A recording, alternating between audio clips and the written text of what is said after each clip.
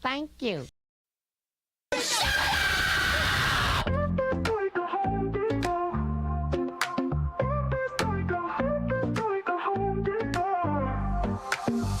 I step up in this game like I'm hammering nails. Earth's a flat plane, listen up, I'll tell you tales. Home Depot vibes on my tools, no fails. Level up my vision while the world just derails. Sharon said it first, now I'm chasing the truth. First wanna know, is he chilling or aloof? Now I'm flexing with the facts while they playing the fool. Flat earth, no curve, I'm breaking all the rules. Earth is like Home Depot, got my crew on deck. Home Depot, we ballin'. All this knowledge better show respect. Home Depot, flat earth, they saying no way, but we out here grind. Home Depot, motivated, determined, leave the lies behind. Rolling deep through Antarctica, you know what's up. Snowflakes in the air, yeah, we sipping from the cup. Well, Duffy said, trust me, I came out of the blue. Started from the hustle, now I'm building my crew. Wait, I'm stacking up truth like I'm lumber from the store. Got the blueprint, baby, I'm ready for war. See the horizon straight, no dip in my sight. Thug life on the flat, bringing knowledge to the fight. With this line, Home Depot, got my crew on deck. Home Depot, we ballin'. All this knowledge better show respect. Home Depot, flat earth, they saying no way, but we out here grind. Home Depot, motivated, determined, leave the lies behind.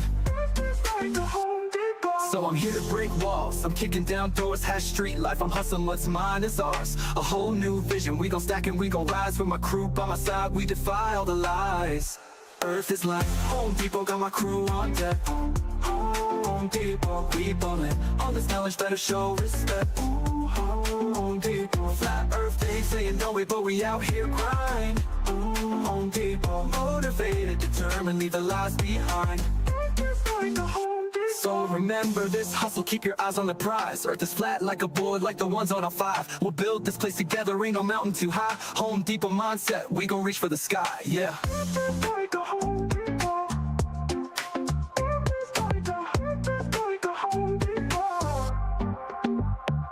So remember this hustle, keep your eyes on the prize. Earth is flat like a board, like the ones on our 5. We'll build this place together, ain't no mountain too high. Home Depot mindset, we gon' reach for the sky, yeah.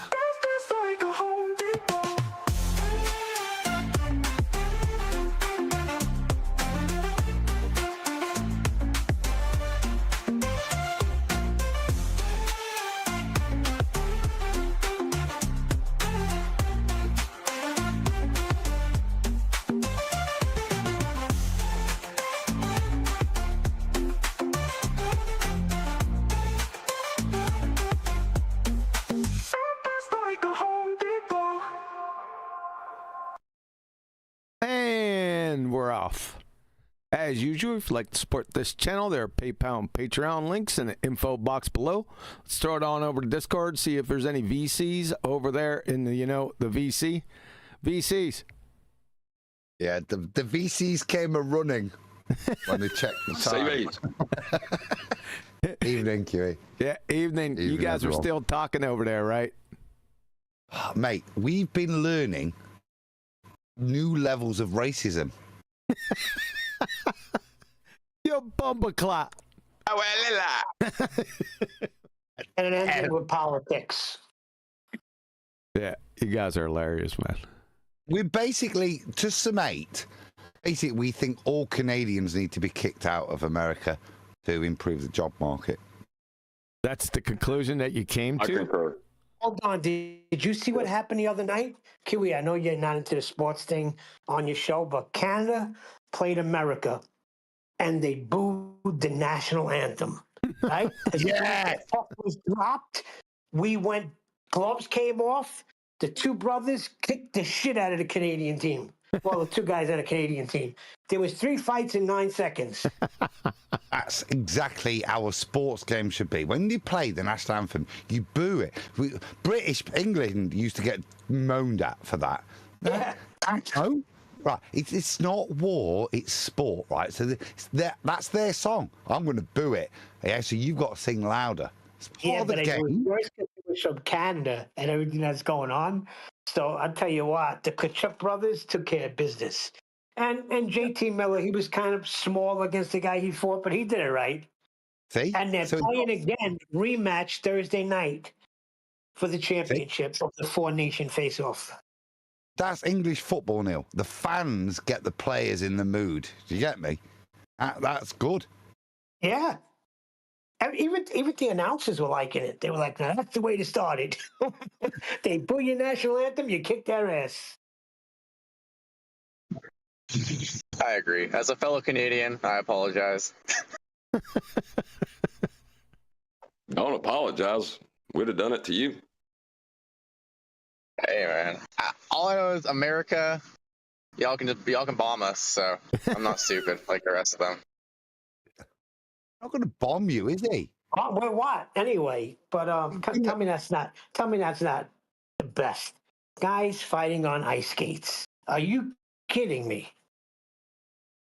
When we were kids, Neil, that was the beautiful thing about the Winter Olympics. Ice hockey didn't really exist there, but you'd see it every 4 years. Yeah, people just fighting on ice. It was beautiful. You got Torval and Dean as a British person doing beautiful things, and then you'd watch, and it was kind of like football-y type thing, but then there was really good fighting just in the middle of a game. And in football, you get sent off for that. Ice hockey, it's kind of actively encouraged. If you've not had a fight by half time, something's wrong, surely. Yeah, I think they messed up though when they allowed the pros to get involved and took the amateurness away from it. You know, because the Soviets, they were together 10 years, same guys, so they were literally pros. So that's why it was a miracle that the 1980 team won that gold medal. I was just gonna say that, Bible. It was on the tip of my tongue, but she beat me to it. I went to a fight or a boxing match, and a hockey game broke out.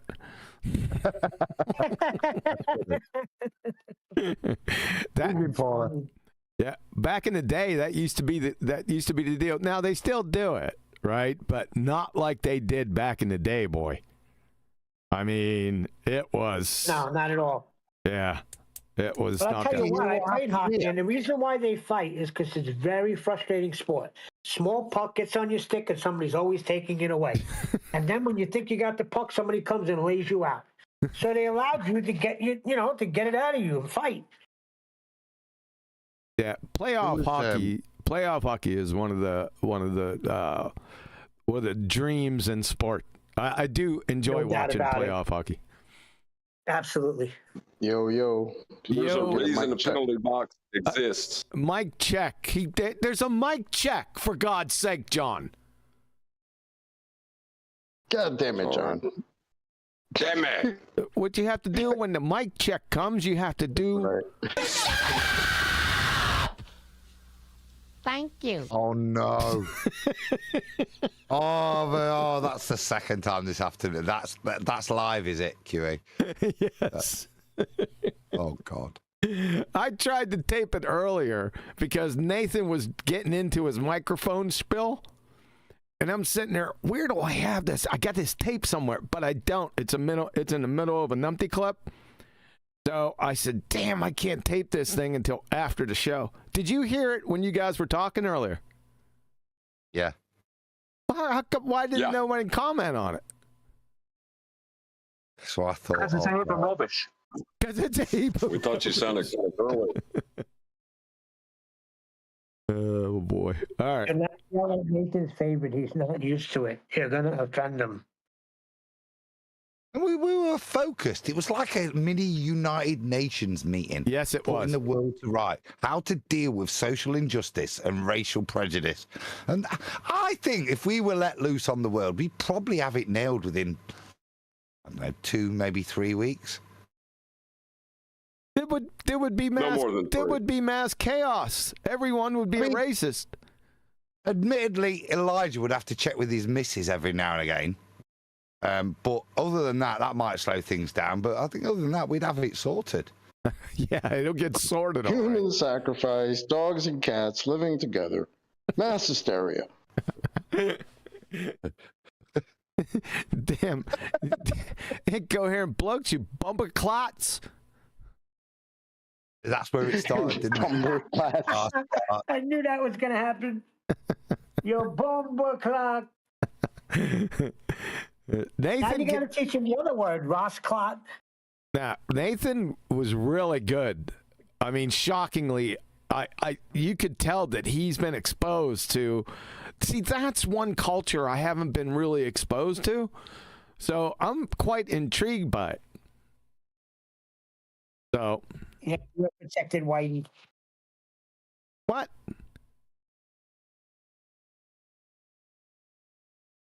I said you was a protected whitey. Protected whitey. Yeah, you weren't exposed to things like that. They protected you. Who are they? Why is it protection? It's just you weren't exposed to it. I wasn't until later on. Right? Yeah, you too. That's what we call you guys that don't know the culture, protected whiteys. Well, I know my culture in the country I live in. What I'm talking about is getting to know other cultures because of their immigration to my country. Now, that's what QE's. We were looking. Me and Nathan, you see, Nathan had more Pakistani influence, and we had more Caribbean. Just basically, it's kind of weird. There's an old school joke, right? Because Nathan lives in Birmingham, and Lenny Henry, who's like what famous black comedian, always said, "Why do you live in Birmingham?" He says, because when all the family emigrated, they got on the motorway. Well, and there's actually road signs, and it actually says the Black Country. Okay, so he always used to claim that's why they went there. So, I don't say it as a bad way. Listen, I was exposed to a Rastafarian guy being held down and his dread shaved off to total bald while kicking and screaming and crying. Right, so Rastafarianism and Caribbean culture are very different things. The reason there's smooth integration is it's Caribbean, it's colonial, right? So other than you being black, going to church, doing the working week time, everything, law, all of your education system, everything's the same for us there. The only difference is literally skin colour, yeah, and accent. And you know, accents are very fluid in Britain, as you know. But there's just that learning. Whereas, well, why the hell would QE ever become exposed to Caribbean culture? There's not. I thought he might run into it because he was in the service. He's been to a lot of different places. And German bump into one dread. I was in. So were you posted in the Caribbean? Hold on. So I was in the military, and it wasn't. I can't remember one Jamaican as a U.S. soldier, Jamaican descent, and I was in. They can't. I'm not done yet. Racist. I'm not done yet. Relax. So I was in Georgia. I was in Louisiana. I was in. It's dreads in both places. Germany. Shut up. Then I was in Hawaii, then California, then Missouri, then DC, and no, so none, zero. I didn't have none, nothing. Yeah, but you've been to a lot of places, and that's shocking to me. Why? Well, you're not going to have people who think that dreadlocks. Oh my God! One Jamaican guy in all of those states he just mentioned. It's kind of strange. It's not. It's not like I've not run into an Irish guy. That would be odd. Wherever you go in the world, there's an Irish bar, there's Irish people. But to say, oh, I didn't bump into Rastas on my world tour, which didn't include the Caribbean, I don't think that's weird. Listen, I don't know Rastas from the Caribbean. No, Neil. QE is old. He was in the army when they're mostly. He's only a few years older than me, baby. What I'm saying is there wasn't a lot of immigration until like the 80s and 90s, so he wouldn't have really been exposed to that. Where's Bugger? No, but what? Hold on. Shut up. Where's Bugger? Where's Flatsy at? They late again? H is at a meeting. Rachel's enemy. So there's a super chat. Major facepalm. He said the Philadelphia Flyers 1970s Broad Street Bullies versus the Russian national team tour game. Hockey brutality at its finest. I'd like to see that game, man. You got 1970. Shut up. It was later than. Shut up. You got a video? Give me a link. Well, he can't post a link. I'd like to take a look at that, Major Facepalm. If you could somehow muster a link, just put a link in, separate the .com or something. You follow? Do that. I'll check it out. Wait.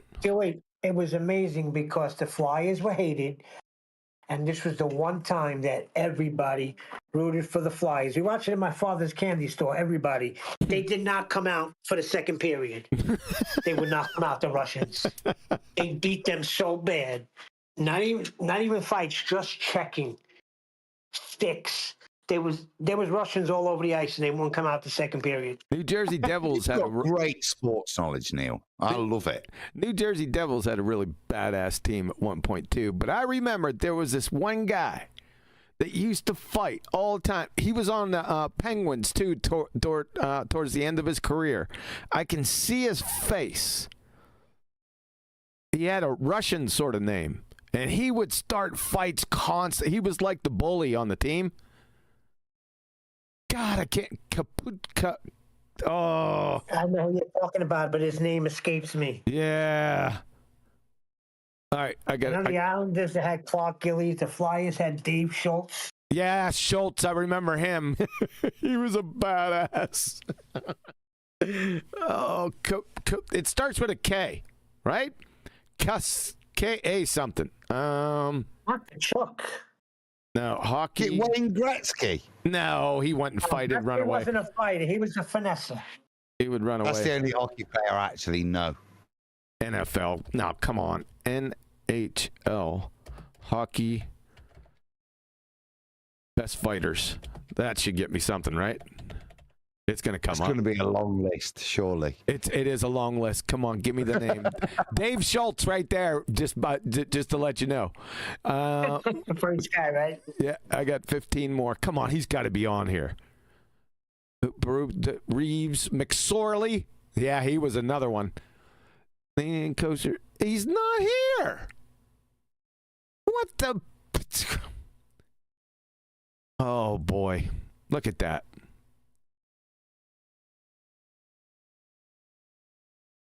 Not here. This is baloney. This is a ripoff. Well, put into the search KA after your search. See if it comes up. Oh.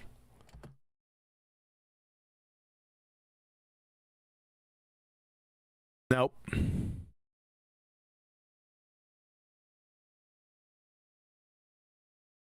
This is a real bummer. Now it's going to bug me the whole day.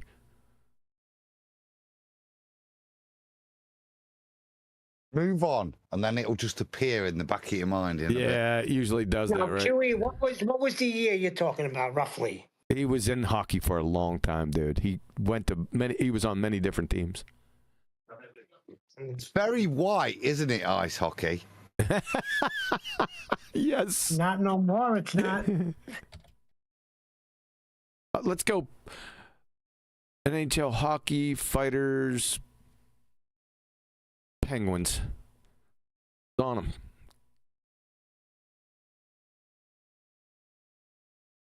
I like it. George has just disproved me. Although that's a bit French, isn't it? So you never know. Le Croix.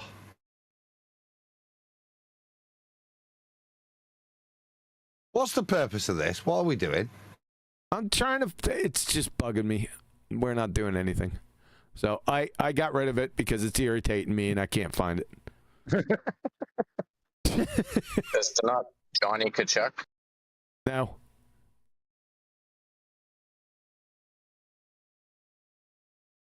Nope. Damn. All right, let's move on. What's another topic? Talk about Whitey. That's where it started. So no, we've done enough of that. It gets very tasty, doesn't it? Everybody's got an opinion. We want to get on with the show that we're doing. This was really awful. What's that? Let's find out what it is first. If it's Craig McNeil, maybe I'd sooner just indict myself as a raging racist. No, we're not doing. No, not that numpty. We can do a small review of getting T-jumped. Anyone? Any thoughts on that? Hold on, let me go get my puke bucket. Well, maybe I should give what. See, I said I didn't know what a T-jump was, and QE was disappointed. I did appear in chat, even though he didn't notice. But my understanding of being T-jumped is when you sit through the most retarded pile of shit you've ever heard in your life, and then don't even react. You become mesmerized by the bullshittery of contradictory, non-supported nonsense that you just acquiesce. I guess everyone will have their own take on being T-jumped. That it's all personalized, right? That's a possible category. That's one category. Yes. I'm basing it on the people you were saying you've been, because I'm looking at Witsit and I'm looking, yeah. But me, I'm bouncing about and sitting going, oh. So I'm not getting T-jumped by my understanding, because I'm cognizant of the bullshittery, yeah. So I've not been T-jumped. I've not been mind-numbed into platitude to allow you to just move on without recognizing. Yeah. All right. That's not T-jumping. That's not T-jumping. See? Oh, then. Oh, John, tell me. T-jumping is when someone says something so just unbelievably stupid that the comprehension of it is just impossible. And you look at them like they're retarded. But then you turn around and you use that argument on someone else. That's a T-jump. See? Everyone got different takes on it, Adam. Okay. Yeah, T-jumping is subjective. T-jumping is subjective from chocolate, yes. Subjectively, how would you think I've just been T-jumped, chocolate? By having to listen to the nonsense of T-jump. Is that it? So it's just literally, I actually sat through it and didn't smash pretty much, yeah. Yeah. We'll let you know. When it happens, we'll let you know, and then you can evaluate it on its merits. How about that? You're going to go to me, you've just been T-jumped. And I'm going to go, oh, I didn't even know. So, well, the reason it came up, if I may, is because we're watching T-jump and Witsit go at it. And I'm like, wait a minute. T-jump's argument against the scientific method is exactly the same argument Witsit had when he was trying to defend Hanoi Geraint. And that's how it came up. That supports refracted definition of a T-jump. Okay. I'm not prepared to commit to a full definition that I'll stand by, to be honest. I think I'm, as always, eager to learn more. Huey, what's a T-jump? I only know when it happens, so it's hard.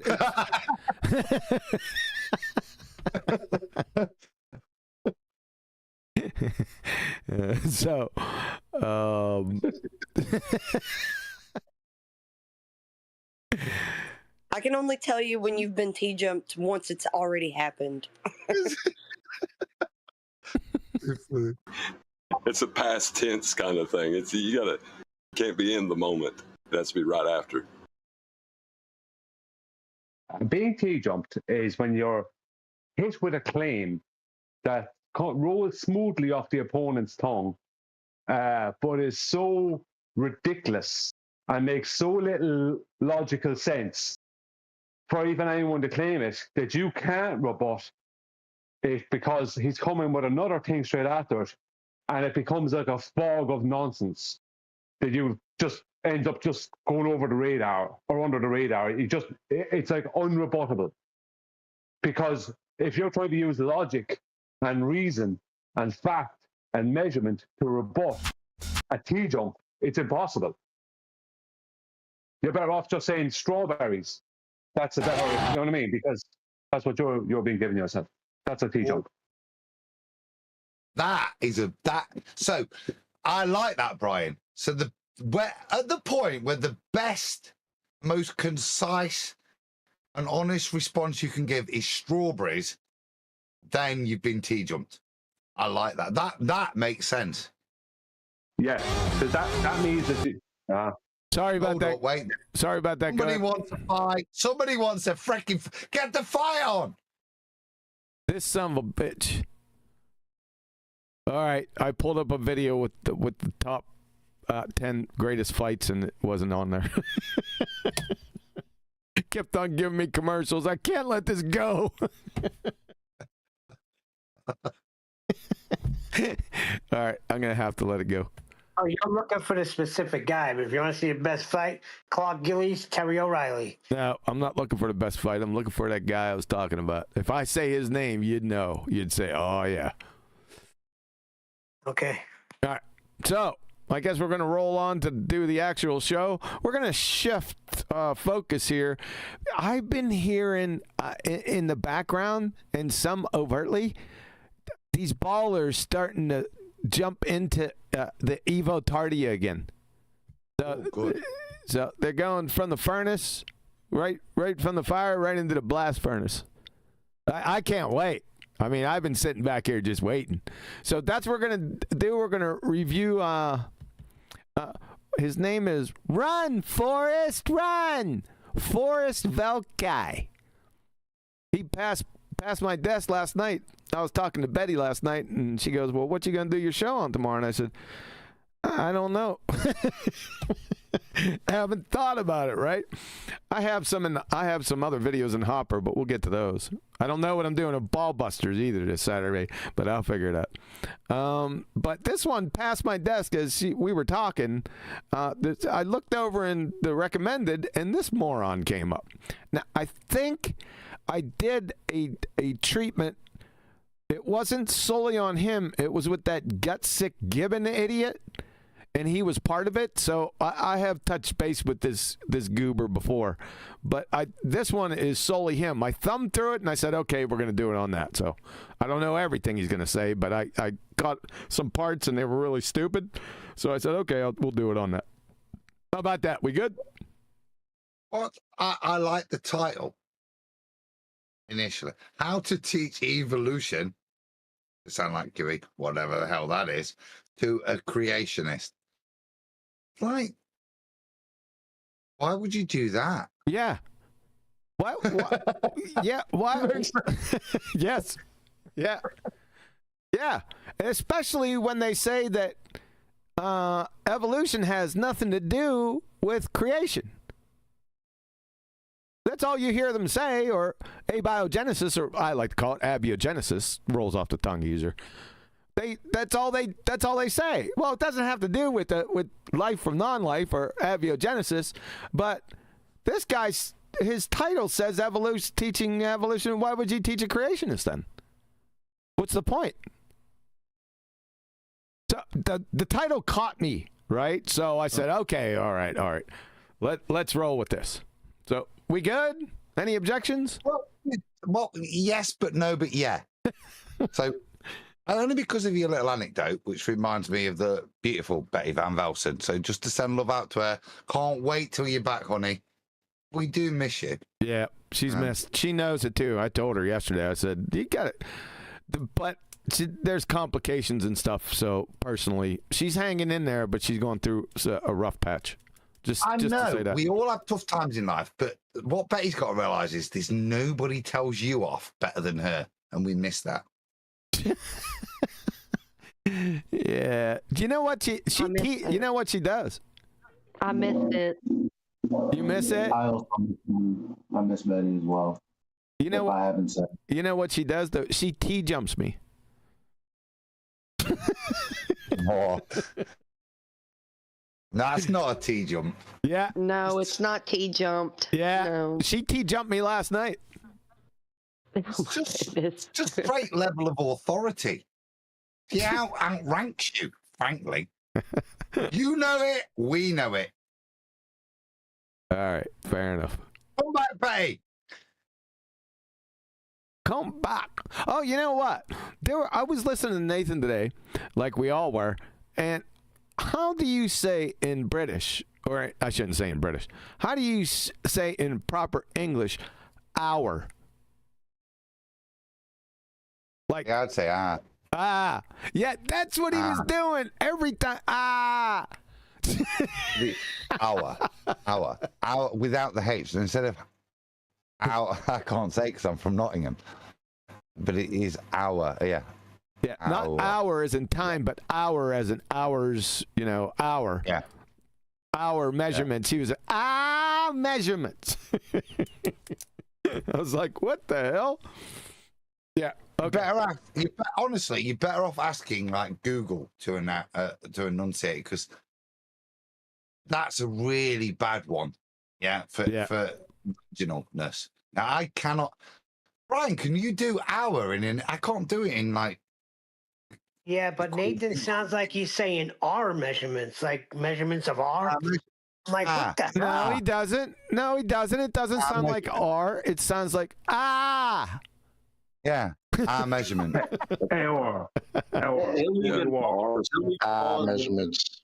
He'll pause before he'll say, "Why are you using measurements?" No, it's not it's That's the way I heard it. I shouldn't even started that. All right. It should be hour measurements. Yeah, that's it. Hour would be the correct enunciation. But it's because like everything's lazy regionally. You just reduce how you have to enunciate a word. Well, we drop H's. Terrible. Nottingham, yeah. Yeah, you do. Okay. No H. I was just wondering. All right, so can we move on now? This was the point. So my sister is called Helen, but when I talk about her, it's our Ellen. Ellen. Yeah, Ellen. You dropped the H. Yeah, our Ellen. What about the T in water? Water. I'm sorry. Why would you drop the H in Helen? When you guys say shul for school, it's a lot of crazy stuff going on over there, man. All right, we done with this? We're never gonna solve it. It is what it is. Well, what about schedule when it's scheduled? That drives me insane. That one drives me particularly crazy. Yes. Schedule. It's not SK. No, you just said it's not school. It's not old school with a K, is it? A schedule. A schedule. There's a H in the middle of it, so it softens the C. Come on. Right. The thing you got to learn. What? That's why I brought it up, because you'll overemphasize it there, but completely take it out when it's in front from Helen. So you guys, you panel members, you've witnessed me try to spell and QE laugh at it because I'm terrible. and there's a reason for that. It's because I am pretty much practically minded. Right now, English isn't practical. There are no rules. And as soon as you figure out a rule, there's 3 other variants to the rule for those particular situations. Yep. English isn't logical. You just got to accept that that's how it is. Yes. Because it's mongrel. It's a mongrel language. Yeah. Yeah, but how do you say school? School, SCHOOL. That's right. Enunciated SKOO. School, like skull. Cool. Yeah. Now, schedule has the same SCH. Yeah, but it's announced schedule. Because you understand. But why? Because it's schedule, not school. And that's the rule there. Oh, Yeah, but there's got to be a rule for how you pronounce the SCH thing Why? that's applied to schedule and not school. Go ahead, Flatsy. Hold on, Adam. Hold on, Adam. Go ahead, Flatsy. You had to say something? I said OMG. Yeah. Are we really going to get into this minutia? Yes. Yeah. Oh, yeah. Yes. Yes. Chocolate's like, I insist. That's what we do. If you want an explanation, you're going to be sadly disappointed. Other than that's English. That's just the way it is. Yeah, All right. There is no logic. I can accept You've got that. a mix of Welsh, old school Gaelic, yeah, whatever English was outside of that, Anglo, Saxon, and then French. And so I can't accept that when Philip is spelt with a PH. little bit And of pharmacy Italian. is spelt with a PH. I can't accept that. EH, exactly. Pharmacy. Look at the way S's are enunciated with F's and stuff in Old English. Yeah, it just changes. I just looked it up. There is a British pronunciation and American pronunciation that are different for the same word. But of what? There's an English pronunciation and an American pronunciation of an English word. Which is going to be right? Even Booger said, good grief. Well, it's just the pronunciation. It's American. area, right. For whatever area you're in, it's right. Hold on. I understand what Adam's saying. We're correcting English, really? Yeah. Apparently. Wait, which one of us is right? Wait a minute. Do we have tea time over here? No. Okay, so yeah, American. Let me just point out that you're correcting me, the English person, on how to enunciate the word based on its spelling. Is this getting tea jumped? Are we being tea jumped? Thank you. Please don't do that again. That was 3 times already today. That's enough for history now. That one felt pertinent, if anything. If you ever listen to Sister Mary Elephant from Cheech and Chong, my younger brothers and my sister used to listen to that. I used to play old Cheech and Chong records when I was growing up, and they brought it up to me. We got together. Young man, give me that knife. Yeah. They know all the words to that. To Sister Mary Elephant. They could do the whole thing. I never knew that they did that, but they were in the other room and they used to hear it all over my stereo. Oh boy. I wish I could play it. I'd get copyright strike. But it's hilarious. All right, so we good? Can we move on now?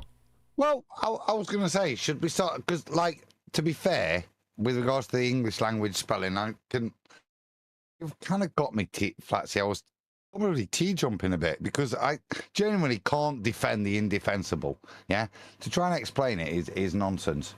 It just is, and that's how it is. You just have to accept it. Necessary. I thought that was my summary. I knew it. We got tea jumped this whole time. Yeah. I didn't know I was tea jumping you at the time I was doing it. I was just having fun, and then I realized. Yeah, we just have to wait till it happens, and then we just know. Exactly. I told you that. That's when you know.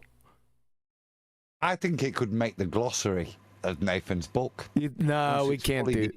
No, we can't bring that up in the book. All right. Let's watch the vid. I'm shifting over. Like I said, this is how to teach evolution, whatever that is, and yes, I'm still laughing, to a creationist. I don't know why they would do that, because most of the idiot mongrels say it doesn't have anything to do with creation. So that doesn't make any sense. It doesn't. It should be the other way around. But Did okay. we just get tea-jumped by the title? Yeah. You could say yes to that. Yeah, for sure. All right, let's test the volume and stuff. I'll go for a 5, or you tell me whether it's good or not. Eva Davies. Hello. Hello, Goober.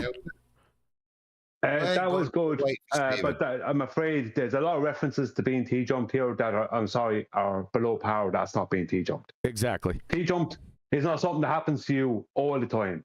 It's a rare occurrence, but when it happens, there's no denying it. Is it like a prostate exam? OMG. Yes, they're silly. I'm trying to define it. I want to know when. Maybe I'm going to have to wait till I'm fully T-jumped to know what it means. Exactly. Put it down in words. Yes. Stephen Davies gives you the thumb up. That's why I was so pissed when Whitsitt was. I was like, yo, what is he doing here? I didn't know that it was T-jump, but I felt myself being T-jumped in the moment. I love the verbiage. Yeah, it's the verb he's turned into. Yeah, I'm proud to say that I was the creator of that. All right, here we go.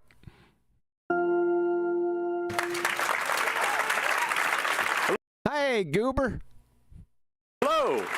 Now, when you look in the dictionary for Goober, there's a picture of this guy in there. Run, Forrest, run! Thank you. What a lovely introduction. I do not deserve. Who cut your hair, dude? That. Yeah, if you don't know me, my name's Forrest. I'm a Run, Forrest, run! biologist and a science communicator. I've studied. Oh, no. There's a possibility here, Brian. Frickin' moly. He's a biologist and a science communicator. Biologist. I've got no issue with anybody saying I'm a biologist. Well done. Must have worked hard. Probably got a degree. I have to have a degree. Yeah.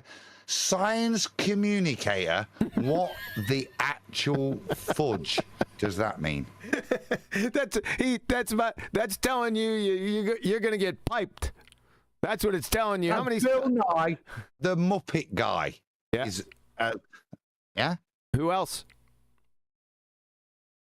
Well, and who else has called themselves a science communicator? Come on now. Oh, my brain's gone.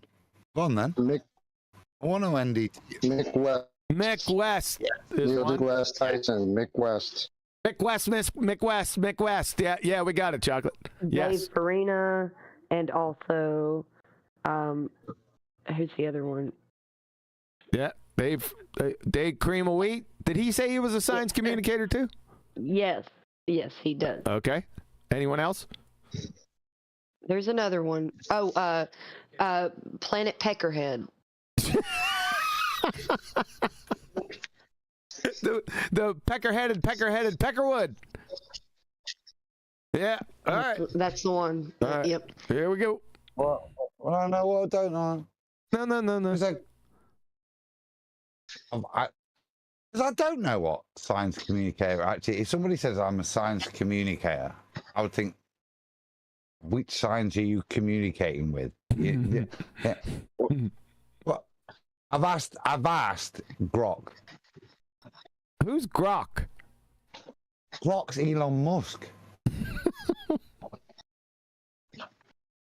Who's giving background Grok noise? knows his stuff. Who's giving background noise in here? If I bust you. Chocolate.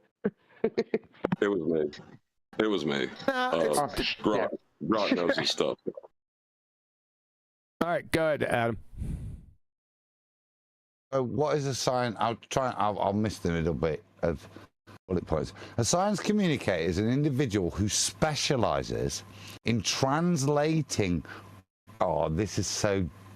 What a benevolent bastard a science communicator is. A science communicator is an individual who specializes in translating complex scientific concepts, research findings, and technological advancements into language that is accessible, engaging, and understandable to you dumb fucks. Here are some... No, to the public or non-expert audiences. Science communicators like Carl Sagan, Neil deGrasse Tyson, and Bill Nye have become well known for their ability to T-jump you at every junction. Thanks, Grok. Appreciate it. Yeah. Yeah. So look out. Studied biology for admittedly way too long. 4 undergrad degrees and 2 grad degrees, all so that I can 4 undergraduate degrees and 2 graduate degrees. Yeah, you see what they are called are like tax dodging lazy scrote who've got rich parents. Most of us have to do 1 degree and they do it for a reason, to engage in real world. They don't sit in a box sponging off the state doing 4s and what? Yeah, proper job. But, yeah, no, I understand. Prejudice, I admit. No, you know what I mean. Come on, mate. No, I understand it, but by saying that, you're going to be held to the highest of standards, there, goober. So, you better have. No. He'll be open to say no. Just back up your shit. That's all he's got to do. All right, let's see if he does it. teach at the prestigious university of on the internet. Most of my content involves teaching science in a cool, fun, exciting, direct, engaging way to try to get younger audiences more interested in learning. Sounds like Professor Dave. Renegade science teacher. What the hell? Is that what he is? 1.4 million followers. Oh my. I think I'm going to be For example, sick. here. You going to be sick? No. I've got to take it back, haven't I? Because he's got... I just said Professor Dave. Dave struggled to get past community college, then give himself the title. This guy's actually got qualifications. So, yeah, you're right, QE. There will be a standard that we'll look at in terms of his knowledge that he's got qualifications in. He'll be held to that, won't he, by us? Whereas Professor Dave, who's got, what, a BTEC in chemistry, you forgive that. But this guy, if you're going to come up and go, I've got, my balls are this big, it's going to be fun when we get to the chemistry, isn't it? Yeah, biochemistry. It's going to give you... I think he's going to follow some sort of archetype or prototype of person like Bill Nye. All right, let's see. That's not what I'm conceding to QE about. I'm saying no. QE's got a point. He's announced these qualifications, so there should be no ignorance in the understanding, no misrepresentation. Yeah, well, don't hold your breath. Of me using. Okay. Sorry, that was premature. Go ahead, Flatsy. I'm just saying, don't hold your breath on this guy being coherent. All right. No, I'm not asking him to be coherent. Will he misrepresent a thermoenergetically favorable reaction or not? Oh boy, listen to Adam. He's already all over it. All right. Let's see if he brings any of that stuff up. The popular TikTok style of recording myself in a mirror in order to teach a little lesson about evolution. Do you know that evolution? What's that? What the hell is going on here? Is that your girlfriend?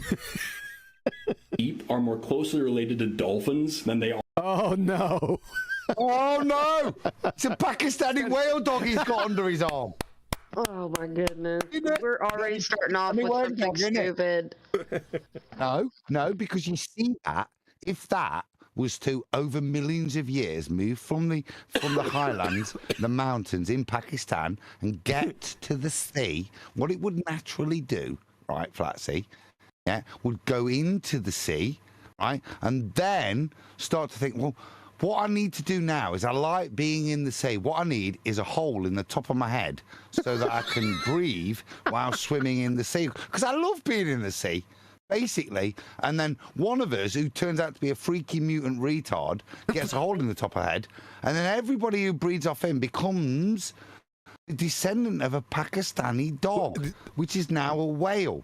Now, that's not my claim. Yeah. Right? That's the taxonomy that we're given. I have to admit something.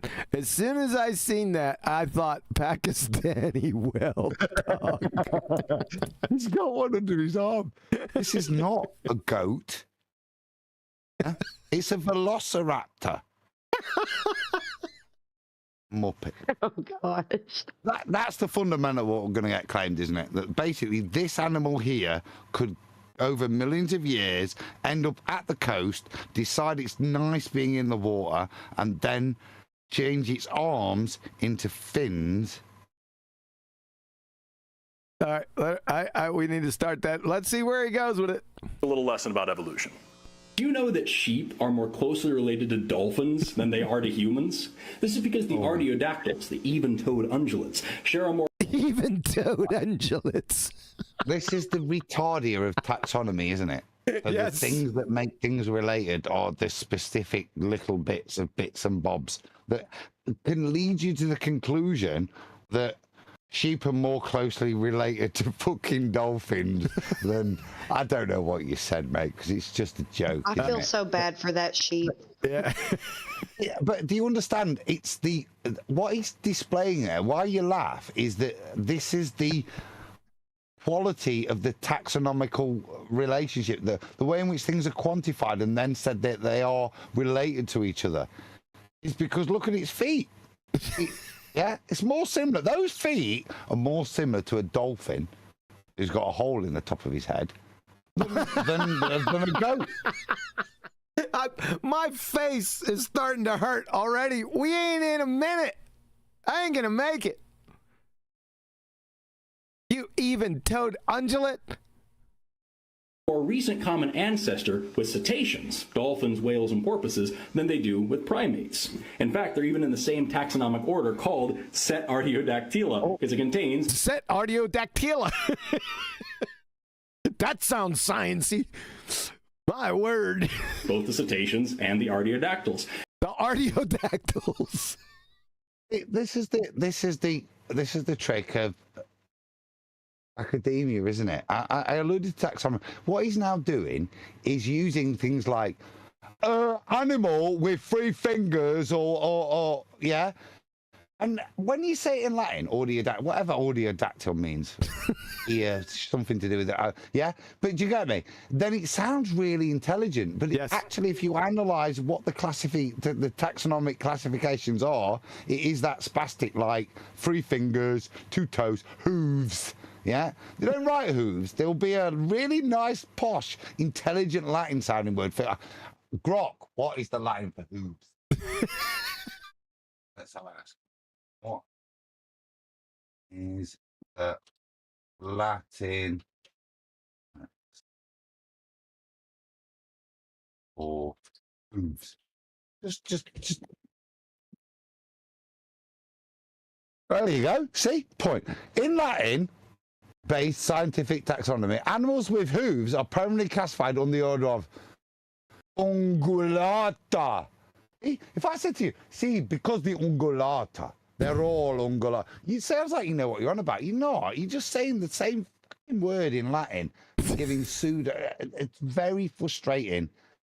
Understand what taxonomy is and look at the bullshittery that's about to be unfolded. Oh, by the way, the individual that created the taxonomical classification system, he was a creationist. It's reasonable because it's looking at creation and saying these animals have got hooves. These ones, they've got tusks. This one's got a trunk. This one's got a hole in his head. He's got a hole in his head. Then we've got a duck-billed platypus, which wrecks everything. I didn't think. I'm not going to get through this, dude. All right? You're going to have to go easy, especially with the hole in the head thing. All right? Where the rain comes in. And by the way, having an even number of toes is what sets the artiodactyls apart from the perissodactyls. This guy, man. Brilliant. Right. So no, because when I typed that in, this is what Grok gave me back.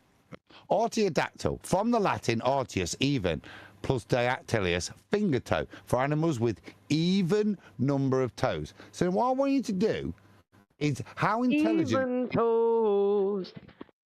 Can't arrive like butterflies. Yes. Oh, he don't know. Pterodactyl has for those Even toes. I thought this was going to be pretty boring, but this is turning out to be, it's going to be a hoot. Dude. We just pulled Pearl Jam out of our backsides. I don't know how. Look at the look on his face. Even so. Shut up. I love that you just like took it and ran. You knew exactly what I was doing. Yeah, it was beautiful. Thank you for that handover. Odd number of toes, and the perissodactyls split from the artiodactyls. Why the hell is it out of sync? I mean, you'd figure as an educated person, you'd have at least some good visuals. I can't. It really pisses me off when things are out of sync. I tend to look away. How about, never mind. Maybe it's just me. Way before the cetacean. What? Hold on. Okay, Adam said toe jam because it's Pearl Jam, even flow. He done did it. Dude, thank you. Did, which means Adam. this little lamb is more closely related to a blue whale than... I'm saying.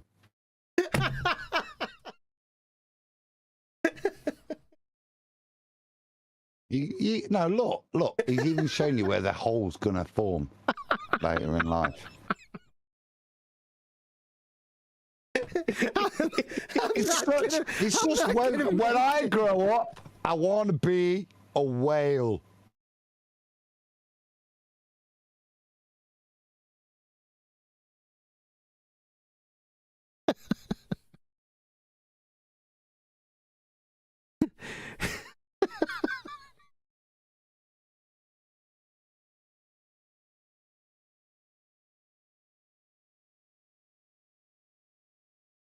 Q's having to take a moment. I think Huey's lost it. I don't blame him. Oh my God, dude. Okay, I'm serious now. And a horse. How awesome is that? Sometimes when you want to teach thank you. Sometimes when you want to teach biology, you just got to call up a friend and borrow a sheep for a minute. You know, it's what happens. People love videos like this for a lot of reasons. Yeah, because it's humorful. It brightens your day so far, right? Is it going to get worse? Exemplifies his retardia. Yeah. Those are some fancy sounding sciencey terms, boy. They're fun facts. He's just outlined the outlandish claims that we just laughed at, yeah? But he's done it. But they gave him a round of applause. Yes, they did. Demonstrating that this guy one day could be a fucking whale. You know, if he tries hard and works hard at school, yeah, and ignores the rest of you with your mocking that he could never be a whale because he's a sheep, right? If he works hard, he could one day be a whale. Bigots. Thank God for Booger. Thank God. Booger said OMG. And Tony Whitcomb sent, which one is the lamb, or should I say sheep? Yeah, it's a good point, Tony. Thank you. No, I'm not going to say that. Facts, they're a little bit surprising. They contain ridiculous animals, and in this case, a sheep as well. Sheep isn't a ridiculous animal. What? What do you mean? That was stupid. But on the internet, controversy and debate and argumentation sells a whole lot better than any straightforward science lesson, and that's why. Well, we're gonna get a straightforward science lesson. It sounds like. All right. Why my most popular content by far is when. Go ahead, Flatsy. I feel like he just indicted himself. Not yet. Not if he gives the straightforward science presentation. He's good. Oh, he's not going to, though. Oh my goodness. You know. I have I can see into the future. I'm with Flatsy. the topic is how to teach evolution to a creationist. Where's the science? He's about to. We've got a little bit more time here. He's built. Gonna put the well, yeah, and I love your generosity of spirit. Sure. You're going to allow him to show me the science in evolution. Yes. He's got all those degrees. You'd think he'd be able to do it. Right? We're going to need. It's what he's just claimed he's about to do, isn't it? Because that's what we're going to hold him to task to now, isn't it? Because that's what he's just said. So let's see the science in evolution, mate. Sorry, I was on mute. I'm sorry. The effect of evolution. No. Which is, no.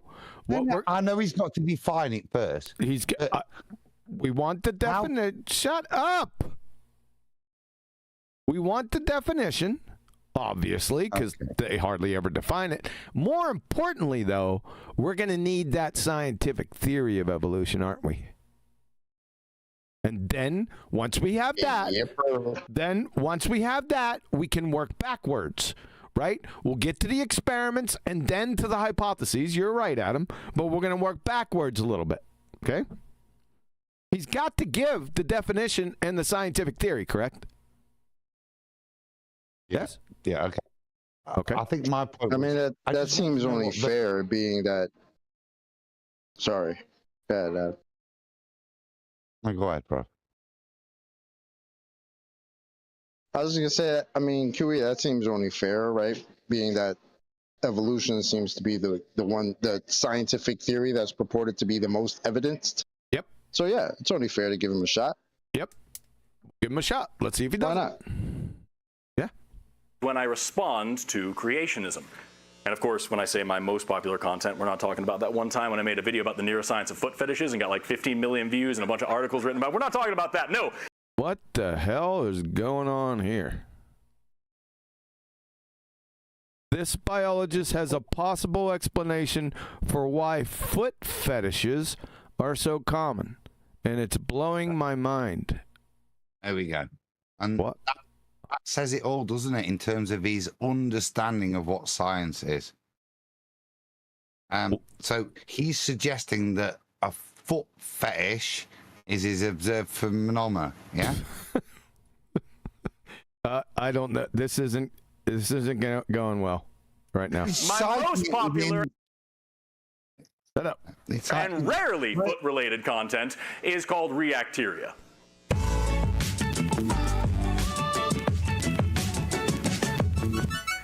In Reacteria, I take a video which claims to be able to debunk evolution. Debunk evolution? To debunk something, it has to have a modicum of evidence for it. What the hell are you talking about? I mean, we don't go around debunking invisible three-toed gnomes, right? Why? Well, there's no modicum of evidence for them. So, evolution, what the hell is that first? Son? Watch it. No, I'm not done. That's where I thought you were going.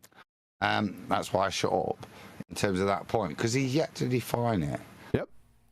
Words are very telling, as we were saying about the... What has he just put a lovely little video he's bothered to make? Reacteria. Yep. So not proof area, to proof that bacteria, yeah, to react to other people, not prove, man. That's what I just seen. I don't know what reacteria will mean, but it's a very odd use of the English language. Don't you agree, Flatsy? It's something else, that's for sure. Yeah. It tells you something, right? It gives you a look into his whatever he's calling this between his ears, reacteria, right? No, we need proofteria. With the audience and explain why it's wrong, using that video, that pseudoscience, to teach real lessons in biology, how evolution really is and how it works and the arguments that we have about it. Like, for example, this video from a group called Genesis Apologetics, where we have these two kids named John and Jane as they try to discredit common evolutionary themes and arguments. Common evolutionary themes? What's that?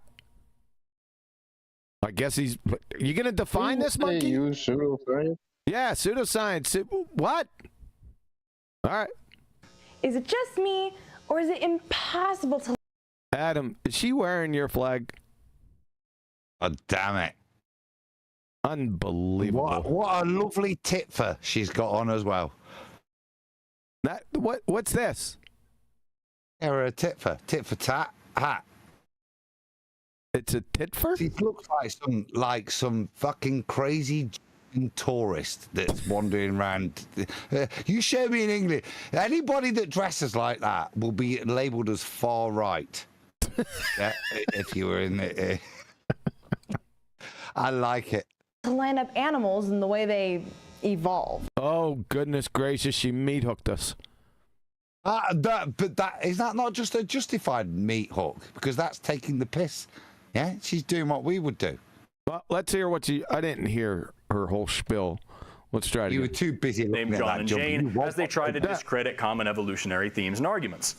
Is it just me, or is it impossible to line up animals in the way they evolved? Then this one right there, this guy. Oh, you're not. No. That's spot on. Is it just me, or is this missing human, the missing link? Yeah, because they're putting up like monkey schools, aren't they, and stuff for you, whatever.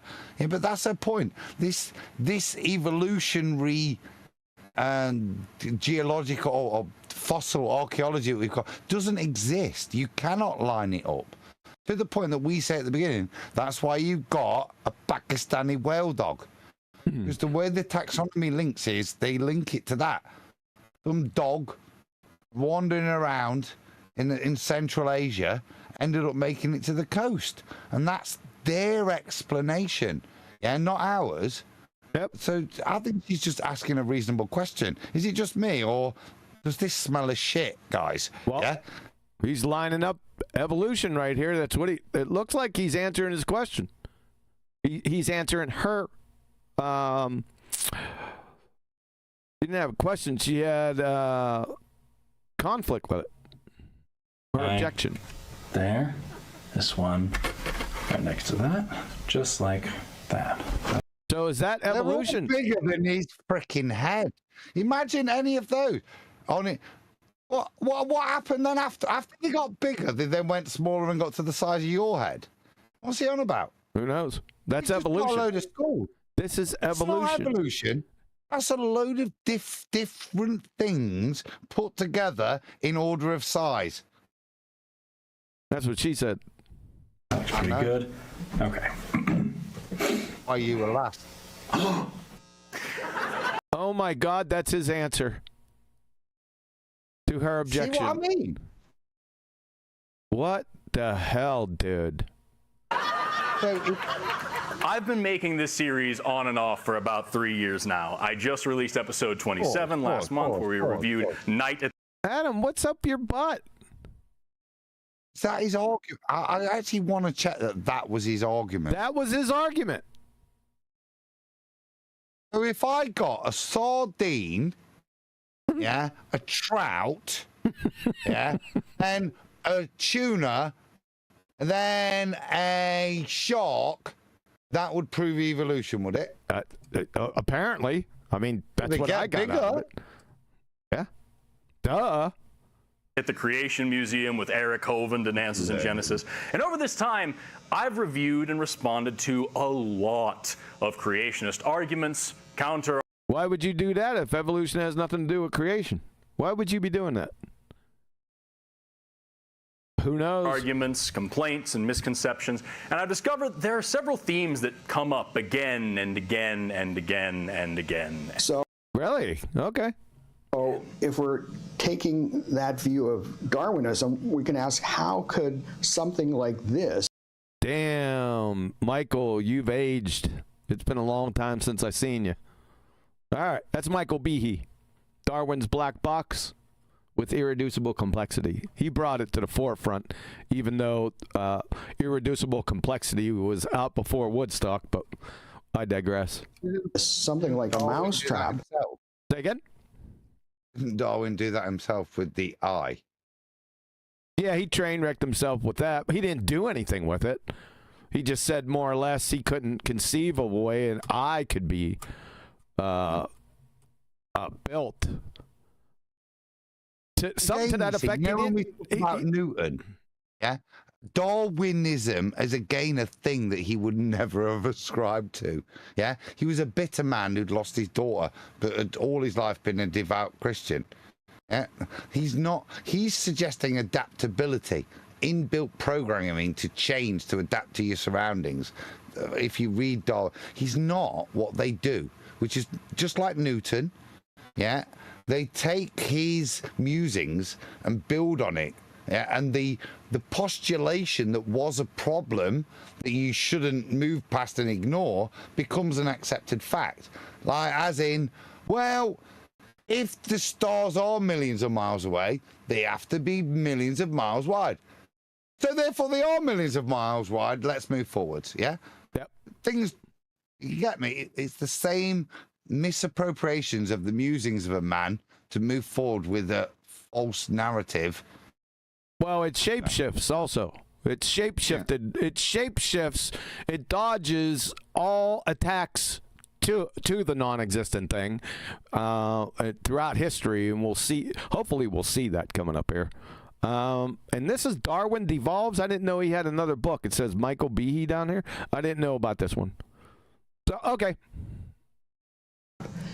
Be put together one tiny step at a time. There are transitions within kinds, but not from one kind to another kind.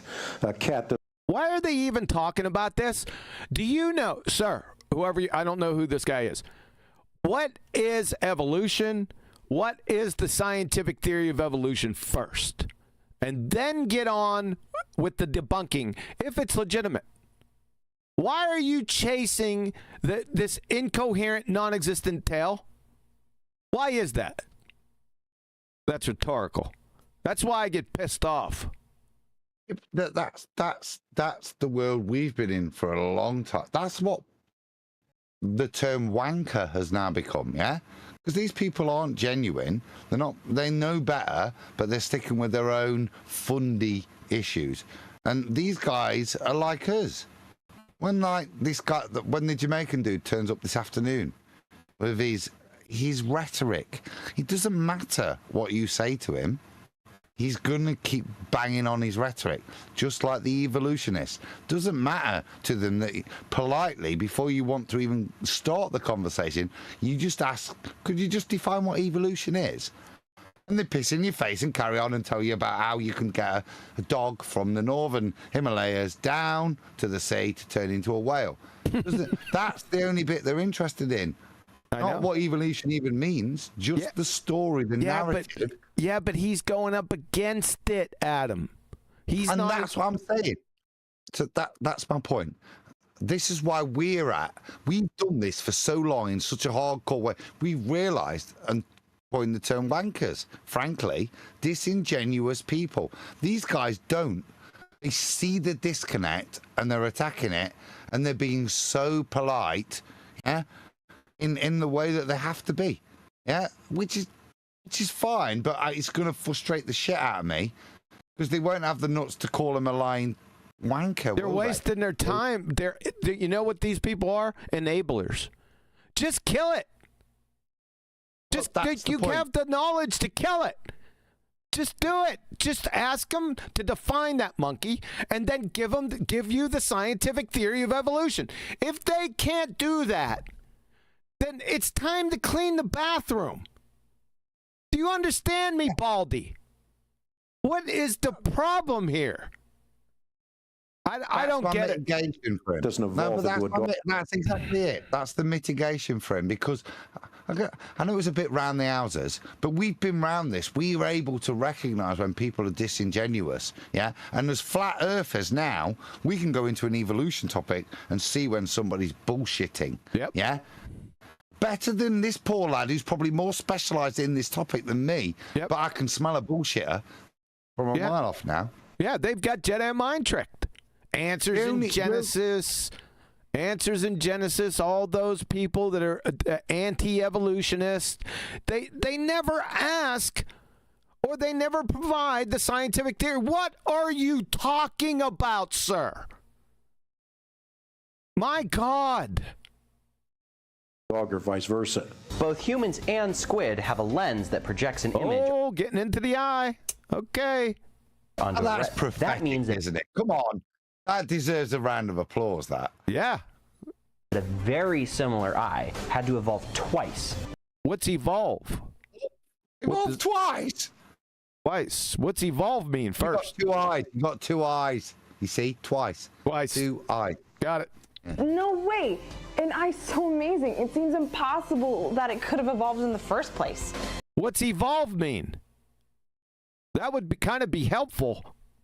But now they believe it happened twice? Yep, that would be impossible. Times 2. The discovery of information. That's your death knell. You see that? You see how he put it up on screen and quickly took it away? That's the atheist EvoTARD's huckleberry. Information, neither matter nor energy.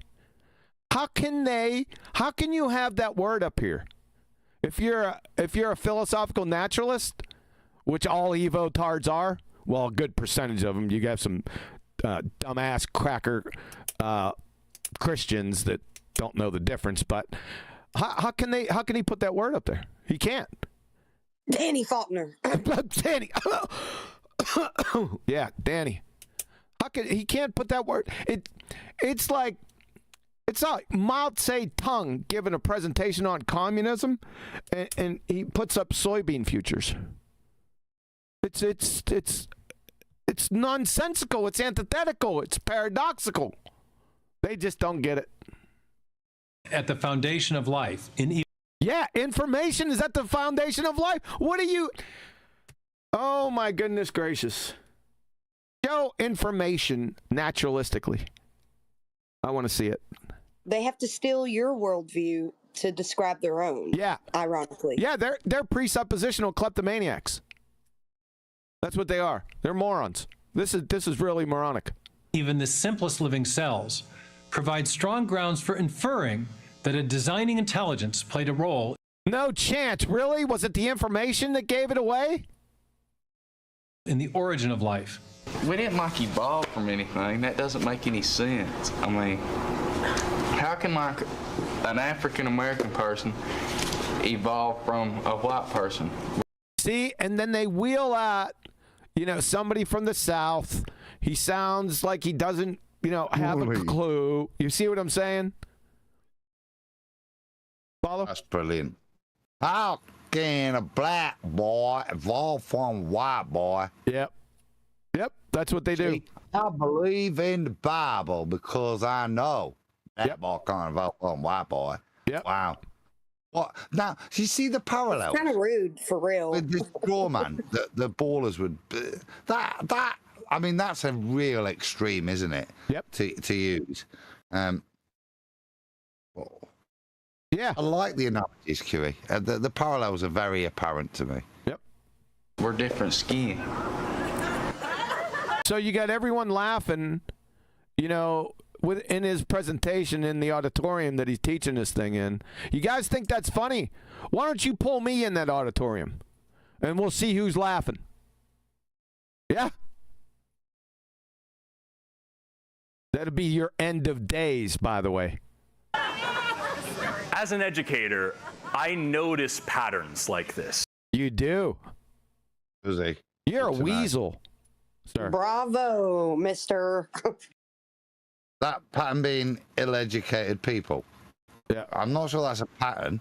It's just like, in the old days, we used to call it someone who was just a bit dumb, misinformed. And I can't look at him and go, I can see the pattern in him. Yeah, right. We all know more of them, wouldn't I? We all know what's going on here. And I keep them in mind. And it's called a straw man, isn't it? Is what you've got there. Whether that's a flat earther or a creationist, it's this person. Look, this is their best argument. Clearly, they're just retards and probably racist, maybe right wing. Some of them suggest that the Wehrmacht or maybe the Fourth Reich should be reinstated.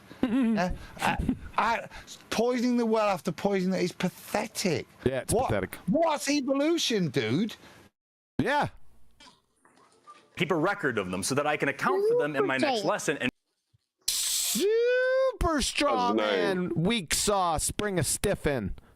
Sorry, I was making some eggs, so I missed this one. Major Facepalm sent English evolution equals Paul Diano Iron Maiden to Bruce Dickinson Iron Maiden.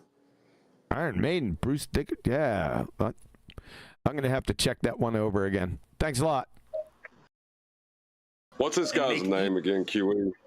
Forrest, it's down here. Run, Forrest, run. Forrest Valkai, something like that. All right, Forrest, okay, don't ever run into me in real life because I will murder you. Oh, I don't do that. Hey, no, you won't. No. He wouldn't do that. No. He'd maybe correct his fringe a little bit, yeah? And sit him down, buy him a coffee, and show him his arse. That's what you do, mate, yeah? You're not Fight the Flat Earth, where you'd encourage people to attack people on your stream. And we would never, yeah? But you would show him his arse. Conversationally is not the phrase, yeah? That's how you... Yeah, you'd show him. It's crayon. What would you do? It's crayon versation. Well, no, exactly. You buy him a coffee, and you'd say, right, before we can go on, what's evolution? Can you define that for me? Yep. Son? Come on, son. That's what we're waiting for. Then we can have a crayon versation. Exactly. Video better at doing the job of answering the questions at hand and the most common counter arguments at the same time. And in doing this, I've developed some functional strategies for teaching evolution to creationists. What's evolution? And again, why are you teaching evolution to creationists when it doesn't have anything to do with creation, according to you knuckleheads? In ways that tackle their concerns ahead of time, so that Adam, relax. I'm not relaxed. They can do a better chance of understanding what I'm actually able. Hello. Hey, hello, relax. Why can't you just teach evolution to creationists? Why do you need a functional, whatever it was? It was a strategy. Functional strategy. Yeah. Now, if I was going to teach you mathematics, calculus, do I need a functional strategy, or just teach it to you because it's true? Just teach it. And you can learn it. I don't need to point out that I'm using MK Ultra mind control to mug you off as to why evolution's true and creation's nonsense. Don't need to develop a strategy to convince you, do I? I can just show you. Maybe a lesson plan. That I don't think strategy is the correct phrase or term. His words, saying, not mine. rather than just throwing up the next counter argument. And they can see how science is very much different than whatever their parent or their preacher or whatever PragerU video they've been watching might have told them. That one's real, by the way, Bacteria to Beethoven, in which one of the founders of the Discovery Bacteria to Beethoven, unbelievable. It's just said that science is generationally different. Is that what he said? Me too, Jace. Let's hear it. Time, so that they can do a better chance of understanding what I'm actually saying rather than just throwing up the next counter argument. And they can see how science is very much different than whatever their parent or their preacher or whatever PragerU video they've been watching might have told them. That one's so science is different. He kind of made an intimation to that, but not fully. Okay. So I like some to the parent, preacher, whatever. He's saying that there are different types of science then. That's what he's saying. Yep. Now, that's fine, because that's the same message that we're saying. There aren't different types of science. It's kind of, he's going to point out there's only one type of science, I'm assuming. So let's see what he defines as science. Yep. That should be the point. You would suspect that would be coming right after this statement, right? Oh, he's pointed out that people claim science in different things. Okay. So I'm not going to jump on his head, but okay, tell me what science is. Exactly. That's what I just said. I didn't hear you. I was talking. Real, by the way, bacteria to Beethoven, in which one of the founders of the Discovery Institute tells you how the leading evolutionary biologists don't actually believe in evolution at all. We saw a little clip of this. What the? Why are you bouncing all over the place? Why would anyone need to believe it anyway? And what the hell are we believing in? Ted, you need to. My God. This guy. He just indicted himself. He just said, from his opinion, the leading evolutionary biologists don't believe in evolution. That's what I heard. Yeah, that's what other people say. That's what he just cited. That I know. He just cited that from what other people say. You're not following it. Video in that sequence, and we'll talk about it again in just a minute. But for now, I'm going to start sharing a few of my strategies with you to help you be more effective communicators when you inevitably sally forth onto the internet to correct all. See? Not tell people the truth. Be more effective communicators, science communicators. Yeah? Remember, talking to the stupid people. Explain to the stupid people what they actually mean, as opposed to just proving it like a flat earther would. Is he going to not assume that the people you're talking to are stupid? He's jumping. He hasn't. He's referenced science. He's gone away from it. Talked about evolution. Gone away from it. Now we're into strategies. Strategies for what? Encouraging people to parrot what he says. Hopefully they do, because this is weak sauce. My cat's litter box can take care of this. All incorrect people, like some sort of nerdy Don Quixote. And yes, in that joke, I did just actually describe my job. Give me a J. The easiest. No, I'm not giving you a J. I want to hear the nerdy Don Quixote analogy. No. Come on. No. And biggest one, which is to correct common misconceptions. Now, this can sound pretty daunting and scary, but I promise it's not nearly as difficult as you might think. The vast, and I mean vast majority of creationist arguments are based in a... Why is he focused on creationist arguments? What is your problem, Forrest? What the hell is evolution? And what is the scientific theory of evolution? It's just that simple. What are you doing? Who cares about creationist arguments against a non-existent thing? For God's sake, man. You're starting to piss me off. Fundamental misunderstanding of what evolution actually is. Now, all right. I think we're going to get it. You think? Maybe. Not even so much how it actually works. Take a look at what it is, not how it actually works. Huh? These clips from a popular creationist movie called A Matter of Faith, where we see a young woman named Rachel who leaves for home to go off to college to learn biology, only to be taught about the horrors of evolution. In this scene, we see Rachel's father as he expresses his concerns about her introductory biology class to his pastor. Guy's an evolutionist and a big proponent of it, Pastor. He's written several published articles. I mean, it's a long list. And there's nothing in the whole course description about biblical creation as even a plausible alternative from what I can see. Does that surprise you? All our public schools and universities teach evolution as the answer to the origins of life. Oh, do they? And some of our Christian schools are buying into the evolution theory as part of the creation account. Evolution theory, what's that? That's what I want to know. Don't explore the detail. If you don't go there, it's all plausible still, as long as you don't actually try to justify it. Yep. Of course, Adam. You must keep it in the realm of ambiguity. Yeah. Then people can wonder and use their fantasies to make up what it is. Yep. What's interesting here, QA, before you carry on, what he's citing here, and again, I'm going to draw the analogy with ballers and where the ballers are today. They want to, and I'll take the TFE nonsense, they want to draw us to make a claim, rebut that claim, as proof of their nonsense. Yeah? This guy's doing the same thing. Whether it's showing that a 24-hour sun doesn't fit an azimuthal equidistant projection of a globe, or whether he's asking a creationist to explain evolution in terms of change over time without justification. The fundamental premises, they're not presenting their own argument. They're asking you to mug yourself off by having them a straw man and then ridicule your argument, supposedly. Yeah, that's no proof.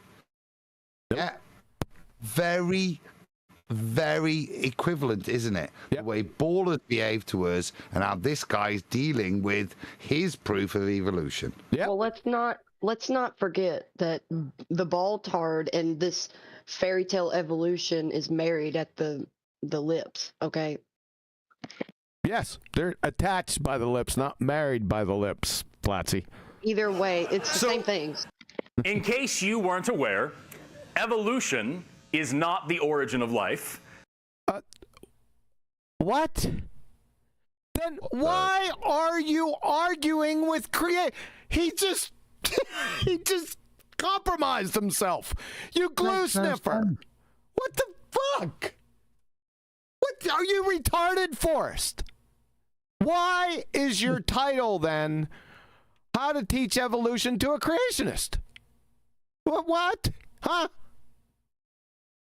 That's ended the argument, hasn't it? Right? Yeah. From the meaning of both of the words, right? Evolution doesn't mean things weren't created. Right, lovely. What does evolution mean then? Yeah? What are you on about? That's your admission, pal. You've still to define evolution, but you've now just mitigated to the point that you're saying, when I mean evolution, I don't mean how things started. Yeah. Lovely. It's a paradox. He just paradoxed himself with the title. Yeah. Let's hear I want to hear what he exactly says. So let's go back. As part of the creation account. You're kidding. So, in case you weren't aware, evolution... Oh, by the way, I have a couple science degrees in, let's just call it in the biology circle. In my degree, I didn't hear evolution spoken of one time. Oh, I've got a proper degree. More than 4 hours a week. Now, and the same. I've got a similar degree, which is based in this, and in none of the education in how I learned about things was evolution a factor in anything. Yep. It was never It was never presented. It wasn't relevant. Yep. It wasn't part of the biological process, which is what this guy's trying to intimate. Yep, exactly. Evolution is not the origin of life. Evolution is not the origin of life. Number one, are you going to tell us what it is? Number one. Number two, evolution is not the origin of life. Oh, really? Let's find out. I probably should have had this already up. This is the dichotomy that they're presenting, and badly, isn't it? Yeah. It either is or it isn't. Either shit comes from a big bang and it all evolves from that, whatever that means for you to define, not me. Yeah. Or it's created. Now, we can't have a point of creation where then rules of evolution, which you've still to define, then apply, because fundamentally that undermines your own argument. Yeah. You guys need to be clear what you're claiming, and I'm still, I've got to be honest, not clear what he's claiming, because he's just made a statement that... You think he's trying to separate evolution from rocks to this kind of evolution? Yeah, he's super evolution. Major face palm sent. Non-Evo proof equals Brian's mic quality in last 10 years. Nice one. Yeah. That was pretty good. Yeah. Don't you dare skip over the yoo-hoo EvoTards. You gotta scroll up. Scroll up. What? Scroll up? Oh, yoo-hoo! EvoTards. See, he said that evolution doesn't have anything to do with the origin of life. Ladies and gentlemen, from the father of 20th century evolution theory, that's the modern synthesis, Theodosius Debunking. What a name that is. Theodosius, yoo-hoo, time for crackers, you bumper class. Theodosius, man. Cheese and crackers. Cheese and crackers, Theodosius, right? He's an aristocrat. I love that name, by the way, but I digress. Theodosius Debunking, geneticist and evolutionary biologist, right? Let's hear what he has to say about this topic. Look at the date, 1967. Evolution comprises all the stages of the development of the universe. Really? The cosmic, biological, human, and cultural developments. Attempts to restrict the concept of evolution to biology are gratuitous. Life is a product of the evolution of, down goes Fraser, inorganic nature. This is life from non-life, friends. And man is the product of the evolution of life. Debunking, Changing Man, in Science, which is one of the most prestigious journals in the entire friggin' world. But look at the date. Hold up. Shut up. I got a point. Look at the date, 1967. Look at this. The general theory of evolution defined by the evolutionist Kirkut in 1960. Listen closely. The theory that all living forms in the world have arisen from a single source, which itself came from an inorganic form. That is the origin of life.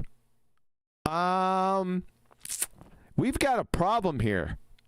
It appears that there's been a shape shift, hasn't it, Forrest? Because these two guys, these are some large pipe-hitting EvoTards, unlike you. They said the exact opposite of what you just said. Go ahead, Adam. Thank you. I love you. Oh, ain't that precious? There was a point this afternoon, okay, that I pulled up what we guys have built on the book. And this is where you all need to appreciate QE. Okay? He can pull this shit up like he's just done that. I gave the same point, okay? But he just pulled it up with his own hard work, and it's there to back me up, right? Which is why I say I love you, because it's there, the point I'm making. I made it earlier. I mean, we're still waiting for lightning strikes into primordial soup, but we'll probably get there. But genuinely, ladies and gentlemen, appreciate what's on screen, right? The effort. Because in building the book, right, I've learned how much freaking effort it takes to do what I did this afternoon, which is to destroy that Caribbean numpty invoking PNS waves, yeah? Yep. And I realised, but to have the full encyclopedic thing with regards to everything in our sphere of argument, be able to pull it up, be privileged. This is why he's my mate, yeah? Because he backs his shit up. Not because he's rude to me all the time, but because he can, yeah? But because when he says something, I know he can back it up. There's a guarantee behind it. He's not a wanker. You understand?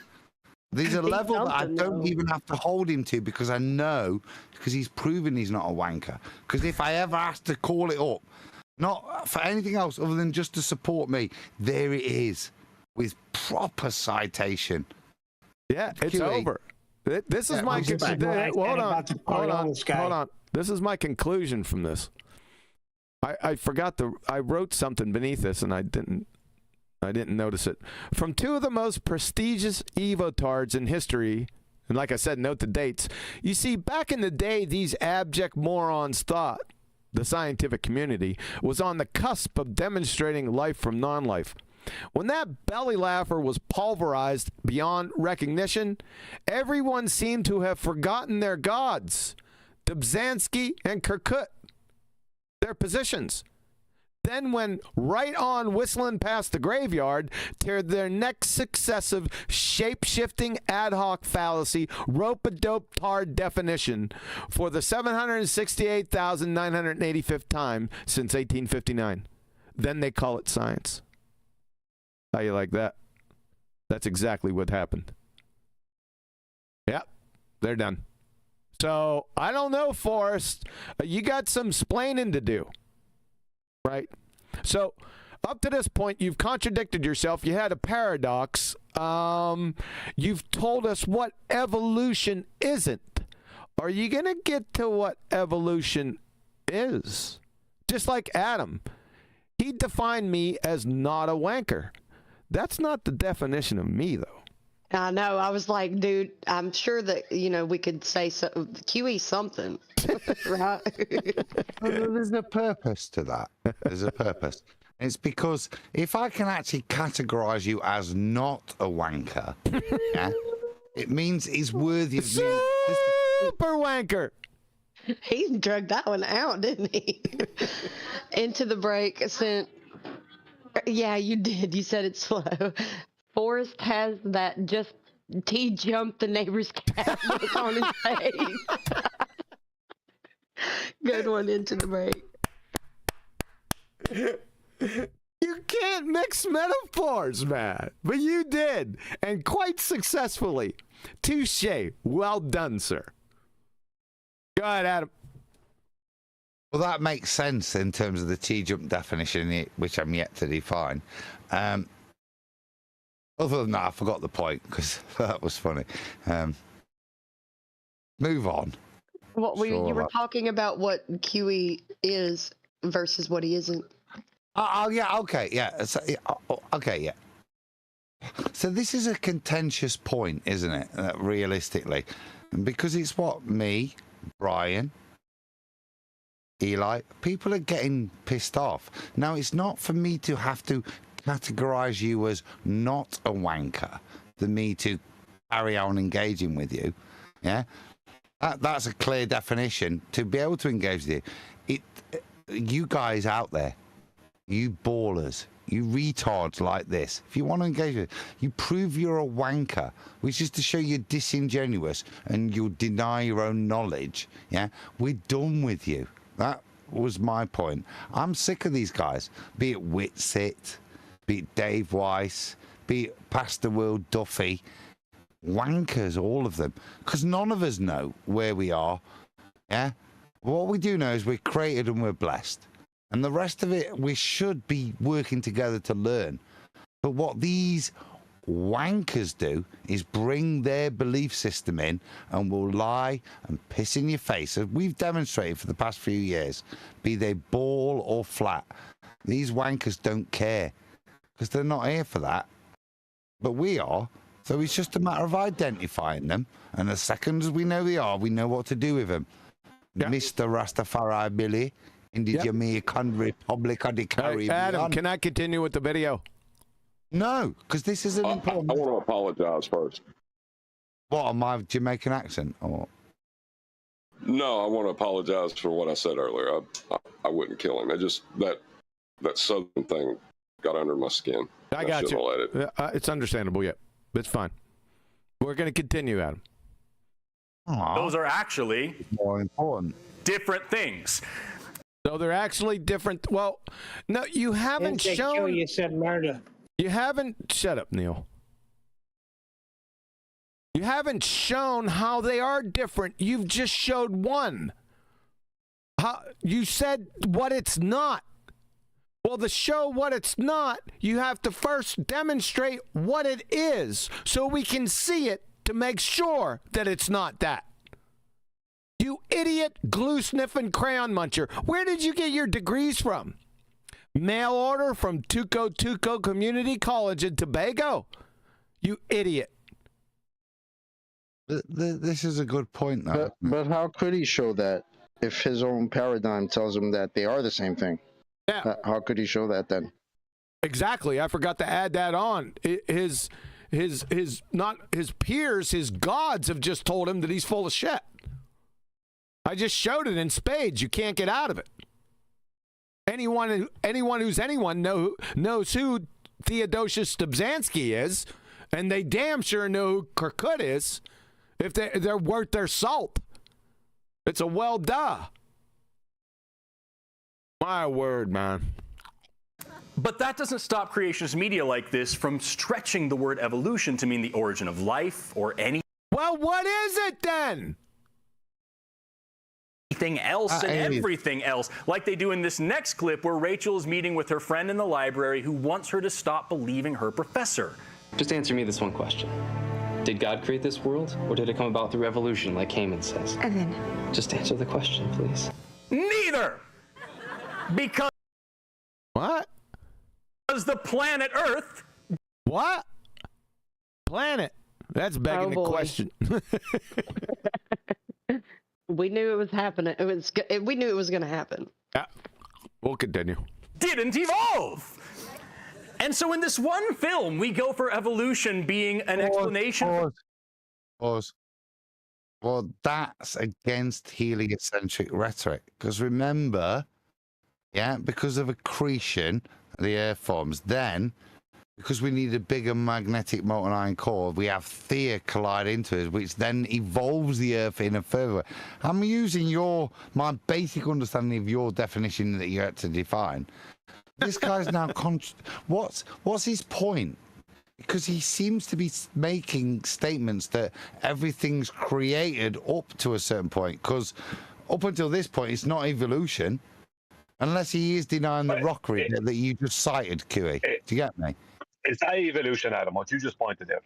I don't know. I don't know what he's... Right, so evolution to me is from the point of Big Bang. So it's not doing both just biomolecular reaction. It's everything, how shit evolved. Right? It's not for me to define it. But I think that's the... Yeah, see, lovely, right? So that's the point. Now, what he's trying to do is mitigate away from that. Yeah, and I don't know what he's going to try to do. Is to invoke some underwritten code that means things do just carry on based on the information provided to them prior to creation or at the point of. Well, that seems to be very, to me, a creationist argument he's starting to paint, QE, yeah? In that he's mitigating for the fact that things adapt, right? And to the most basic fundamental, that there is a bacterium that can digest plastic. And he already had the genome to be able to do so. Given the opportunity or the necessity to have to do so, he was able to do so. This seems to be where he's placing his argument, which would negate the question of his whole video. Well, there's a problem, because it seems that Theodosius Dobzhansky already defined it for you. He said evolution comprises all the stages of the development of the universe: the cosmic, biological, human and cultural. Attempts to restrict the concept of evolution to biology are gratuitous. This is plain speaking. You can't get any more clear than that. And the next statement: life is a product of the evolution of an inorganic nature. That is life from non-life, people. That's what it is. So what the hell is Forrest talking about? And so in this one film, we go for evolution being an explanation for the diversity of life, to an explanation for the origin of life, to an explanation for the origin of the planet. And a lot of... And the universe. That's what Dobzhansky said it was. What the hell? What? He did get educated at the community, at call-in center for Tuco. He did. This guy's a Muppet. He has no respect for his elders.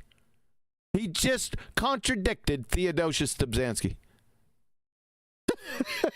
It's like Little Miss Muppet contradicting or going against King Kong. That's where we're at here, folks. Of creationist media will take things even further back from that. Take a look at this last clip from a creationist show called The Kennedy Report, which claims to destroy evolution in 5 key points. In evolution, what's that? He still hasn't got to it. We're 8 minutes in. We're going to destroy a lot of, evolution in 5 key points. What I just said. So number 1, the Big Bang.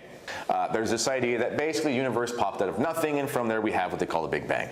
Now, you may not be aware, but let me be the first to tell you, the Big Bang and evolution are not synonymous terms. Oh, really? That's not according to Theodosius Dobzhansky. Evolution comprises all the stages of the development of the universe, the cosmic. You're done. You're full of shit. It's over. You're finished. You just contradicted King Kong. What is going on here? Like I told you, it's a shapeshifter. Yep. Theodosius is rolling over in his grave. Good. My tech, can you hear me? Yes, we can hear you now. I didn't know I have different headphones on. Just making sure. Yeah, it is. It just seems to be another one of these videos where someone does a lot of talking about evolution. They don't define what it is.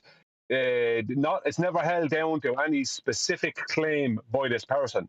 Obviously, not by the people who are his superiors in the situation.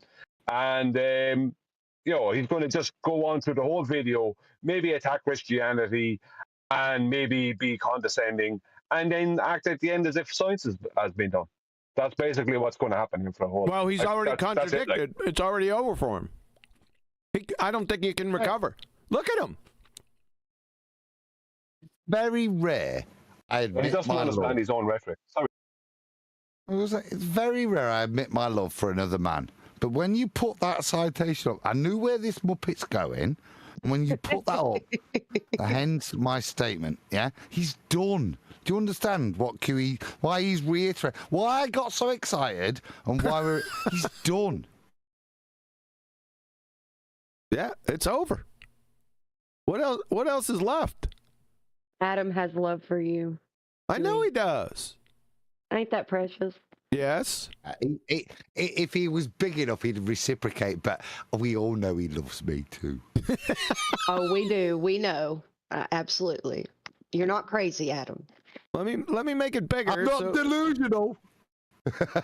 Let me make it bigger so everyone can see it. I know that's what she said. There you go. Evolution comprises all the stages of the development of the universe, the cosmic, biological, everything, including the origin of life. It's over. That was easy. Terms. They're different things, and yet you would be shocked to hear just how many anti-evolution arguments start with complaints about the origin of life, the chemical... He's calling Theodosius Dobzhansky an anti-evolutionist.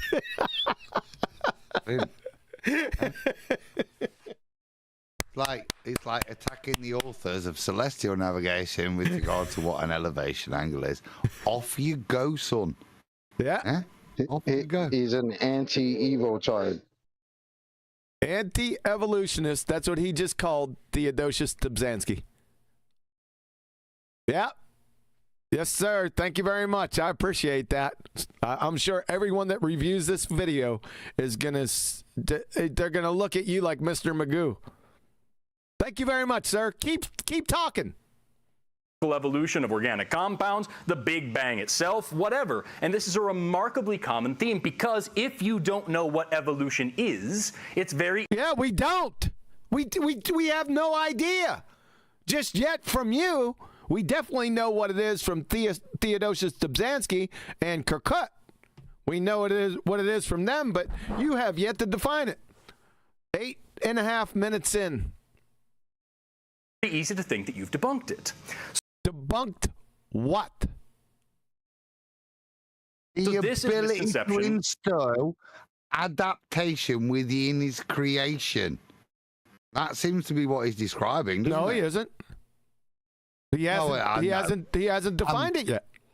I've given him 15 cards there for a game of 5-card brag, but you get me. Yeah, he has to do it first.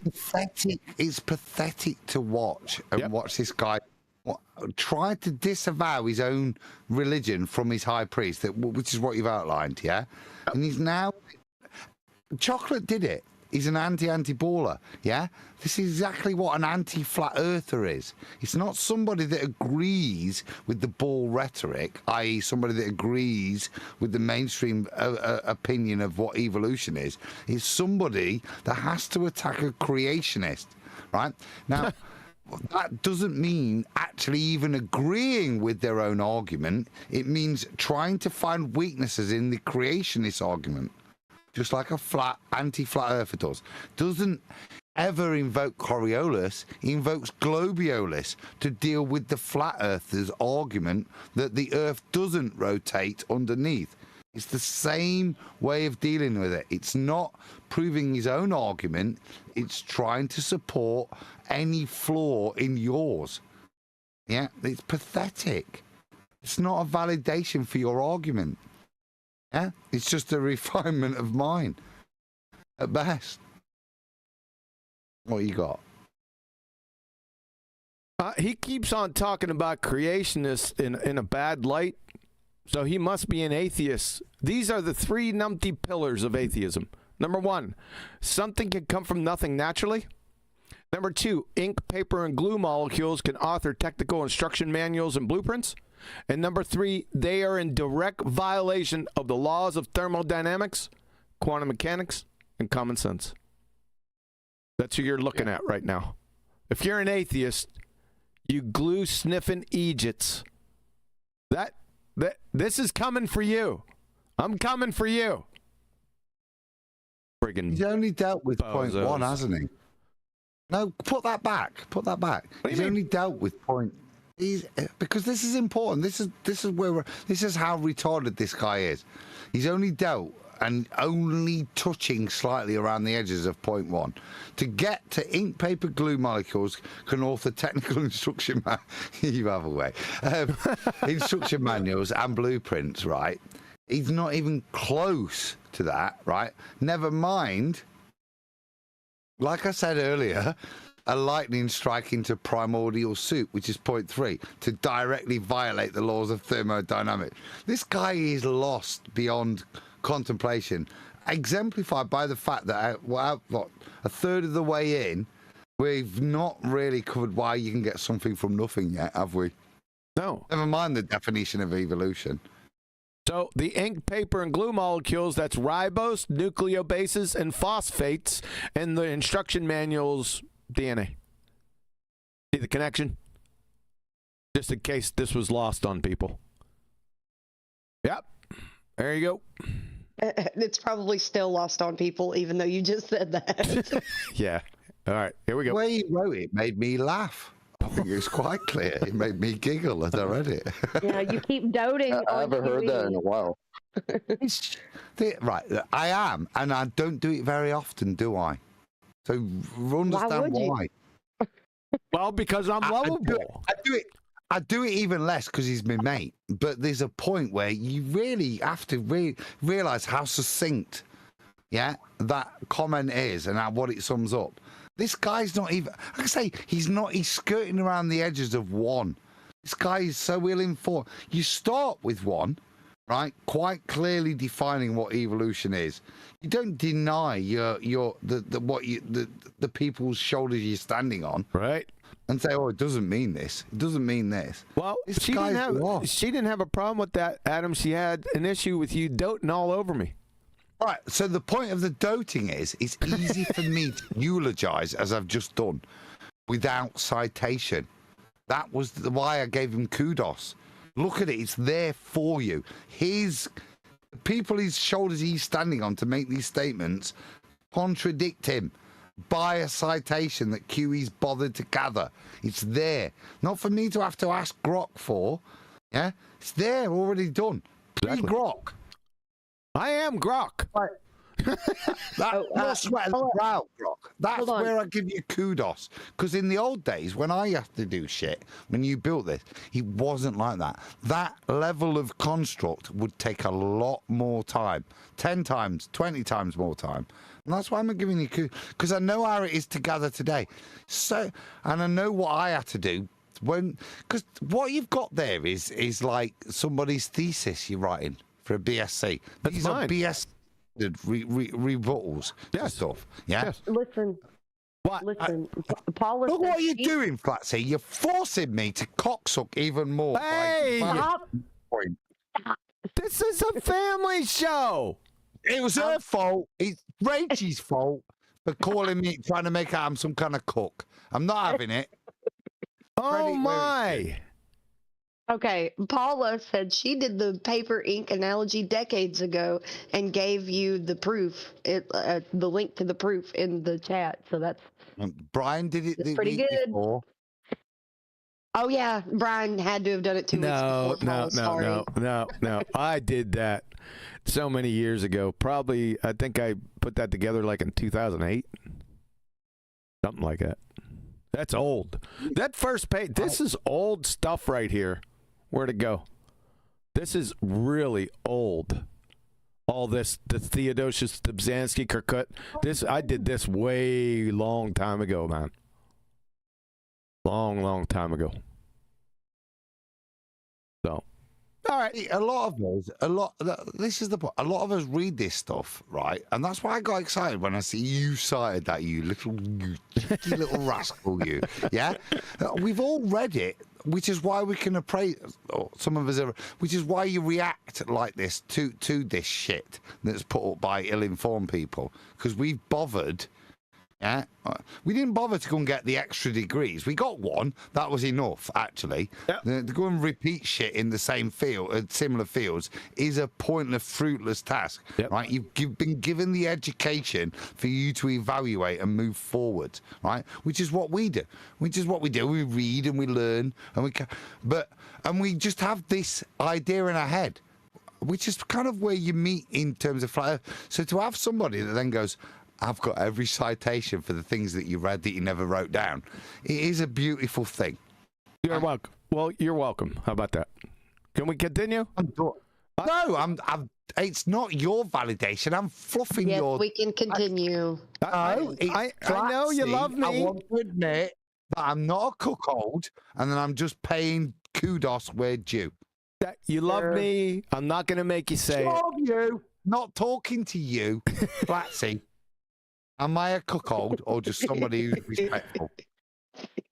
You love me. I'm not going to make you say it. Shut up, you! Hey, that clip. Adam, I love you, brother. Amalia. He loves you for loving me. Can we continue? I love you a long time. I know you do. Number one, that evolution is the explanation for life, the universe, and everything. If you're going to teach evolution to a creationist, the first crucial step is understanding what evolution actually is. Okay, so here we are. Almost 9 minutes in. Is he going to do it this time or not? Let's see. Memorize this definition. Let me take a seat. Oh, he's going to do it. He's going to do it. This is one of the first times I've ever heard somebody actually. I'm impressed. All right, let's go. Listen up. Understanding what evolution actually is. Memorize this definition. This is the textbook definition of evolution. It's any change in the heritable characteristics of a population over the course of multiple generations. Outstanding. Out-frigging standing. Adam, he defined it. Okay. All right. Is that not what we alluded to? Yeah. That Next. he would mitigate it as? Yes. Yep. Next step, the scientific theory. One more step. Huh? Given that definition, it's meaningless. That he's. No, it's not meaningless. It's very useful if that's what you want evolution to mean. Okay. But with that in mind, what the fuck's it got to do with creation? Yep. You got it. He train wrecked himself again. Very true. Let's go back and listen to this definition again. actually is. Memorize this definition. This is the textbook definition of evolution. It's any change in the heritable characteristics of a population over the Any change in the heritable characteristics of a population, like of squirrels, course of multiple generations. Over multiple. Okay. An incoherent cuck, a drunk cuck, could have made that definition just observing a couple of families of squirrels. It's utterly meaningless. Listen to it again. Memorize this definition. This is the textbook definition of evolution. It's any change in the heritable characteristics of a population over the course of multiple generations. Any change in inheritable characteristics. Yeah. So what did that suggest? My that kid. Yeah. would already have to be alive. Yeah. What I'm saying. What he's saying is really he's trying to double. Go ahead. Chocolate. What I'm telling you is, like I said, an incoherent drunken cuck that doesn't know his ass from a pipe wrench could have made more or less, he may not have been as articulate as him, but could have made that same statement observing two families of squirrels. That's it. That's what he just said. That's what evolution is. It's nothing. There's nothing there. So I'm going to need some cowbell. I need now the scientific theory of evolution. I'll let him have that. It's utterly, it's a big nothing burger. It describes everything, which describes nothing. I want the scientific theory of evolution now. He said he was a science communicator. He's out here talking about evolution, so give us the goods. That's what I'm waiting. That's the key. At least you defined it. Kudos. I grant you that. Even though it was a belly laugher, that's okay. At least you defined it. So you get a +1 for that. Now I want the scientific theory of that monkey. And it better not be the same. Pardon me. Is he saying that if I have a child who is mentally ill, that's evolution? Yes. Wow. Or if your child is red. Red hair. Yep. Blue eyes. Green eyes, hazel eyes, and that's not your color. Yep. Who defined red, green? Where are those definitions, those informational points derived from? DNA. Oh, it's getting fudgy, isn't it? Yep. Even for a drunk, chat, eh? Hey, yep. Are you keeping up yet, chat? Whilst you call me a drunk, you bunch of retards that haven't caught up yet. They calling you names out there, Adam. Everybody has to attack Adam because he comes in with a little bit of emotion, putting out things that they've not thought about. So it's easy to call him a drunk instead of going, oh shit, he knows a lot more than me. You've been doting on QE. Maybe that's why they're saying it. Really? Is that why? I know. Again, because if Adam says something like that, you guys, seriously, don't blow smoke for nobody. When Elijah deafened, maybe he's tired of it. You Muppets, if you don't realise what was put on screen to deal with this kind of retardia succinctly, profoundly by their high priest, then shame on you. And if the way you deal with it emotionally is to call me drunk, yeah, okay, that helps. All right, don't worry about chat, Adam. Just Adam, this right here. What? Chocolate, you're roboting a little bit. You might want to drop out. Come back in. Sorry. Drop out. Sound like a drunk, Chocolate. I don't know what he's. So let's get it. So he's given us the definition. Like I said, weak sauce, but I give him +1 because he's done exponential fathoms more than anyone else I've ever heard with that one statement right there. Good job. Even though it's a nothing burger. When you understand this definition and have it locked down, you can combat many misinformation, a lot of misinformation, a lot of misconceptions. For example, we've all heard this one. Well, why don't we ever see a dog giving birth to a non-dog? Well, because that would be a major change in a population over just one generation rather than a lot of them. That's not how speciation. That's very telling, isn't it? You'll be able to combat. No, what that means is psychologically you'll be able to decompartmentalize this process so that you don't deal with the fundamental questions, which is points 2 and 3 in QE's bullet points. Yep. Still Ruskin on the one. Yep. And speciation, which definition are you using? There's over 150 of them ever since Aristotle coined the term in 300 BC. Which one are you talking about, idiot? Or actually how anything at all works. Say again? Taxonomy was never based on genetics. Genetics is a new thing. This guy's going to try and invoke that. And note the difference. They're not related. They'll contradict each other at times. Oh dear.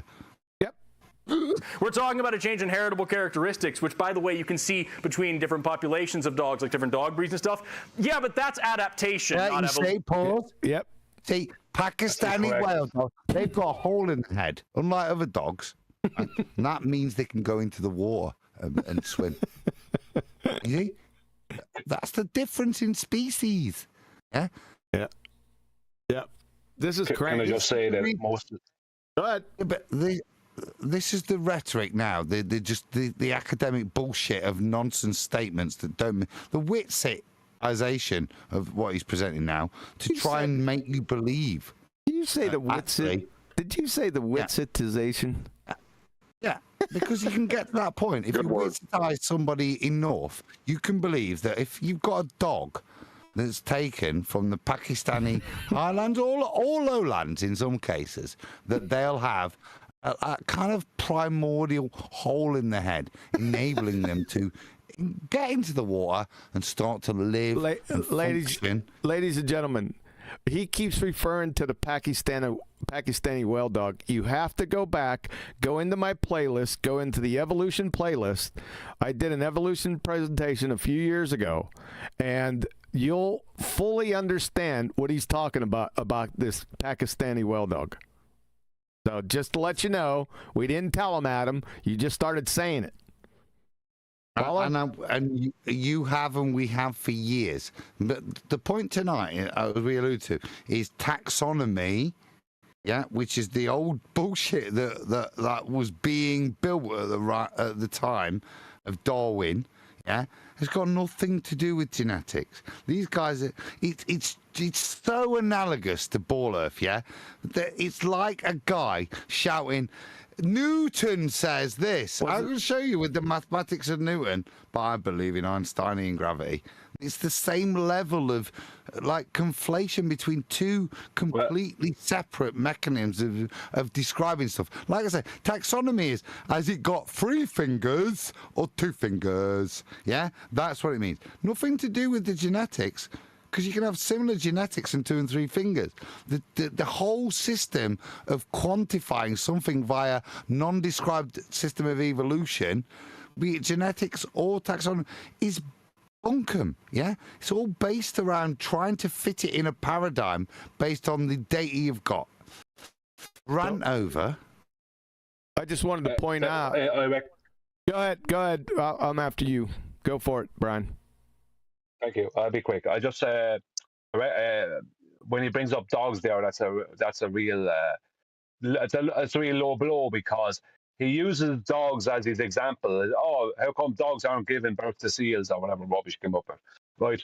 And then he says that we can see lots of changes in dogs. Yeah, we can, because of breeding, because of dog shows, mainly. That's why we see changes in dogs. And then you also have mongrels. There are a constant change of all kinds of dogs. Yeah, but so those that's are an absolutely horrendous standard. Yeah, but that's artificial selection. That has nothing to do with what they're talking about. That guy's a moron.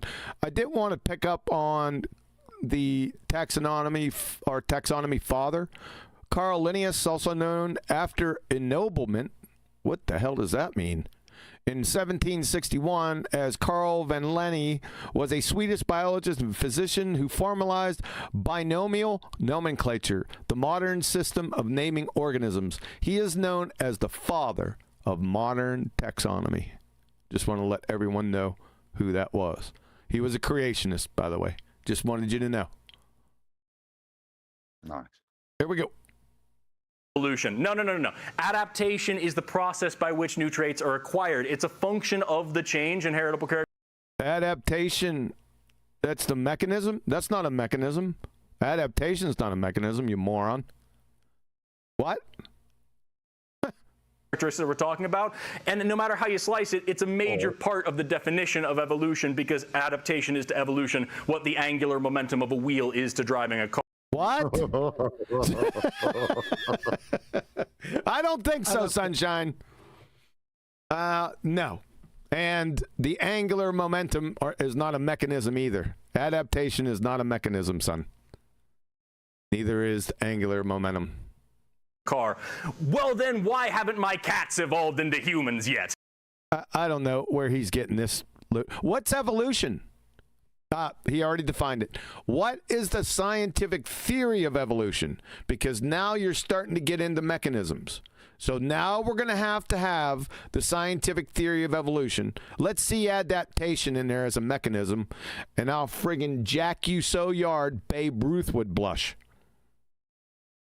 Don't do it, son. I'm telling you, don't do it.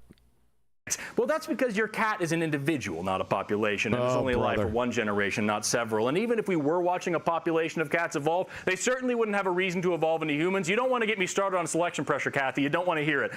Selection pressure. Would that be natural selection, Glue Sniffer? Now, I'm not going to hold you to it because you didn't say it.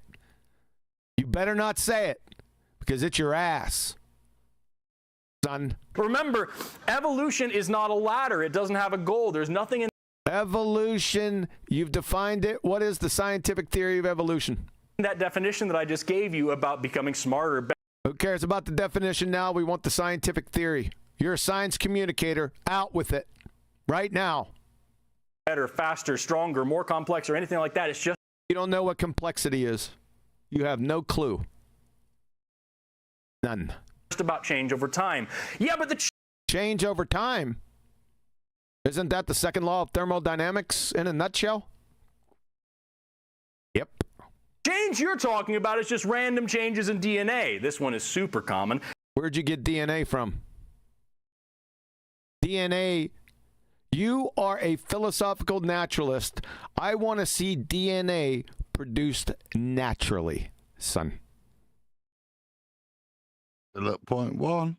I want to see nucleobases naturally. I want to see ribose naturally.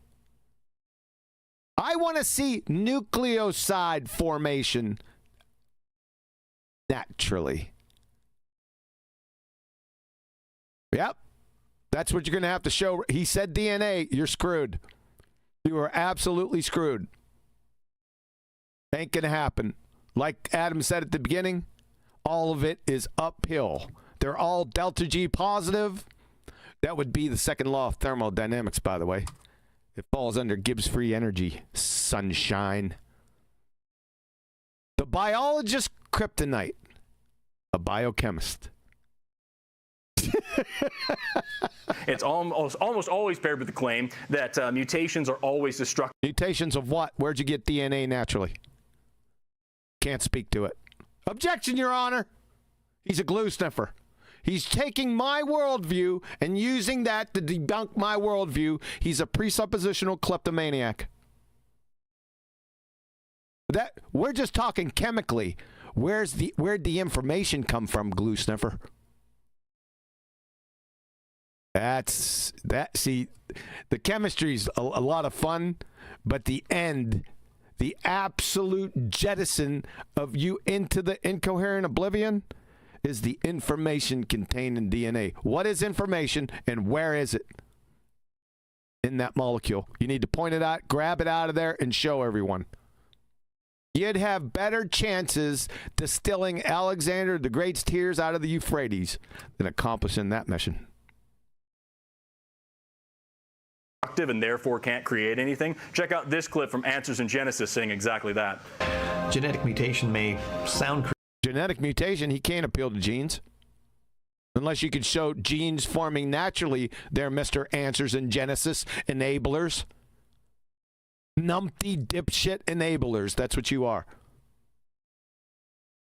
Tried to tell you years ago, you ain't listening. Now I'm going to bring the hammer down on you. Thor's hammer. Created when used in Super smashing him with Thor's hammer. Retro Bill said evolution has no goal, yet he believes blind sea life developed legs in order to crawl on land it had absolutely no awareness of. That's a Pakistani wild dog. Thanks, Retro Bill. Appreciate it. in pop culture references where superheroes gain fantastic abilities. What the hell? Okay, I put that in there. That was me. I'm sorry. That's not surprising. I mean, that's about the level of your intellectual abilities. That's not a shocking surprise. That wasn't actually what they were saying. That was me. This is what they actually said. But in actuality, they are genetic copying mistakes caused by various... Copying mistakes? What? You got something copying? You got little midgets in here copying DNA? How's that happening in nature? Idiots. Factors that occur when DNA produces copies of itself. Far from... DNA is a self now.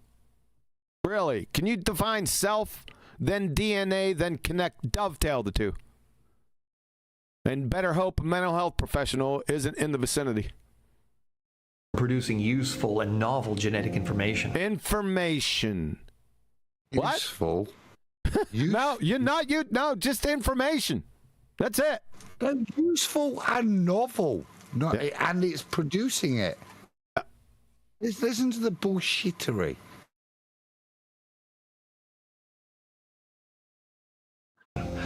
Mutations tend to break things. They degrade the existing genetic code already in... Genetic code? What? Say that to Wolverine. Yeah. Where's he getting code at in nature? Nature has sentience and intelligence? It produces codes. Really? What's next? Can they wicker me up a Subaru? In place. But that's fundamentally untrue. Not only does it assume that DNA was once... You can't speak to DNA, son.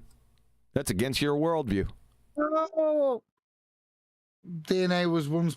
What's DNA, mate? What is it? Yep. What is it? Define it and deal with it from a beginning point of nothing. Yep. Yes, sir. You're finished. Objection, Your Honor. Presuppositional kleptomaniac. Yep, he did throw this case out just on that. It's all over. It's a paradox.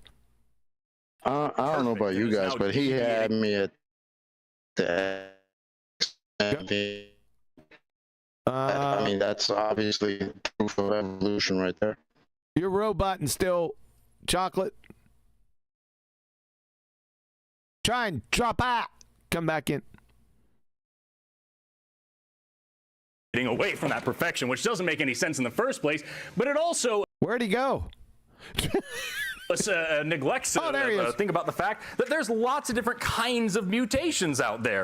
Mutations? What? You can't speak to mutations. Because they involve genes. Objection, Your Honor. Ooh, goodness.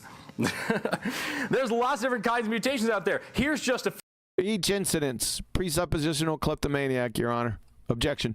Few of them, and that doesn't even cover the different kinds of point mutations out there. Point mutation. This is all objection, objection, objection, objection. He can't speak to this. So we've got lots of things that aren't the same as something that seems to have been pre-agreed. It's an objection. It's all over. I don't care what he's got up there.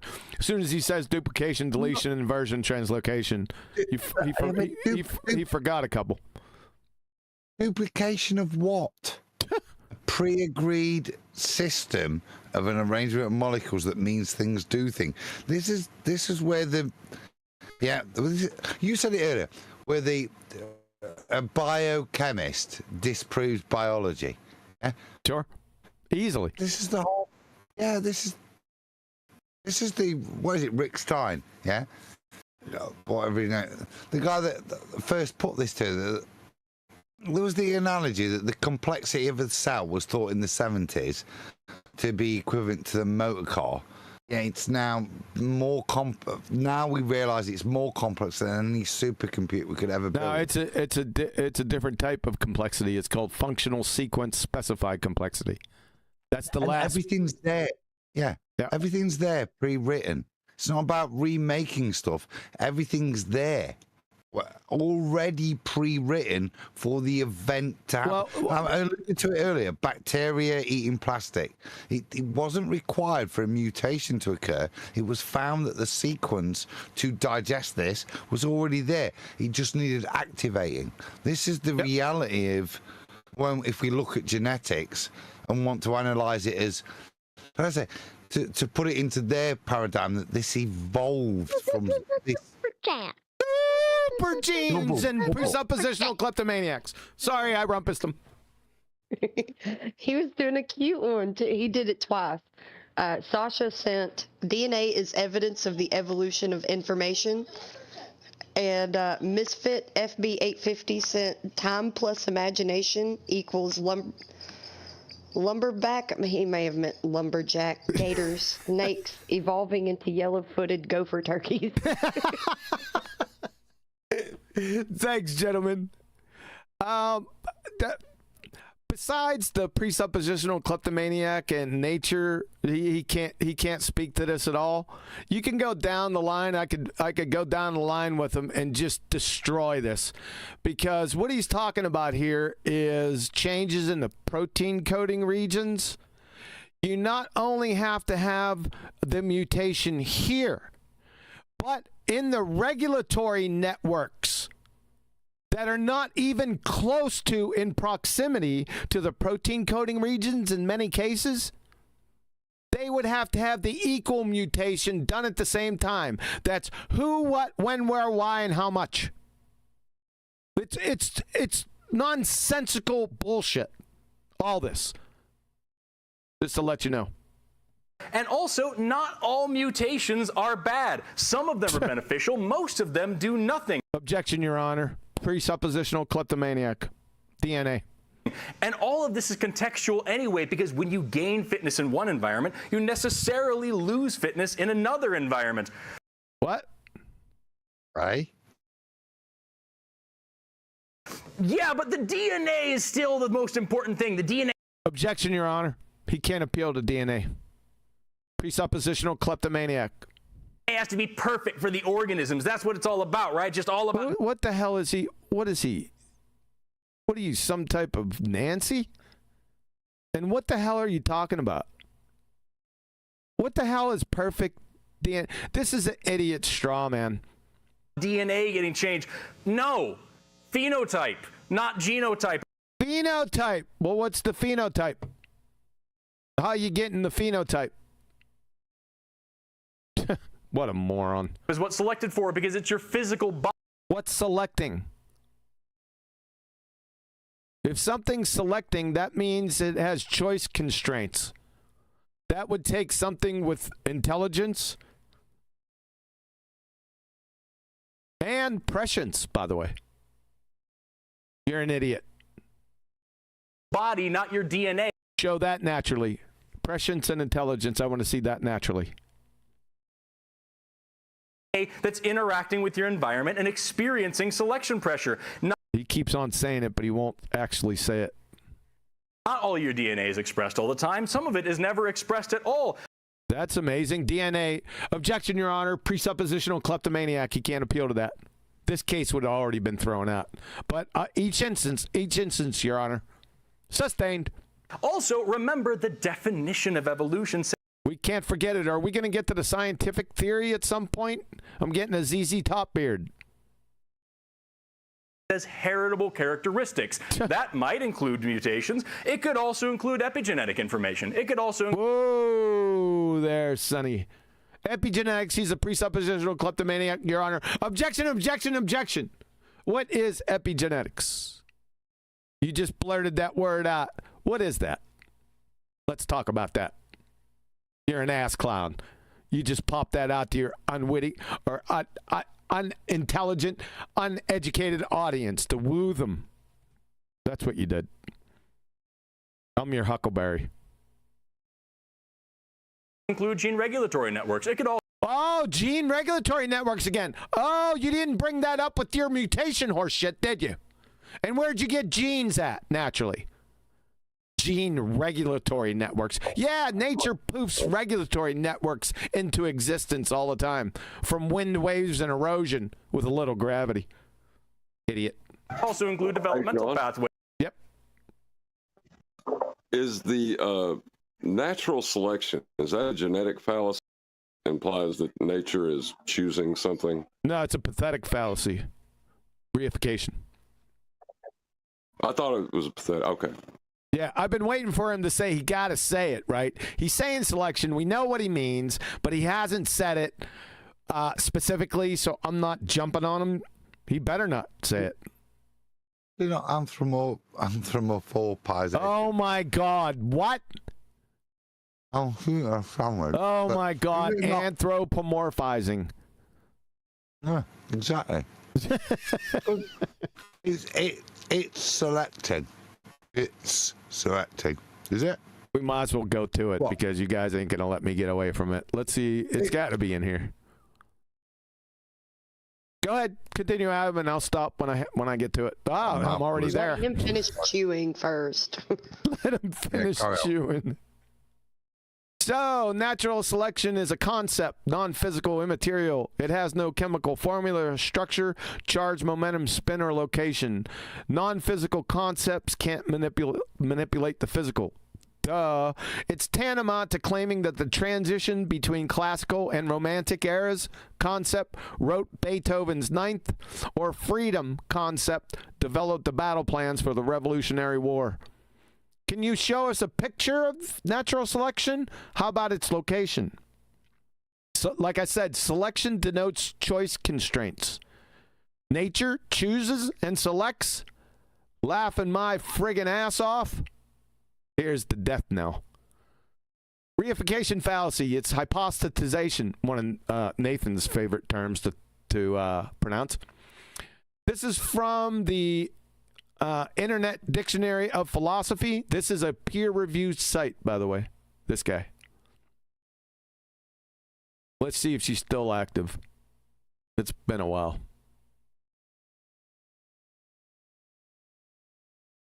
There you go. Oh, it's way down there. Let's go back up. Where are you? The Internet. There it is. The Internet Encyclopedia of Philosophy. Still hanging tough. Good job. Thank you.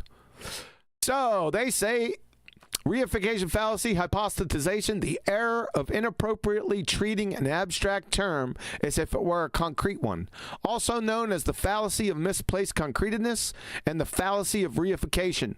Their poster child example, nature decides which organisms live and which die.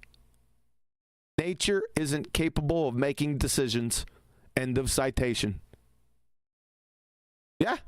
How you like me now? It gets worse and worse as you go. Ways. All of those things affect your phenotype, which will affect your survival. Yeah, but that's just what it is. It's survival, right? Survival of the fittest. If it's all about survival, then why do we age? Why do we get cancer? Why can't we breathe underwater? No. Why can't I grow broccoli out of my armpits so when I get hungry, I'm squared away? It's not about survival of the fittest. It's about reproduction of the okayest. That's not going to happen with you. How evolution actually works. That's how it works? That made no damn sense. So if that's how it works, then that's the scientific theory of evolution? Sex?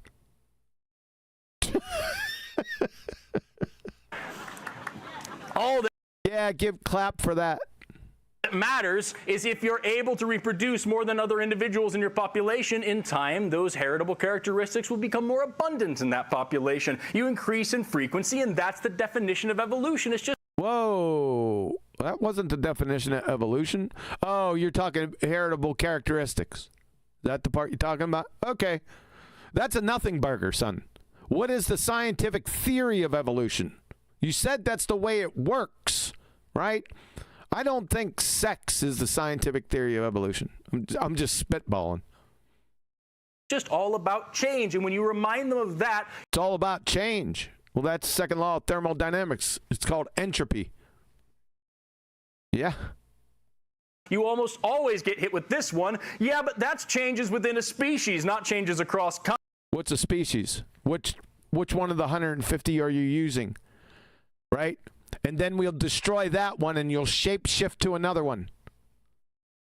And species is just a convention. It's a man-made convention. You cannot make a claim from a man-made convention inside the convention and come outside that convention onto reality. That's a begging the question fallacy on steroids from the Black Lagoon. This guy's an idiot. Fundamentally, he's an idiot. He's been brainwashed. Am I still out there? Do I still got everyone here? Hello? Yep, we're here. Oh, okay. Kinds, microevolution is real, but microevolution, so you're going to throw some adjectives on that which you haven't provided the scientific theory for. That ain't going to work. That doesn't work. That makes no sense.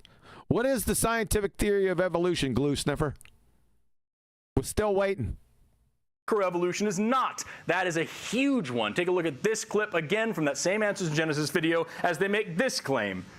Evolutionists like to refer to the sort of variation we see among individual kinds of animals as microevolution. What? We're not seeing it. Looks like he dropped a bunch of stuff.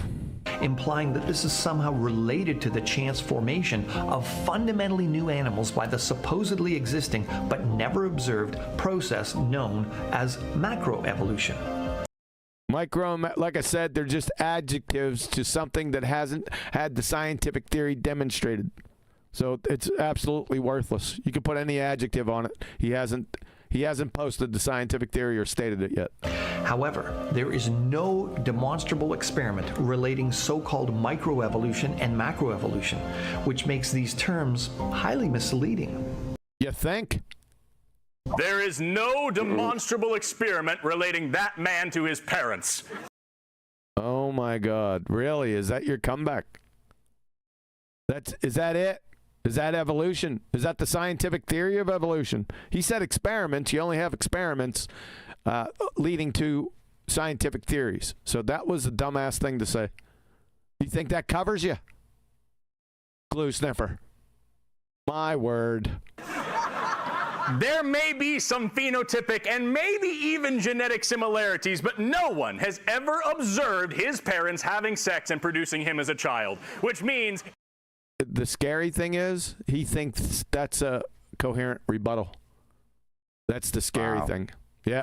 You see that, Adam? That's really sad, isn't it? Yep. You stand on the stage in front of people. You know when we talk about the method, and this is the guy taking the piss out of you. Yep. He's doing it right now.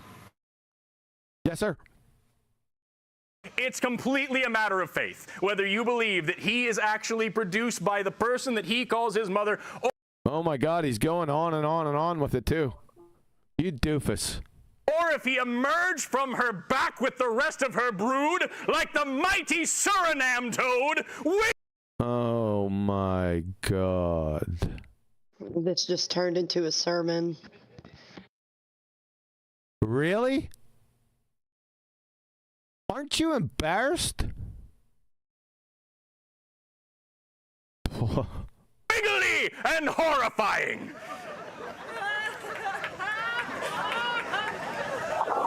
Well, we're not watching a mega church. Look at this incoherent cuck. Son, you better stay behind your firewalls, because if you come anywhere in the vicinity of QE, it's going to be a slaughter of megalithic proportions. It's going to be a cover your eyes scenario. Quick. If you thought for 1 second that you were going to listen. You've never thought for 1 second. That's begging the question. To a biologist speak and you weren't going to see a biologist speak. I know some biologists, and they are wormhole warp galaxies more intelligent than you are.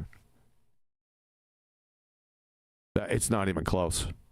You're a clown, by the way. Some gross shit. I don't think you've ever seen a biologist speak. When we point to undeniable phenotypic changes with undeniable phenotypic changes, where did you get that from? In and across populations. In and across populations, where'd that come from? Creationists will argue that creationist, well, he's not a creationist. Like I already put up the slide before, he's got big problems. What the hell is this? We got wolfsies. And? Changing phenotypes or even changing species. Even changing species, well, all that would do is take a pen or a keyboard inside a convention. What are these little branch things? What are these, the mechanisms? These little bars and stuff right here. What an ass clown. Species isn't actually evolution because evolution requires a change of so-called kinds. And when we show them undeniable changes across the fossil... What? What's this showing? Oh my God, you got years, 1.89 million years, 2.5 million years, way, way back here. We got some troglodytes in here. You know what I want? I want you to confirm just one of their ages. I want you to scientifically validate 2.5 million years. That isn't an unreasonable request, is it? He's got it posted up here. There's a whole bunch of them. All I want is just pick one. If you don't want the 2.5 million, let's take the youngest, 1.8 million years. I want 1.8 million years scientifically validated. Follow each step. God? Those look like different people, right? They're just different people that he's got skulls of. It's utterly meaningless. Well, is this the scientific theory of evolution? Super evolution. Tony Whitcomb sent, evolution has a major issue. Monkeys is a word we still see and observe today. The word monkey would be the stuff of fairy tales if evolution was real. I got that. Thanks, Tony. That reminds me of something else. If evolution is true, why do we still have globetards? Good point. So record, well, that's rarely good enough either because, again, these are all issues of understanding terminology. Yeah, that's your game, playing your little terminology games inside the taxonomic classification system, which is begging the question. The whole thing, it's a belly laugher. Punctuated equilibrium, it is the idea. Punctuated equilibrium is No Change by Stephen Jay Gould. I've went over it many times. It's a belly laugher. Yeah, in essence, the idea at least that a lizard lays an egg and out comes a bird fully formed with... What? That's not punctuated equilibrium, dude. Wings and tail feathers. That's not what that means. He's right. It doesn't. I don't know where he came. I don't know who that guy was. I've never seen him before, but that was moronic. Either in essence or in reality. Also, even if these so-called changes in kinds were as rare as creationists like to pretend, this claim that we've never observed macroevolution isn't even true either. There are plenty of experiments out there showing... Oh, really? Ouch. There's plenty. Show one. I want an experiment with macroevolution. Watch this, folks. Single-celled organisms evolving into multi-celled. Oh my God, really? Let's see that shit. I want to see a single-celled organism, which doesn't have anything to do with evolution. See Theodosius Dobzhansky earlier, but we'll just play along. I want to see a single-celled organism by experiment go into multicellular organism. I want. What's the name of that experiment? What's the cause? Old organisms. That's a major jump in evolution. That is, if anything, a change in kinds. He meat hooked us. But that's getting into another. See, that statement's correct, but it's got nothing to do with the sentence that preceded it. Yeah, exactly. Gary, this is nonsense. Yes, exactly. You got it. Talk for another time. The point is, I bet.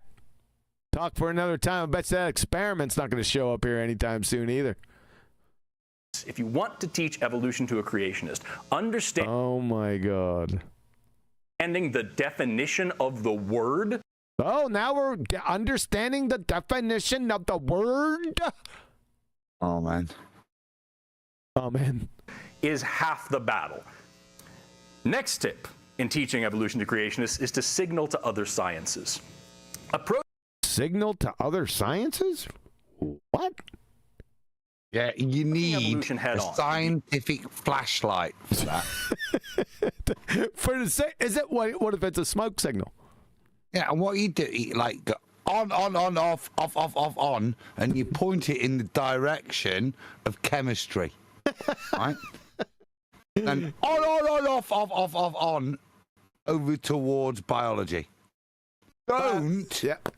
Do not point it in the direction of astrophysics. Right. Won't work. Oh, I can't wait to hear this. What is this? Be intimidating and off-putting for a lot of new learners. So sometimes it's important to show how the study of evolution impacts other sciences. Oh, you're finished. Especially if those other sciences impact their lives. Consider, for example, the fossil fuel industry, which is entirely reliant on the idea that we live on an old Earth full of oil from. Oh my God, what a proby. You fucking proby idiot. Really, an old Earth, how old? And then we want that scientifically validated. Step by step. Of course, he doesn't know what actual science is, so we're going to have to tell him. I'm not going to tell him here. That's numpty dipshittery. Where'd that oil come from? And your evidence for that is what? From long dead organic matter from the Carboniferous period. Carboniferous period? Where's that period at? The period where they made all the oil. Carbon. And carbon. The healthcare industry, which is 100%. The healthcare industry? What? Dependent on our understanding. Jay. I've gone from a prehistoric area where we've got ferns and shit everywhere, which build up me a future resource which will mutate into a liquid gold. Yeah? Texas tea, you might call it. Texas tea, baby. Yeah. Now we're in the healthcare industry. What? It's too big a time shift for my head. Can I have a J? Yep, I gave you one already. Well, okay. Go ahead, Elijah.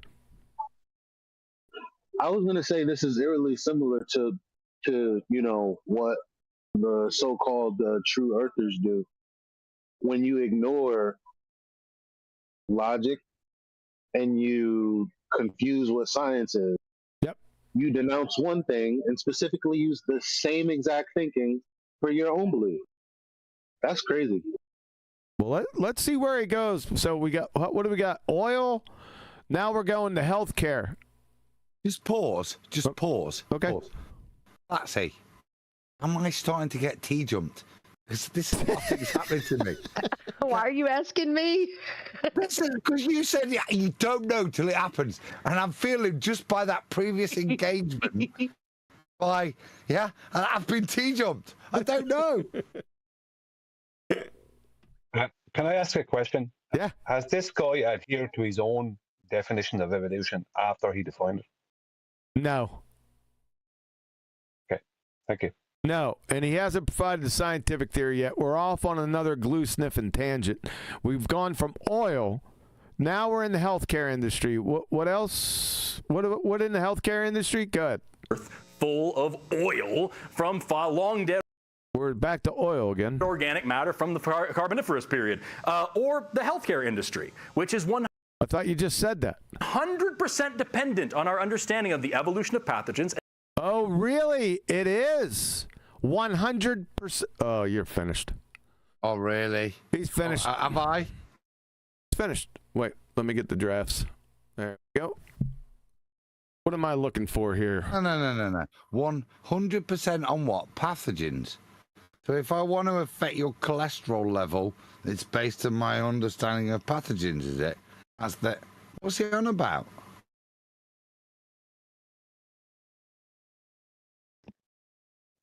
Superchat. Super pathogens. That was so cute. Retro Bill sent. I'll blow you kiss. Mwah. Okay. Retro Bill sent monkeys at typewriters for 1 billion years might not write the works of Shakespeare, but they'd most certainly write this numpty speech. Yes, sir, Retro Bill. Yes, they do. Thank you. Okay, remember 100%. He said 100%, right? In the healthcare industry. This is Professor Randolph Nisi from Arizona State University, evolutionary biologist. The modal number of professors in medical school who are evolutionary biologists is 0. None. From Mark Kirschner, chair of the Department of Systems Biology at Harvard Medical School.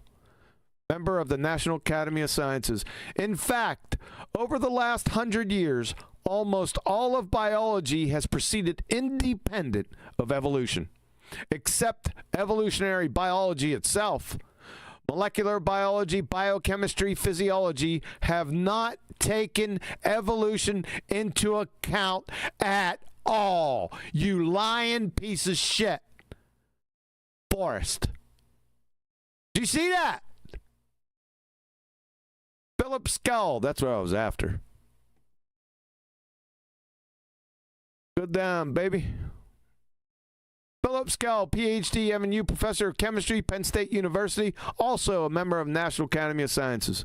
What does he have to say? Not much. I can't get it to roll on to. Certainly, my own research with antibiotics during World War II received no guidance from insights provided by Darwinian evolution, nor did Alexander Fleming's discovery of bacterial inhibition by penicillin. I recently asked more than 70 eminent researchers if they would have done their work differently if they had thought Darwin's theory was wrong. The responses were all the same. No. I also examined the outstanding biodiscoveries of the past century. The discovery of the double helix, the characterization of the ribosome, the mapping of genomes, research on medications and drug reactions, improvements in food production and sanitation, the development of new surgeries, and others. I even queried biologists working in areas where one would expect the Darwinian paradigm to have the most benefited research, such as the emergence of the resistance to antibiotics and pesticides. Here, as elsewhere, I found that Darwin's theory, not a scientific theory, had provided no discernible guidance, but was brought in after the breakthroughs as an interesting narrative gloss. Turn out the lights, baby. Thank you very much. Have a nice day. That last bit you highlighted and you got in pink is very insightful from an intelligent man. It's often that's the best way to describe it. An interesting narrative gloss. It's a bit like saying, whoa, why is there a phase differential? Ooh, ether. An interesting narrative gloss. Bollocks, obviously. But it makes you sound intelligent if you try to explain something that's just things that can't necessarily explain. I like that. I like Mark Kirsch. I like Mark Kirsch. Oh my God! Are you saying, Adam, that Witsit is EvoTARDing us? I'm saying wankers try and find areas to exploit people. Yep. This is all over. Like I said, this is my favorite one. Mark Kirschner. He dealt it a friggin' death blow. I think you did when you were like, if evolution was true, then why are there still globetards? Like that right there did it. Okay. Thank you. Appreciate it. All right. Here we go. And the evolutionary development of organs and tissues and things. If we don't understand how bacteria and viruses evolve, we can't make good vaccines and antibiotics. That's horse shit. I just pummeled that even before you said it. You're finished. Do you see the supposition upon supposition there? Yep. Without getting into jibby-jabby conjecture. Listen to that. Listen to it. That's not the opinion of anybody who's got any medical training. Tell me how many medics had the jibby-jabby. I think I got some. Not many. I think somebody tried to pull that maneuver with me years and years ago. I think it might have been Steve McClown of the Clan McClowns. This is what I objected to earlier. He's basing this fundamental on even Big Pharma on this presupposition that's based on communicable disease. It's not. The recent fear porn has been based on that, why you should engage in this particular treatment, etc.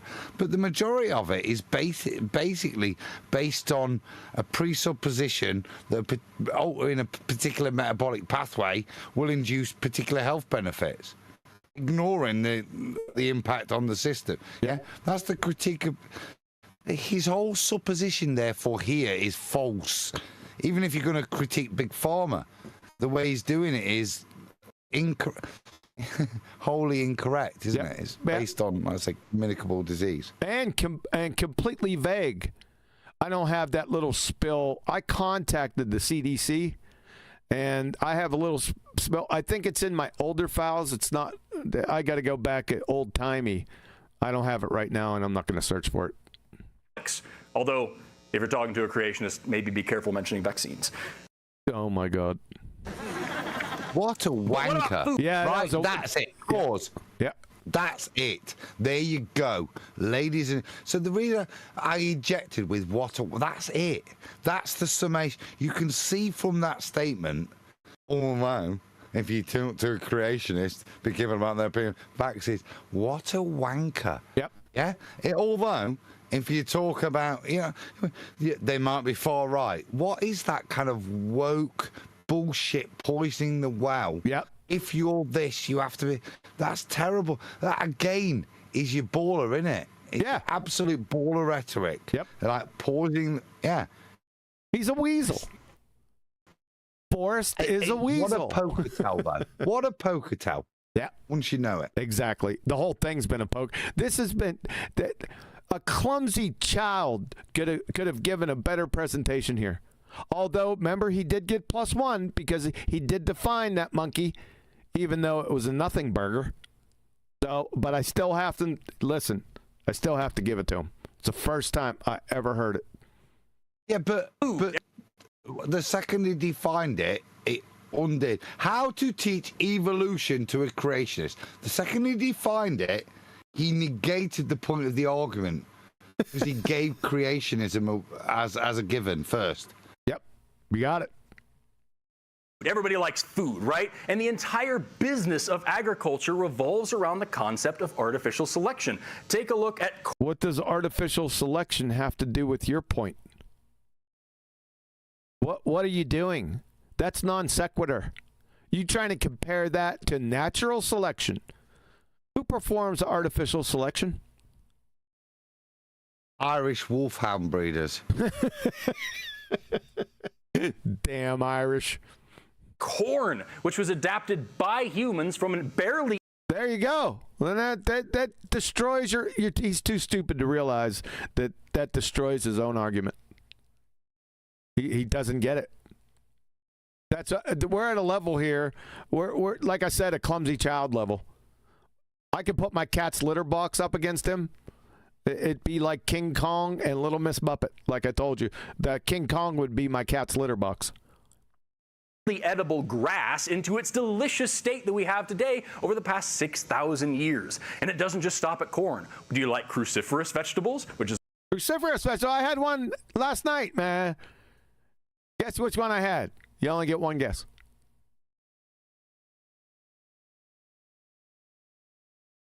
Oh, nobody's going to guess because they don't know what cruciferous ones are. I'm cucumber. No, I can't stand cucumbers, man. Fucking freezing over there. He can't be eating cucumber. But is that one of them? Broccoli. Yes, right. No. Wait a second. Cruciferous cucumber? Oh, you know what? I don't know. I don't think it is. Let's ask. I said broccoli. Now that's cruciferous, and that, you got it wrong. I did not. No, it's not wrong. It's right. That's a cruciferous vegetable, but that's not. No, but that's not what you ate, was it? Exactly. I spelled cucumber wrong too. Old cauliflower's the obvious. Nope. Keep going. What's that? That one that looks like that's like the geometric one. Courgettes. No. Rhinoceros. So there you go from Adam's wench. No, a cucumber. Brussels sprouts. Yes. Carrots. Yep, you got it. Brussels sprouts. Great shout, Brian. And they're out of season here. Shut up. My psychic abilities. Shut up. And you were wrong about cucumbers, like I suspected. They are not cruciferous. I don't even know why we went down that road anyway. But he redeemed himself with Brussels sprouts. So he did. He guessed it. Which is a word that literally only biologists would ever use for things like biologists would use it? Right. What? Right. So that's the point. You see what we have to do? Pause. Yep. Yeah. And check and go and guess. Yet this wanker uses the word cruciferous to invoke some kind of hidden knowledge, some kind of power over his audience. Yeah. He's more knowledgeable. Yes, he is. On the instant word of what cruciferous means. As soon as you define it as to what it is within the family of your understanding, you're able to work. But he doesn't. He's trying to take false what? Valor? What's the word? I don't. Valor. You know, I'm not. Valor. Superchat. Valor. Thank you. Super valor. Yeah. So, Roger Ledwell sent along these lines, oil industries, therefore cough syrup. You could do that. It evolved into cough syrup. Thanks, Roger. Go ahead, Adam. No, that was it. Just thank you for the word valor, because I didn't want to indict him unnecessarily. That's exactly what he's doing. Yep. Listen to me, I know what I'm on about because I use big words. Yep, exactly. No, you don't, mate. We're just demonstrating that you don't know what you're on about, irrespective of the fact that you use big words. Yep. Yeah? You vegetable. Broccoli, cauliflower, kale, Brussels sprouts, kohlrabi. Kohlrabi. All of these things are from the same plant. They are the same species that we have adapted. Really? What definition are you using? Adapted into totally different. And what does this have to do with evolution? What's the scientific theory of evolution first? And then we'll go back to the cruciferous vegetables and we'll see if it has any frigging coherency or connection. Shapes and styles and flavors and colors, all because of random mutations that we liked and we selected. Random mutations? Objection, Your Honor.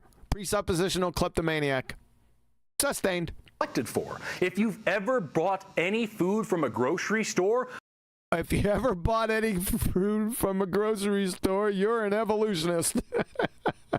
Or grown your own commercial seeds at home, you have benefited from the study of evolution. You're eating the Oh my gosh. How does the doorknob work on a Globe-Tard? This guy's pretty funny, man. I like it. I like him. Just vague horse shit. Really? What's the scientific theory of evolution? And then we'll evaluate your crackhead statement. We need that scientific theory, though. Evolution. The evolution is inside you. Oh my God. Oh my God. Oh, they said, oh my God, too. Sermon. Yeah. It's Listen up. Silly. Evolution. The evolution is inside you. Oh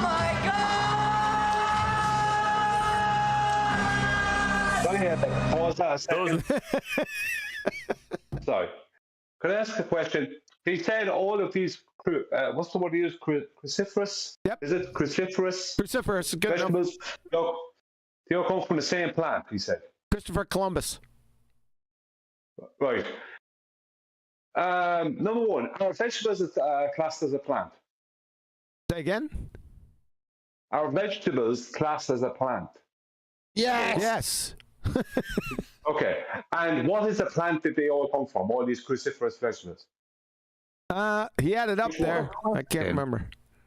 That's not the question. The question is, if this is science, what is the cause of the effect to turn a Brussels sprout into a cabbage? Yeah, the reason I'm asking is, what was the original plant, and how did they prove that that was the original one? Yeah, well, that would be your cruciferous Noah bush. And they all evolved. The point is that if I take two cruciferous vegetables, which one of them came first? It's taxonomical. You know what I mean? Right. So, see, this is the problem with what he's saying.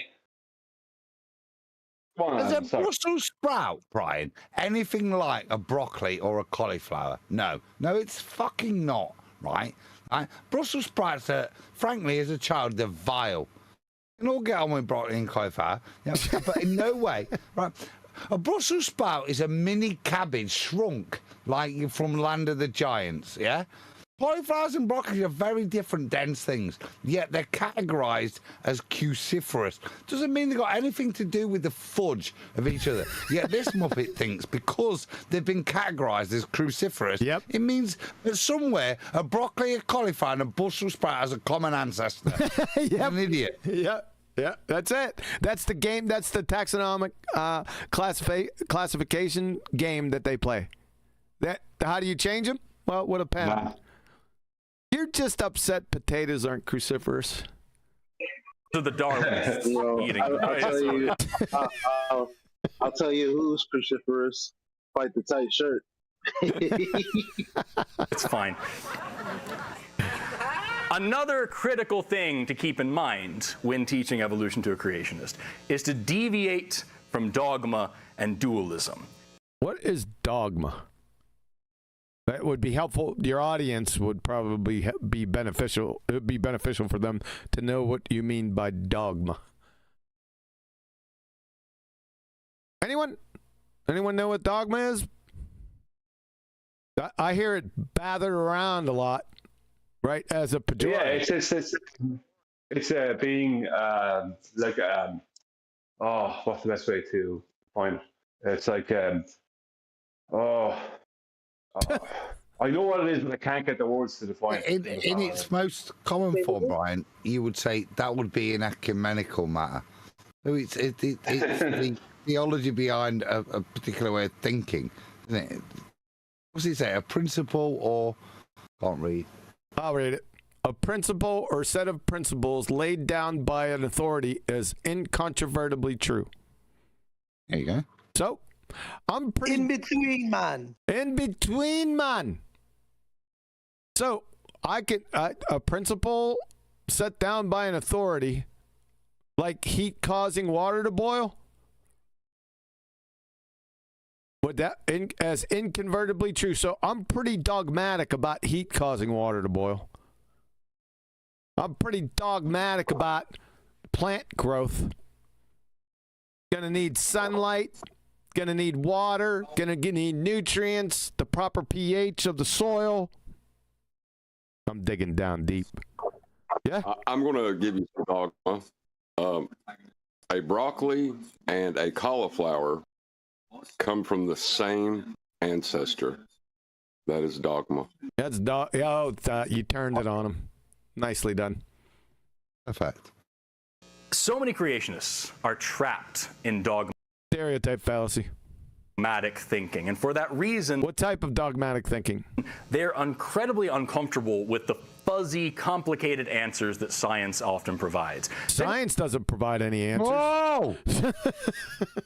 They're not fuzzy and complicated answers. These are what science provides. What's he on about?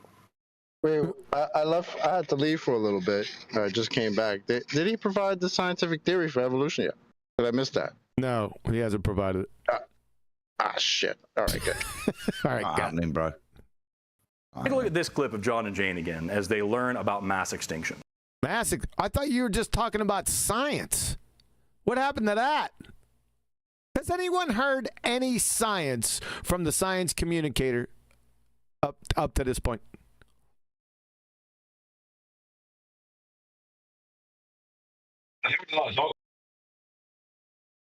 I haven't. Surprised. Here it says, until recently, researchers looked for a single cause for each mass extinction. Then it continues. Many mass extinctions, however, were probably caused by several factors, working in combination. Volcanic eruptions, moving continents, and changing sea levels. You mean they only have several different ideas about what caused mass extinctions? John, that's not at all what she just said. No, the book said probable causes. Probably. Look at the ball on his chest. Yeah. Globe-tired Iron Man. Oh my goodness. Adam, I'll tell you what, man. I didn't even look. I am Globe-tired. I am Globe-tired. Let's see what he has to say. I even forgot what he said. Right. But they just listed everything that would be taking place during the worldwide flood. What? What John and Jane are experiencing here isn't some admission of ignorance, it's honesty.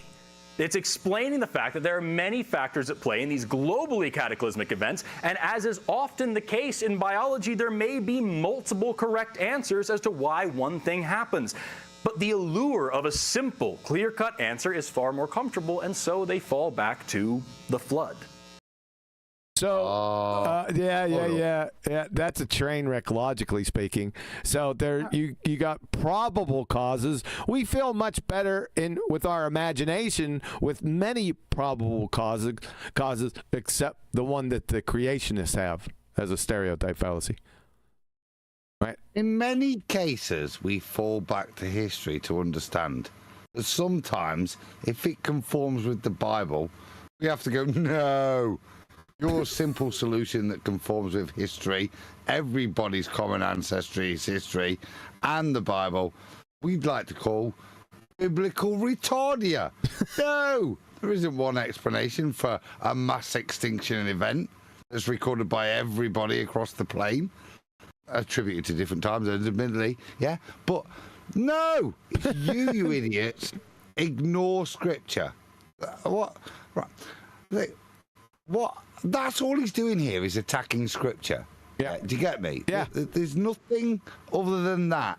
The only point of indictment is the Bible, because the Bible says solve all this problem with all these layers that are a little bit undulatory and all this, and you can't put to one thing, and why everything was wiped out with the recorded history of man. Yeah. Or no, we'll deny that. Be stupid, because it would mean there's a bit of Scripture that's correct, and we couldn't do that. Couldn't possibly agree there was a huge flood event that everybody agrees to. Couldn't, even though we do. Sorry, I had to check the weather, man. I wonder what he was checking. That's what I was filling and repeating. I thought you have to get like the world's about to be flooded. It started out with a lot of water. This is a big snowstorm, so we're getting hammered a little bit. Don't think we're going to get up above 12 inches, but it's hammering. I wanted to check it because I've been sitting here so long. I haven't got a chance to check outside just yet. Sorry about that. Helping creationists understand that our scientific understanding is a reflection. Your scientific understanding? What's that? Of reality, not reality itself, is critically important. Personally, I love drawing the analogy of a map. Every map of the Earth is wrong. You know why? Because every map is a flat Earth map, and they wrap it around a globe-tard. That's why they're wrong. That's why you make maps, isn't it? Because they're wrong. Yep, that's why you make them. They're warped, they're distorted, the resolution is... They're warped and distorted because they're wrapping around the globetard. That's why. Are the Globies listening to another Globie tell you all your maps are wrong? I don't think they'll catch a hold of that. You know why they're wrong, don't you? Yeah. Well, they're not models. They're definitely not models. That's what I call maps. Go ahead.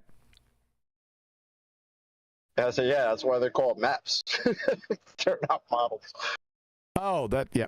Coastlines make no sense, but a map isn't what the Earth looks like. The Earth is what the Earth looks like. Yeah, hey, you better speak to some of your globetard brethren because they haven't got that yet. Every map is wrong. That was profound. What's that? That was profound, wasn't it? Map is what the Earth looks like. The Earth is what the Earth looks like. Exactly. But some maps are useful. I mean, in a half-handed way, he's kind of calling out the reification that all his Globie compadres do all the time. Yep. So kudos to him for that. Yep. Whilst he presents a Mercator projection. Yes, exactly. Yeah. Oh, don't worry about that. And we're better off using them if we want to understand certain things about the surface of the planet. Planet? That's begging the question fallacy. Demonstrate scientifically that it's a planet.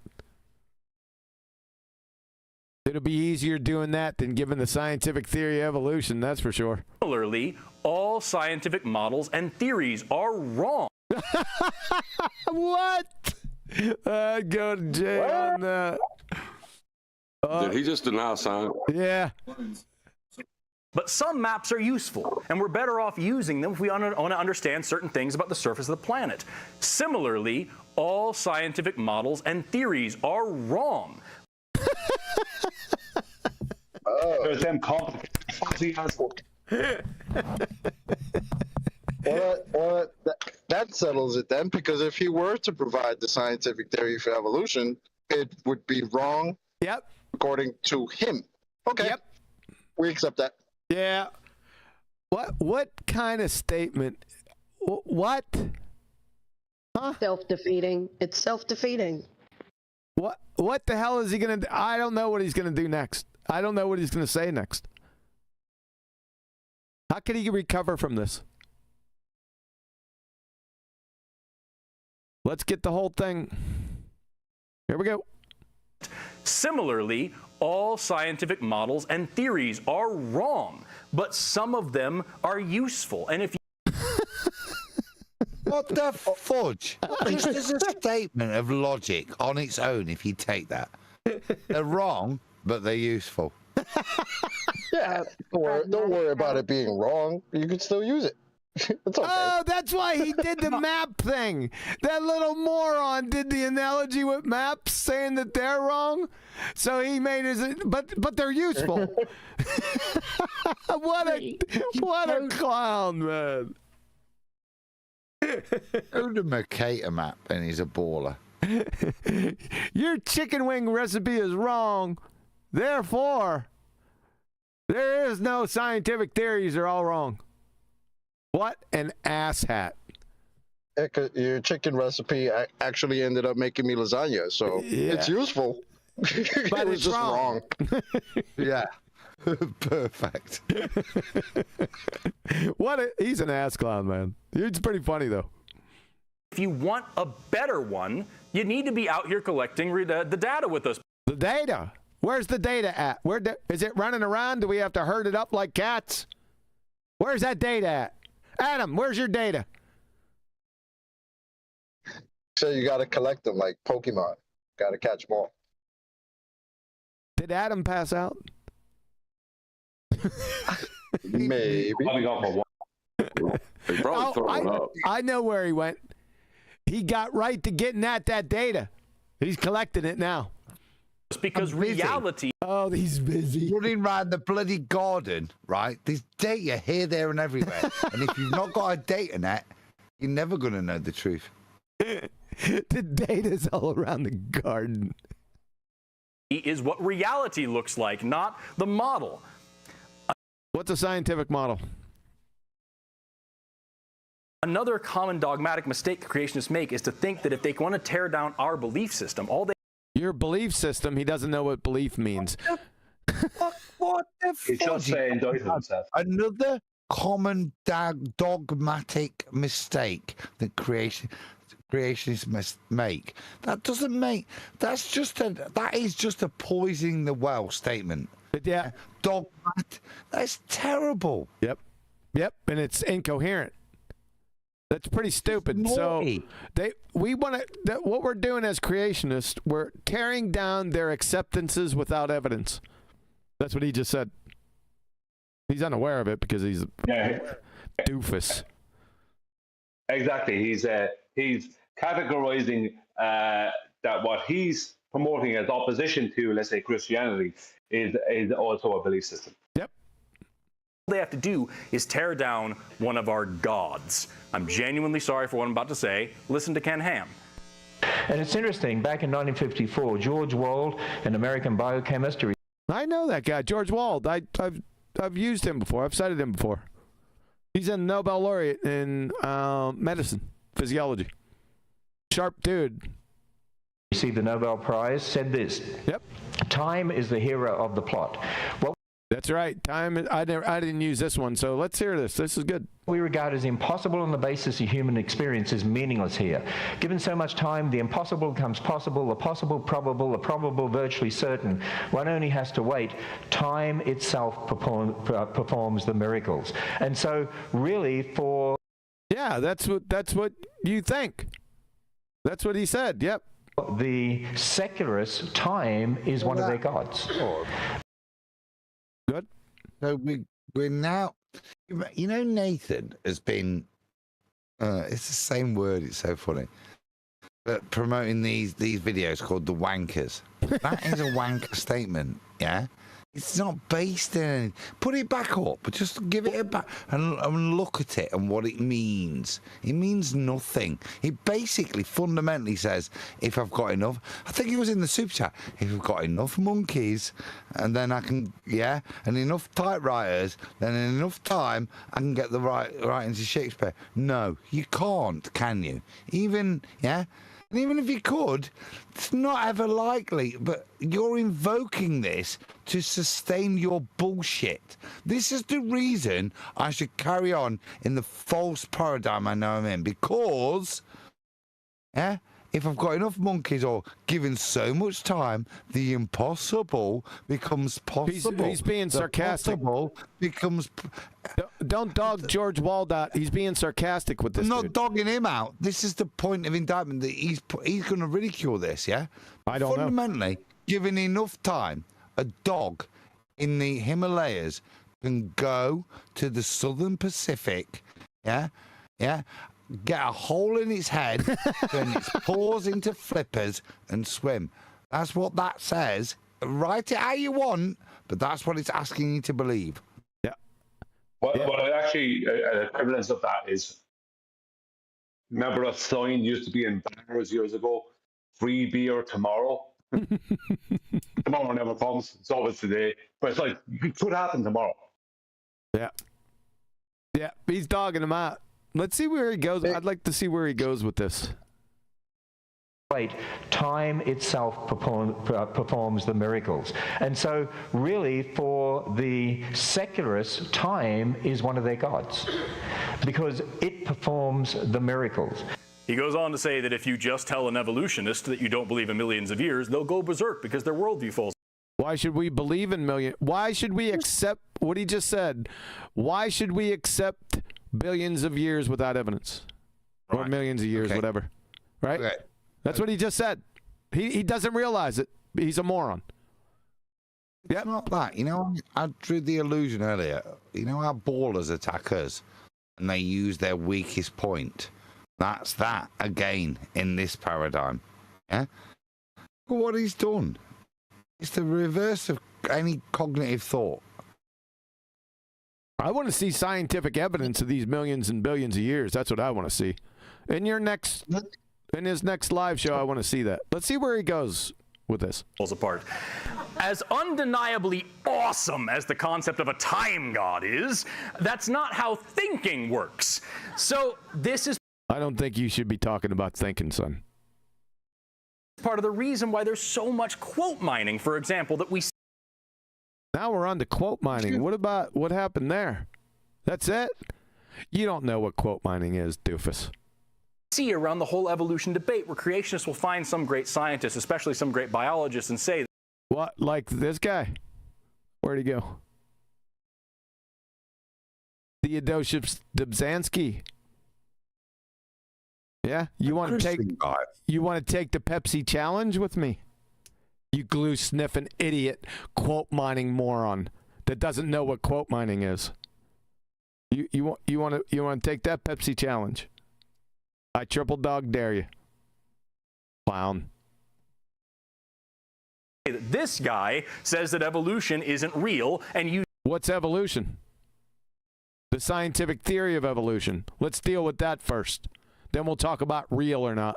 Use that as their argument. We see this all the time with people like Stephen Meyer, the guy from the Discovery Institute that I mentioned in that PragerU video earlier. Here he is pulling that very trick in this video. In November 2016, I attended a conference in London convened by some of the world's leading evolutionary biologists. The purpose? To address growing doubts about the modern version of Darwin's theory. Now, he doesn't go into very great specifics in this video, but he does talk about this. Yeah, what's the modern version? What's that? Yeah. You see, that is newspeak, right? Yep. And that is indicting Newton to a force of gravity. Yep. Yeah? Yeah? That's to stop the Darwinian Foundation suing the shit out of these people. Quite a bit. No, but that is sorry, very quickly. What that is, it's like the modern globe, where the horizon is not the geometric leading edge of it. Yep. That's what that's. Fountain of scientific knowledge known as the Joe Rogan Experience. And I'm also skeptical about the creative power of the mutation selection mechanism. See, he's part of the problem. Mutation of what? Steven. He's skeptical of the mutative power. Listen to the bullshittery that's there. What? Put that man and ask him to explain this sentence, yeah, and he'll crumble. Yep. Just, it's wit sit there, ladies and gentlemen. Bullshittery. Yeah? Yep. He's mutative power, you wanker. Yeah, he's part of the problem. Where did Stephen? I got to ask you this question, man. I mean, it looks like you're a pretty good guy, right? But put your thinking cap on for a friggin' second. You're talking about mutation of genes, right? Are genes natural, Stephen? Because I've been told that evolution, whatever that is a naturalistic philosophy. So how could you be defending or begging the question of genes when they can't have genes? You can't get genes. You can't get a single nucleoside naturally. You think he knows what nucleosides are? Probably not. No. Which, as it happens... Sorry. I think they've gone from step 1 straight to step 3, haven't they? Ignoring the power of step 2. Yep. Ignoring. Just totally. They're oblivious to it, Adam. Is this equivalent? Steps. Hold on, Adam. Adam, hold on for a second. Brian jumped in there. Go ahead, Brian.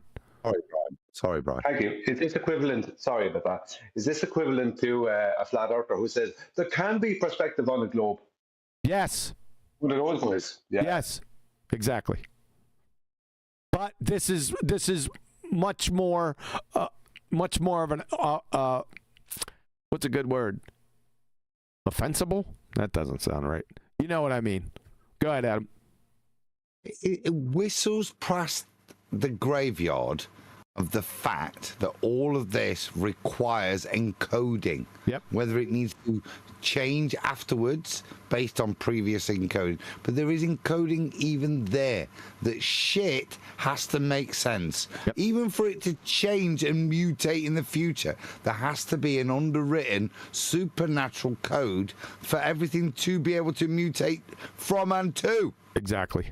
Wait, isn't that what Stephen Meyer's arguing for? I mean, I've listened to him before. I've heard him before. Yep. He does argue that there's information and therefore evolution's crap. Yeah, but he doesn't. It doesn't resonate. He skips by all that and then gives them genes, but he questions the mutating power. This is the problem that I have with not only him, Answers in Genesis, all these creationist organizations. It boggles the mind, my mind. And every time I hear him, I get pissed off, so I have to turn him off. But I'm going to make... The only thing that makes sense to me is they're in on it. How the hell could you miss that? I don't know.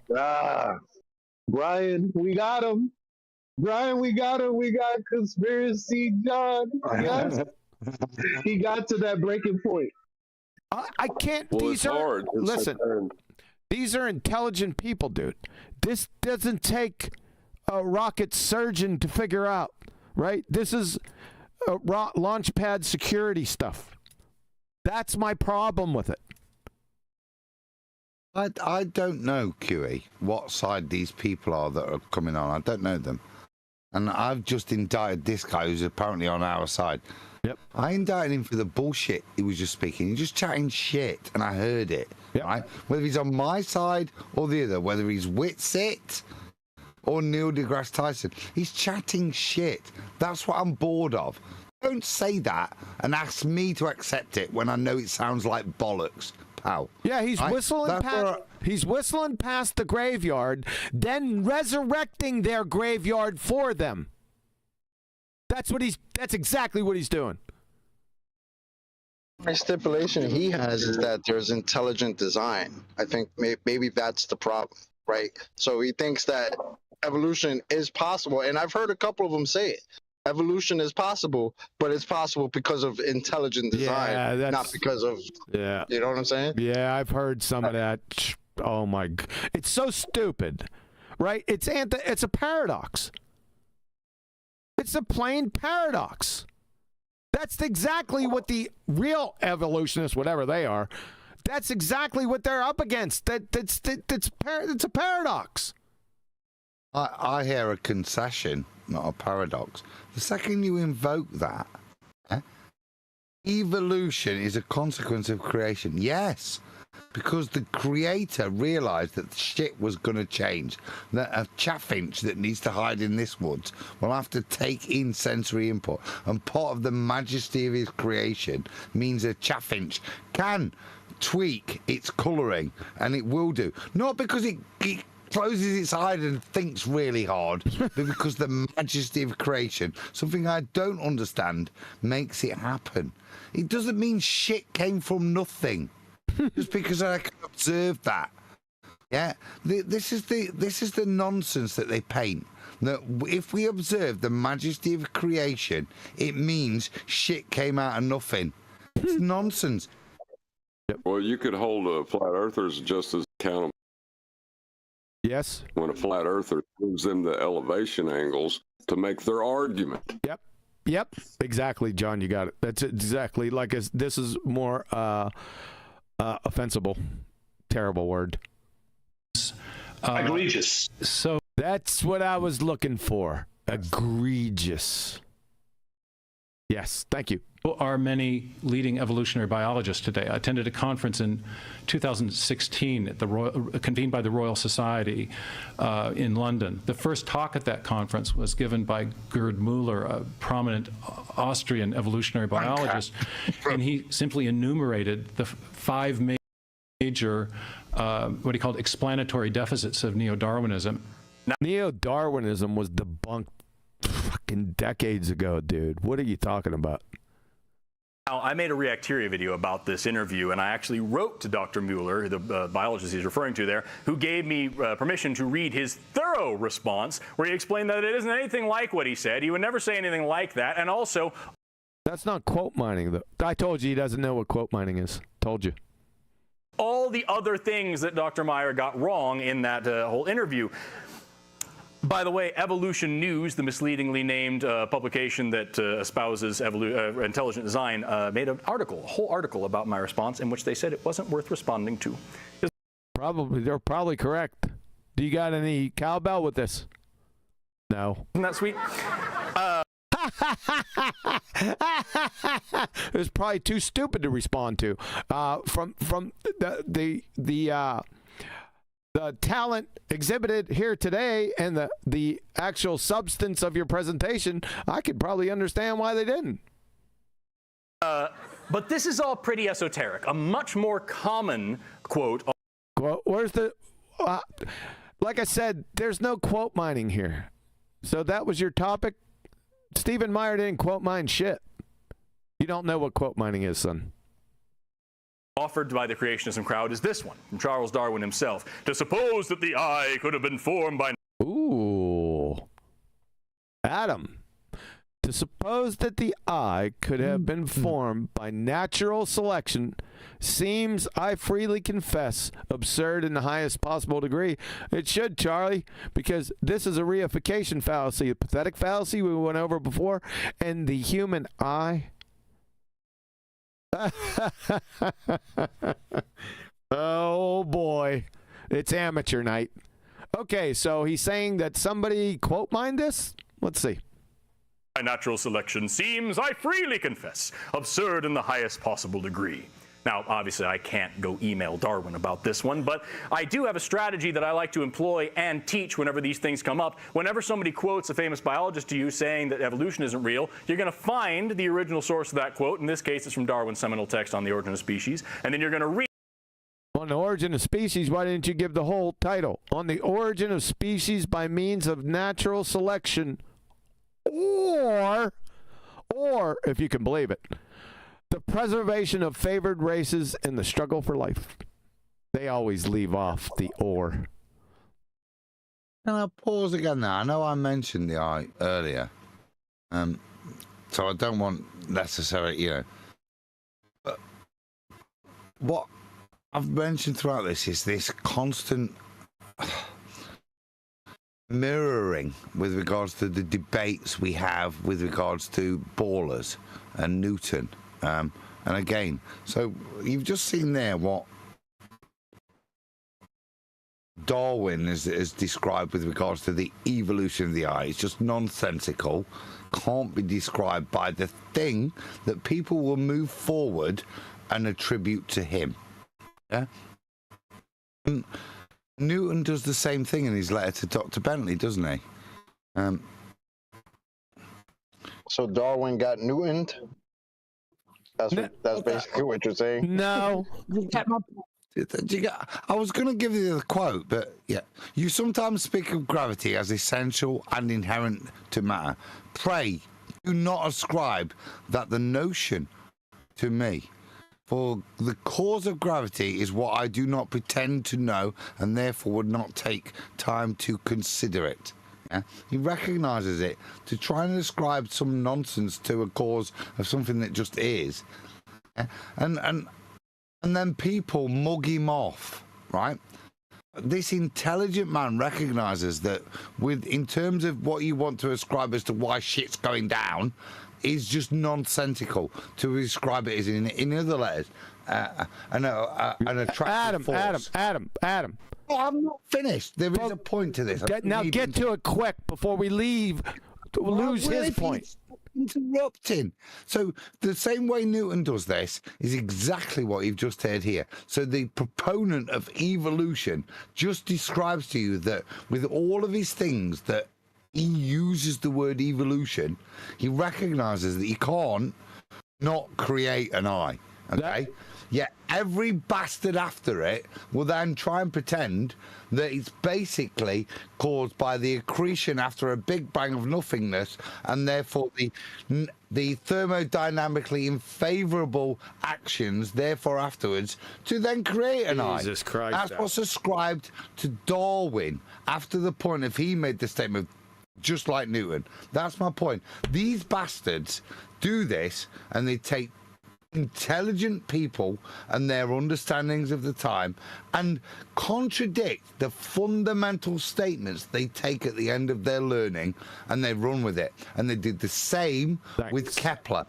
They would have to be millions of miles wide, these stars, to be that far away. Oh, they are millions of miles away, because therefore, yeah, it's the same thing time after time after time. That's not what he's talking about. Read the next sentence. In this case, we get this rather lengthy paragraph, which I'll spare you. All right. Let's go ahead and read this.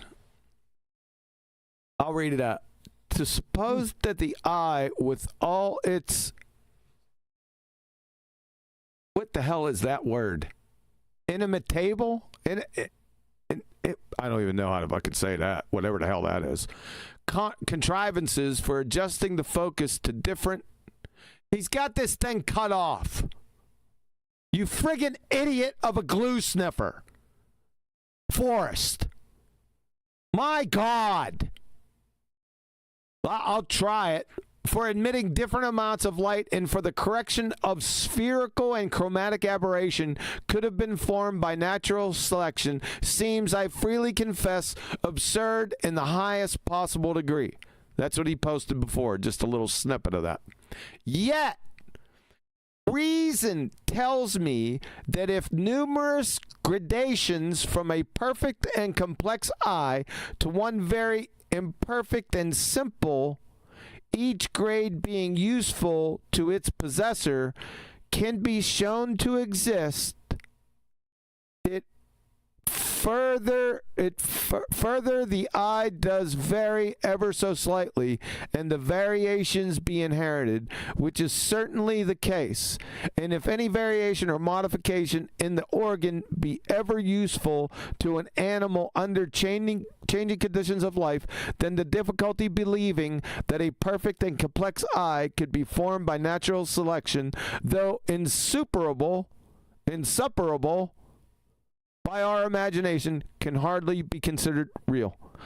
That was a very difficult read, and you're a fucking moron, Darwin. From what I just read, what the fuck are you talking about? Seriously. Yet reason tells me, really, does reason speak to you? Tells me if numerous gradation from a perfect and complex eye.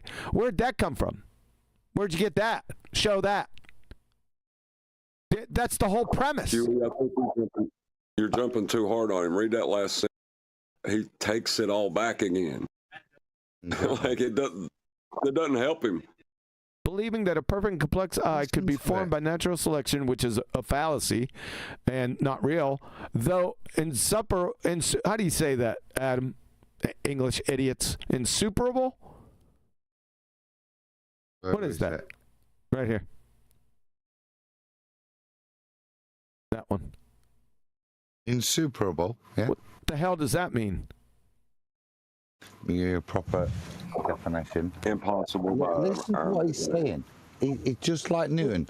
If by any man of reasonable thought thinks you can have a supernatural force, I think that's what he's saying. Insuperable is an adjective of a difficulty or obstacle impossible to overcome.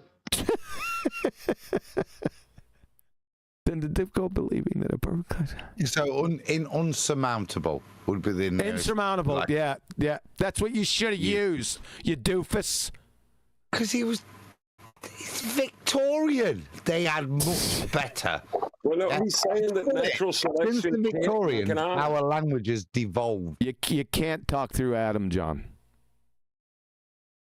Now, when I had a witty point to make. Now speak. He's saying that natural selection can't form an eye. He's restating what he said in the upper paragraph. Upper one? Yeah.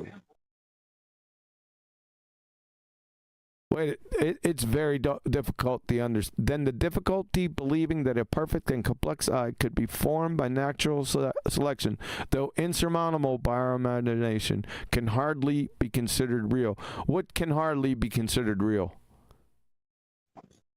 That natural selection can create an eye. No, I think he's not saying that. Can be hardly. Then the difficulty of believing. Yeah. That then, yeah.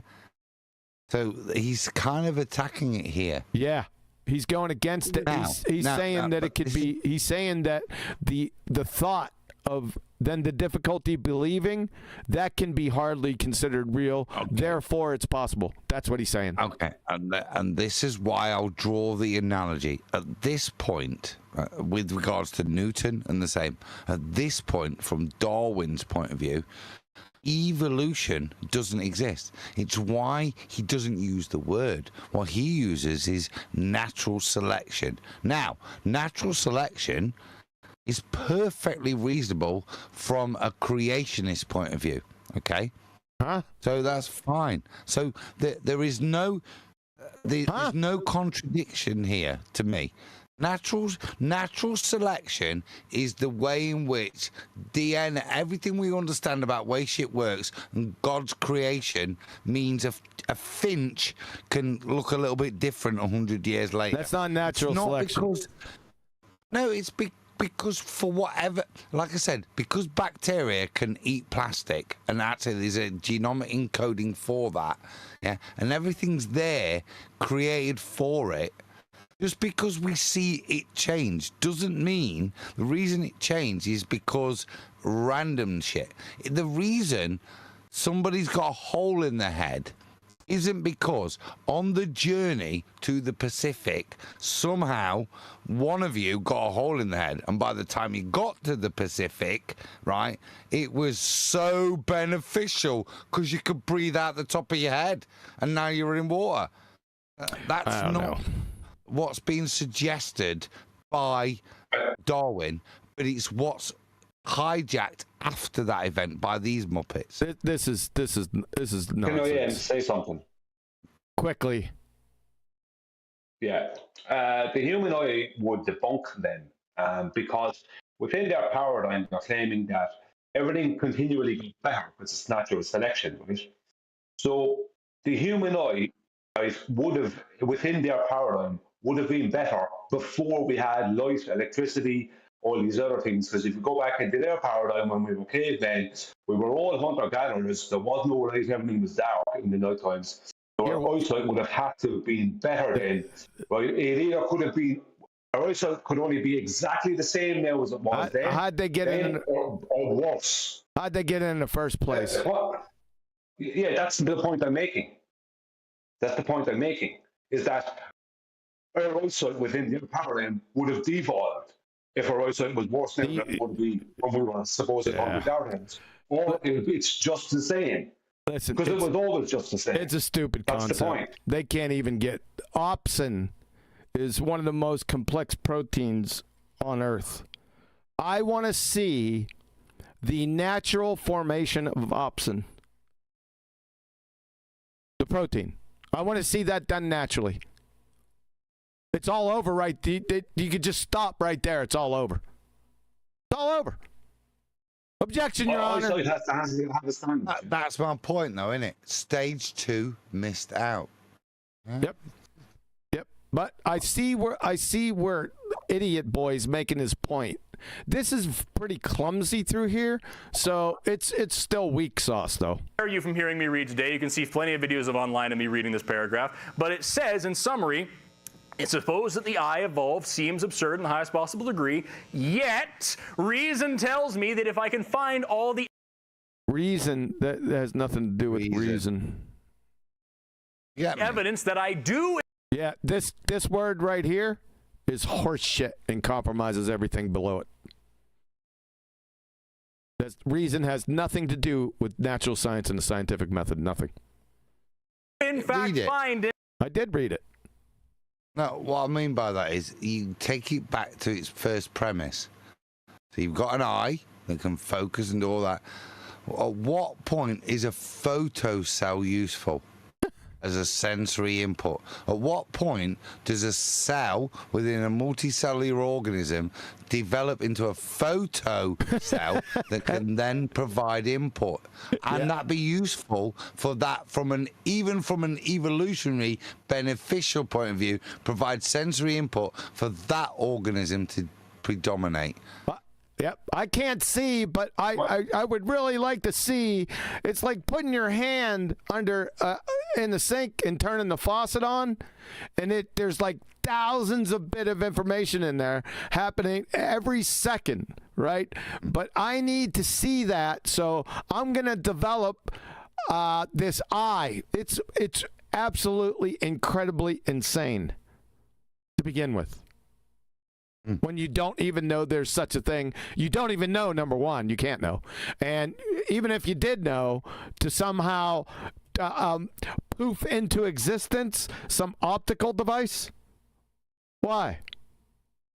This is the paperclip paradigm, isn't it? So even if an insect could grow something on its back that was the shape of a paperclip, so it could be useful for holding a piece of paper, how would it ever know that growing it would then be benefit?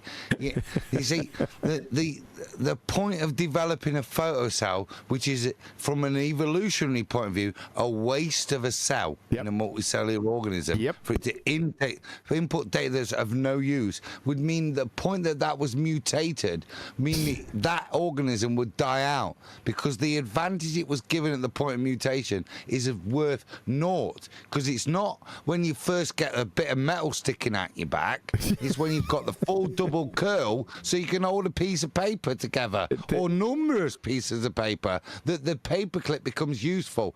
The mutation initially is detrimental. Therefore, based on their definition, means you die out. This is the wankery of the lies they give you. This is within their own definition. This whole thing right here is batshit insane. Once you read through this and have any legitimate and have a below A level understanding of biology. It's nonsense. It's all nonsense. Kiwi, can I ask you a question very quickly? Incorrect. Yeah, you get me. If you look at it properly, look at you can't reduce it back. Like I say, within their own argument, you can't allow for the development of any multicellular argument to carry a photocell that is of no use until 15 other mutational generations down the line. So yeah, Adam, I got where you're going. That's why I said it's batshit insane. Somebody said something in that background. Yeah, I was going to ask a question. Wouldn't that say nature selects what it wants to do on its own, and it's intelligent, doesn't need a god or a knower? In that case. Yeah, that's basically that. Yeah, that's what I guess. That's what trying to. Yeah, but that was debunked. Yeah, they're batshit insane. Yes. Yeah, you got it. The difficulty I do love of the fact that believing he that a used the person. same word. Sorry, man. No, go ahead. Yeah. Just the fact that he used the same word Newton did, absurd, to describe this. I love it. You liked it. Oh, he's highlighting this point down here, so that's where we were on. The complex eye could have been formed by natural selection, though insuperable by our imagination, can hardly be considered real. He did not say, y'all, I know this shit sounds crazy. He said, I understand this might sound crazy at first, but when you take all the evidence in, I can't. What evidence? Can't take you seriously if you're going to tell me you don't believe it. He didn't say any of those things. Yeah, I'd like to see his evidence. I understand where you're going for, Brian, but I want to see this evidence. What evidence? What are you talking about? Who knows? I got what you're on about, Brian. Yes. Another one that gets thrown at me from time to time, in fact, this one's probably my favorite, comes from the famous biologist Stephen Jay Gould, who says, the fossil record includes no transitional forms. Yikes. That's pretty damning. It's so... What does that have to do with evolution? What the hell do fossils and no transitional forms have to do with fuckwit evolution? Nothing that you've said, even in your definition. What's the scientific theory of evolution so we can see if there's no transitional horse shit from Stephen Jay Gould, numpty dipshit, has anything whatsoever to do with the topic? I'll tell you what it has to do. Nothing. Zero. So damning, in fact, that we actually have to read the sentence before and after this one. In this case, it comes from a paper that Gould wrote back in 1981, and the whole thing is, it is infuriating to be quoted again and again by creationists, whether by design or stupidity, I don't know, as saying that the fossil record includes no transitional forms. Transitional forms are generally lacking at the species level. Species level, Stephen. Which definition are you using? But they are abundant between larger groups. Where's the quote mining here? Let's see the quote mine. I need to, that's what I told you. This idiot doesn't know what quote mining is. Not Stephen Jay Gould. I'm talking about our idiot. I need to see the actual quote mine, and then I need to see the original article that quote unquote quote mine came from. Right? And let's take a look and see if it was quote mined. I already knew you didn't know it. EvoTARDs and BALLBUSTERs don't know what quote mining is. They have no fucking clue. They think they do, which is truly hilarious. This is not quote mining, by the way. He may complain about it. Who cares? You know you gotta be desperate. When you hear someone say, I'm so sick of people saying I said something stupid, and you say, Who gives a shit about what he said? Show it! You can't. Literally just said the word something stupid, you guys. But just correcting quotes isn't enough. You didn't correct shit. You haven't showed one instance of quote mining yet. Maybe a little one with the Darwin eye shit, but that's batshit insane, so that gets thrown out. Remember, we're deviating from dogma and dualism. What creationists don't understand is that we don't worship Darwin and Gould. When someone's mind has been chained by dogma, it can be very difficult for them to understand this part of science, because... What part of science? I haven't heard any science the whole evening. None. Zero. You mentioned experiments, but you don't know what an experiment is. You didn't get into it. No science has been offered by the science fuckwit communicator here today. None. Zero. They look to one book for all the answers. They assume that we do too, because they look to one creator who made everything. Do you proffer more than one creator? Or is nature your creator? I pinpointed it. See, nature has to be your creator, numbnuts. You're caught. By the first and second laws of thermodynamics, you're busted. So you must have a creator, and your creator must be nature. Douchebag. They think that if they can tear down some big biologist, the rest of biology will come crashing down along with them. I like this picture in particular because I could have just said they worship a bearded white guy. They think we do as well, you know? Oh, brother. Why is it always a white guy, you know? That's another talk for another. Whitey, you woke. Right. There's another word that I've used. What a wanker. Yeah, he's a wanker. See that white woke wanker? Yep. Just absolutely diminish his own face. Yeah. Why? The platitudes of the audience. You wanker. Yep. White is not an insult. You wanker. Yeah, he's a wanker. What? There's no doubt about it. What a wanker. Yep. If you want to teach evolution to a creationist, well, we haven't seen any teaching to a creationist yet, have we? I haven't seen anything. It's crucial that you help them understand that even if Darwin renounced the religion of evolution is definitely a religion. What? What delusional shit planet are we on? where Darwin relinquishes the religion of evolution. No. As I've said out to you, it never happened. He was dead before you fuckwits invented the religion, yeah, and then took it forward. He'd be turning in his grave, yeah, because of what you attribute to his name. What are you on about? On his deathbed, which is some crap that I hear from time to time too, that wouldn't change anything because we don't believe evolution because of our faith in Darwin. And that brings us to the second part here about dualism. No, because the reason they call it Darwinism isn't because they believe anything in what Darwin said. Carry on, son. Good point. X equals 0 is not the same thing as Y equals 1. Huh? Where are you going with Oh, this? shit, Sherlock. Well, thanks for clearing that up. What does this have to do with what the hell? What? My God. That is what. When somebody puts something like that up on screen, okay, that's what's called the poker tell of a wanker. Now, if this guy ever puts it, if ever you encounter this kind of shit on screen where your own human logic goes, it's like chocolate dude. Oh, no, you're about to engage with a wanker. Public announcement, yeah?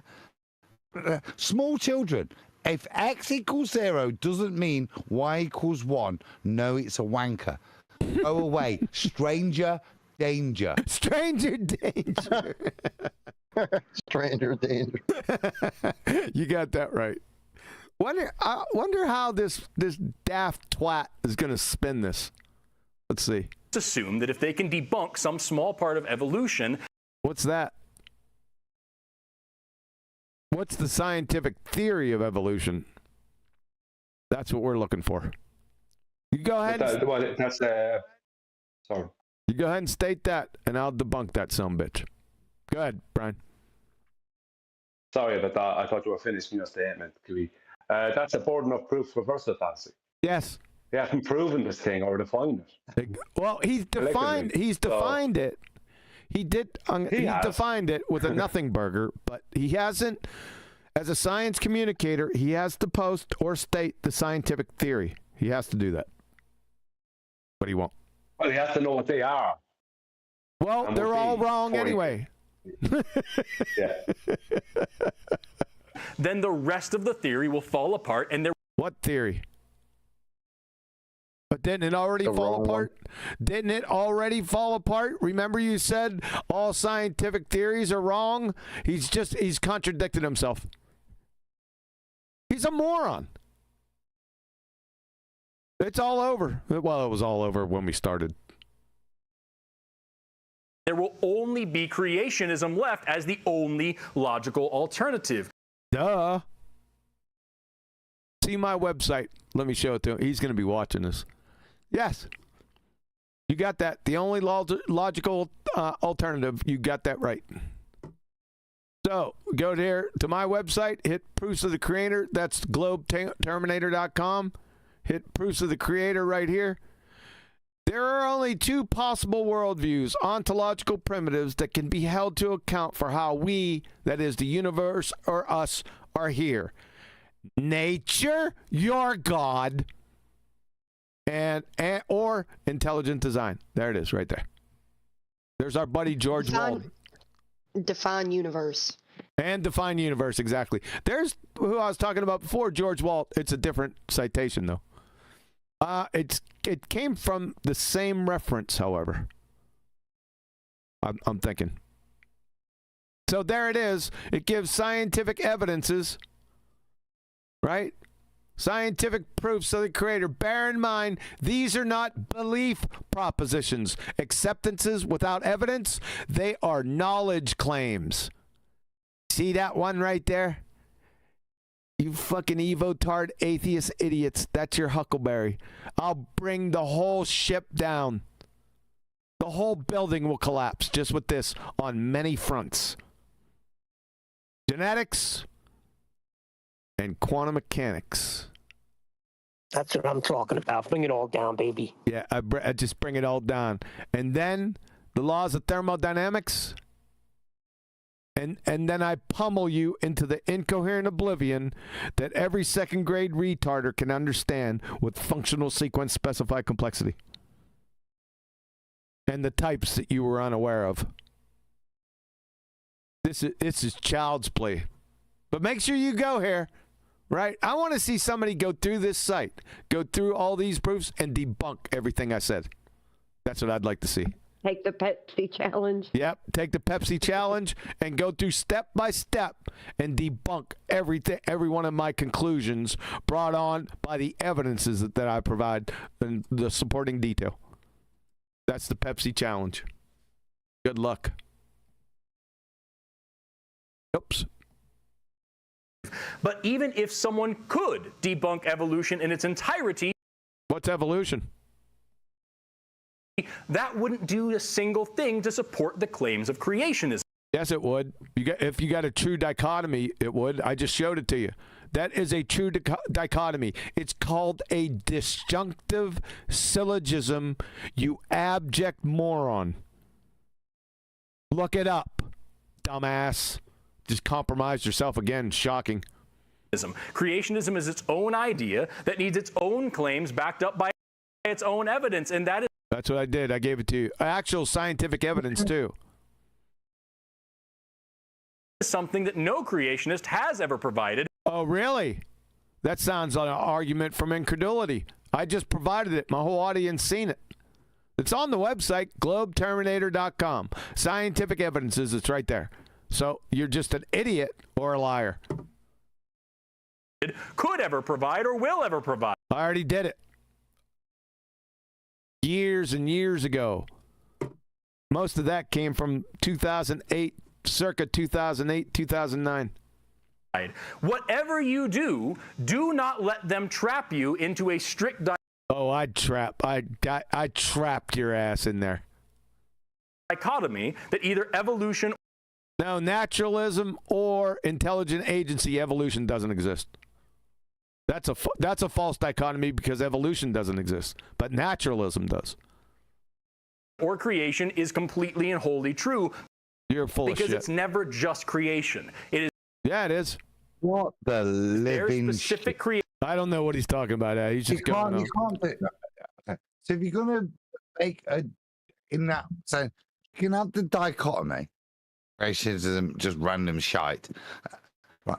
Creationism will always stand as its own. You can then subcategorize the other shite, can't you? Yep. And that's what he's doing, as if subcategorizing the other shite means that creationism isn't the part of the dichotomy that you initially set up. His logic and his reasoning is weak, isn't it? What logic and reasoning? What? Yeah, where was that at?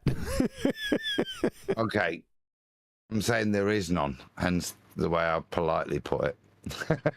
Yeah, mate, it's not there. Yeah, it can't be, otherwise you couldn't make those statements. Yep, there are only two choices, and our buddy George Wald gives them to you.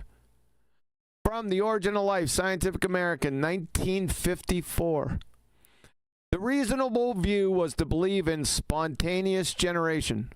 The only alternative, single primary act of supernatural creation. There it is right there. There's the dichotomy. God, nature.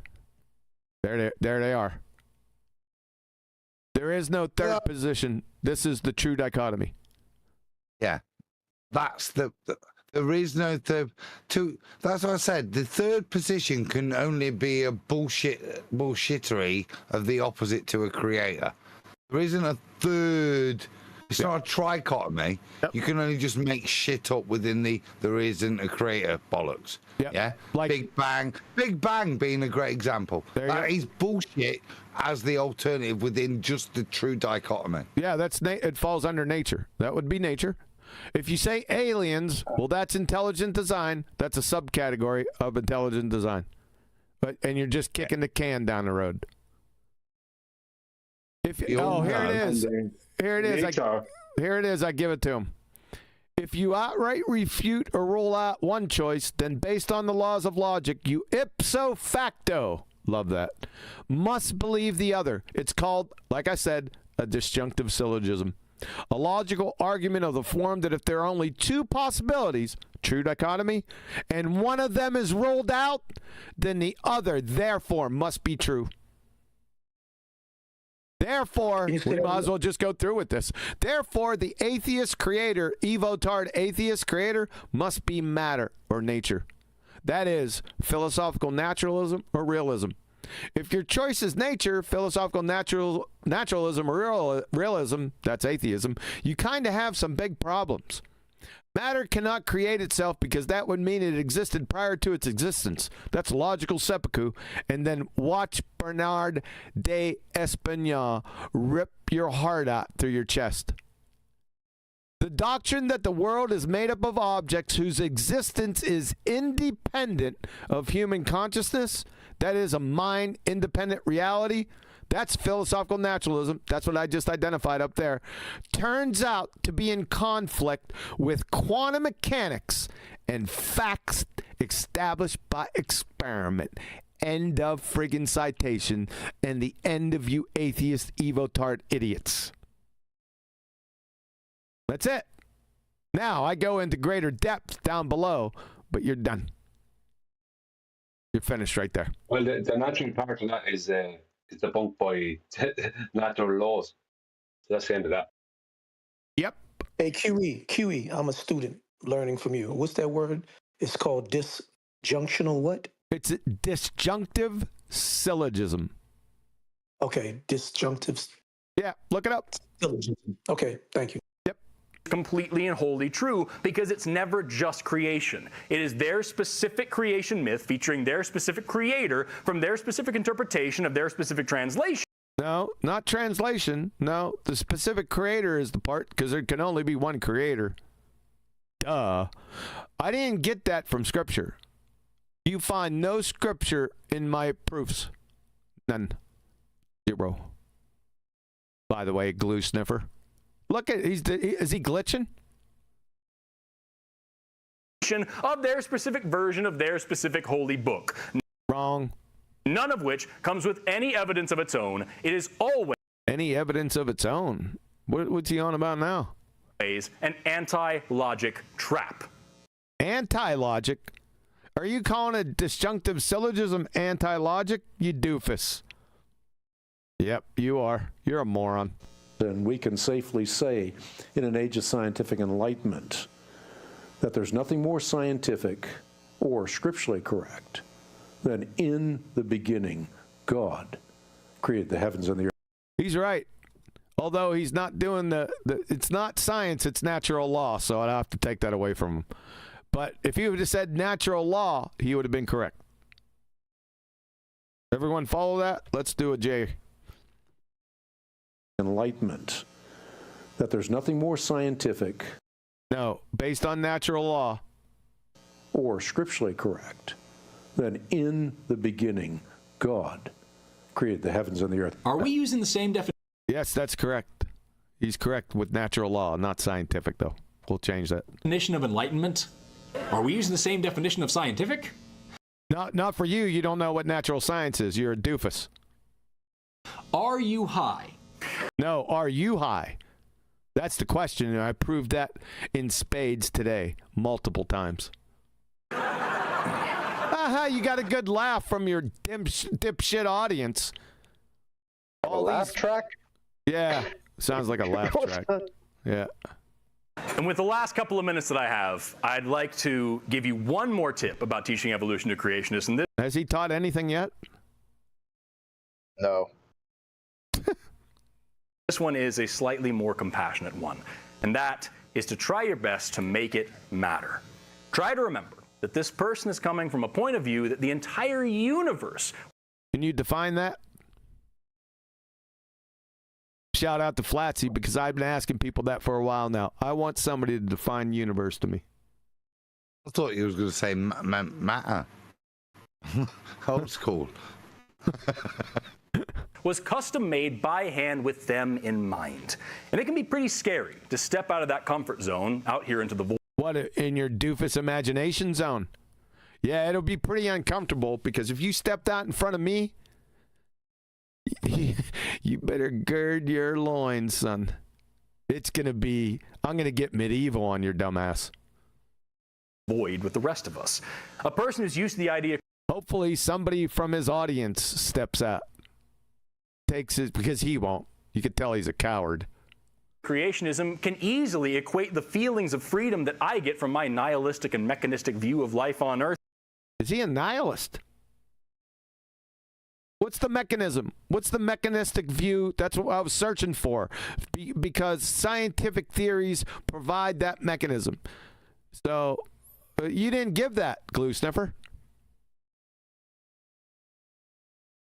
With a feeling of hopelessness and despair. It's up to us to help them see that there is beauty and wonderful purpose to be found in the book of nature, if only... The book of nature, what's that? Wait, there's a book of nature?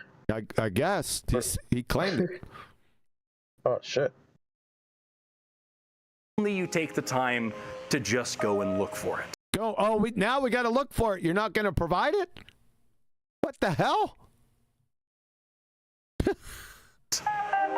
I love learning and thinking. No, that's begging the question. You haven't thought this whole time. You can't think. That's for sure. Learning. What did you learn?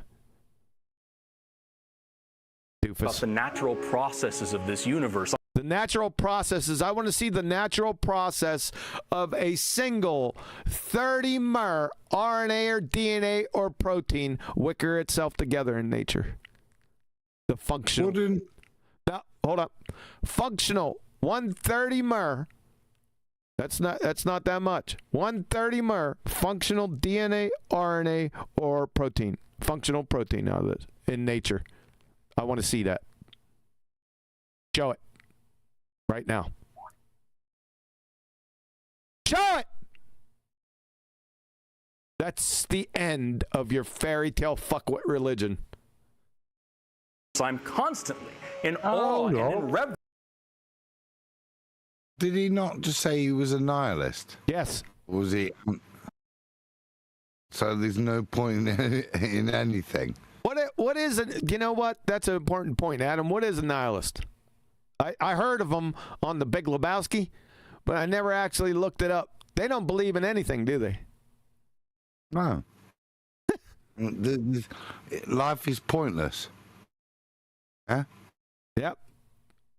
It doesn't lead to any, even knowledge, anything leads to, it doesn't lead to anything. Even if you think you've learned something from a nihilistic point, you've learned nothing. It's meaningless. I think that's one. Hold on a second, Adam. Hold on a second, Adam. Go ahead, Flatsy.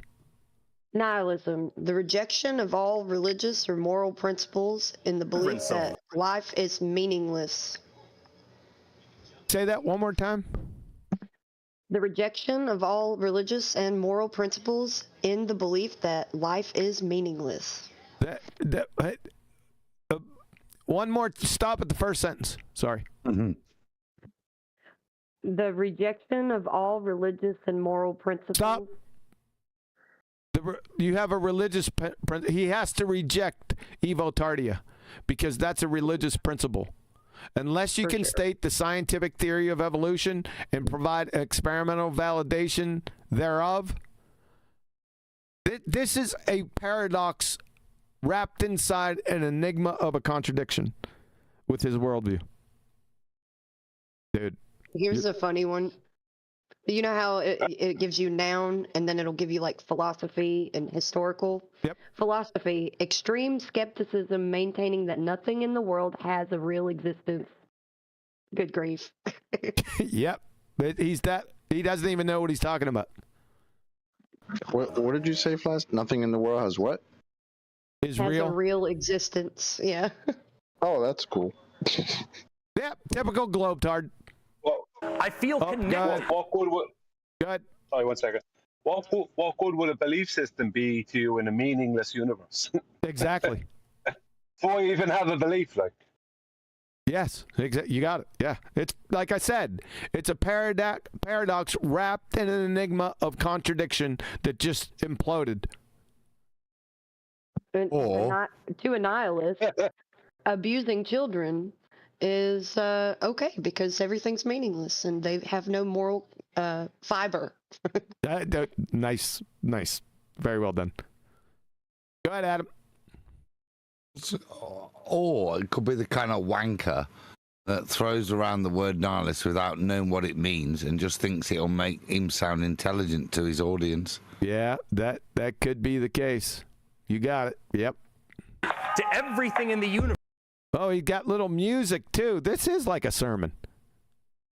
When I think about stellar nucleosynthesis, creating stellar nucleosynthesis. Wait a second. Why are we talking about stellar nucleosynthesis? You said in the beginning, when you train wrecked your boy Theodosius Dobzhansky, that EvoTARD didn't have anything to do with it. What the actual living fudge is stellar nucleosynthesis? Ladies and gentlemen, just stop for a second right now, right? And ask yourselves, he said the words, what did it mean? What does it mean? Chat. Let's have 2 minutes of chat. Everybody give their own. What did that mean? Stellar nucleosynthesis. Is it just making stars? Center of them? Yes. I don't know. Yes. What the shit's it got to do with anything we've been talking about? Yeah, exactly. Well, he train wrecked it earlier when he said it didn't have anything to do with anything.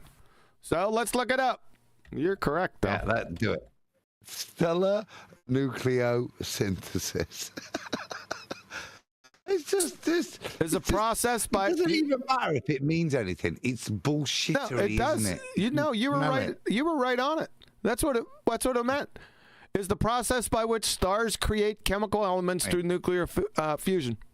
That's what it is. You had it. That's assumptive.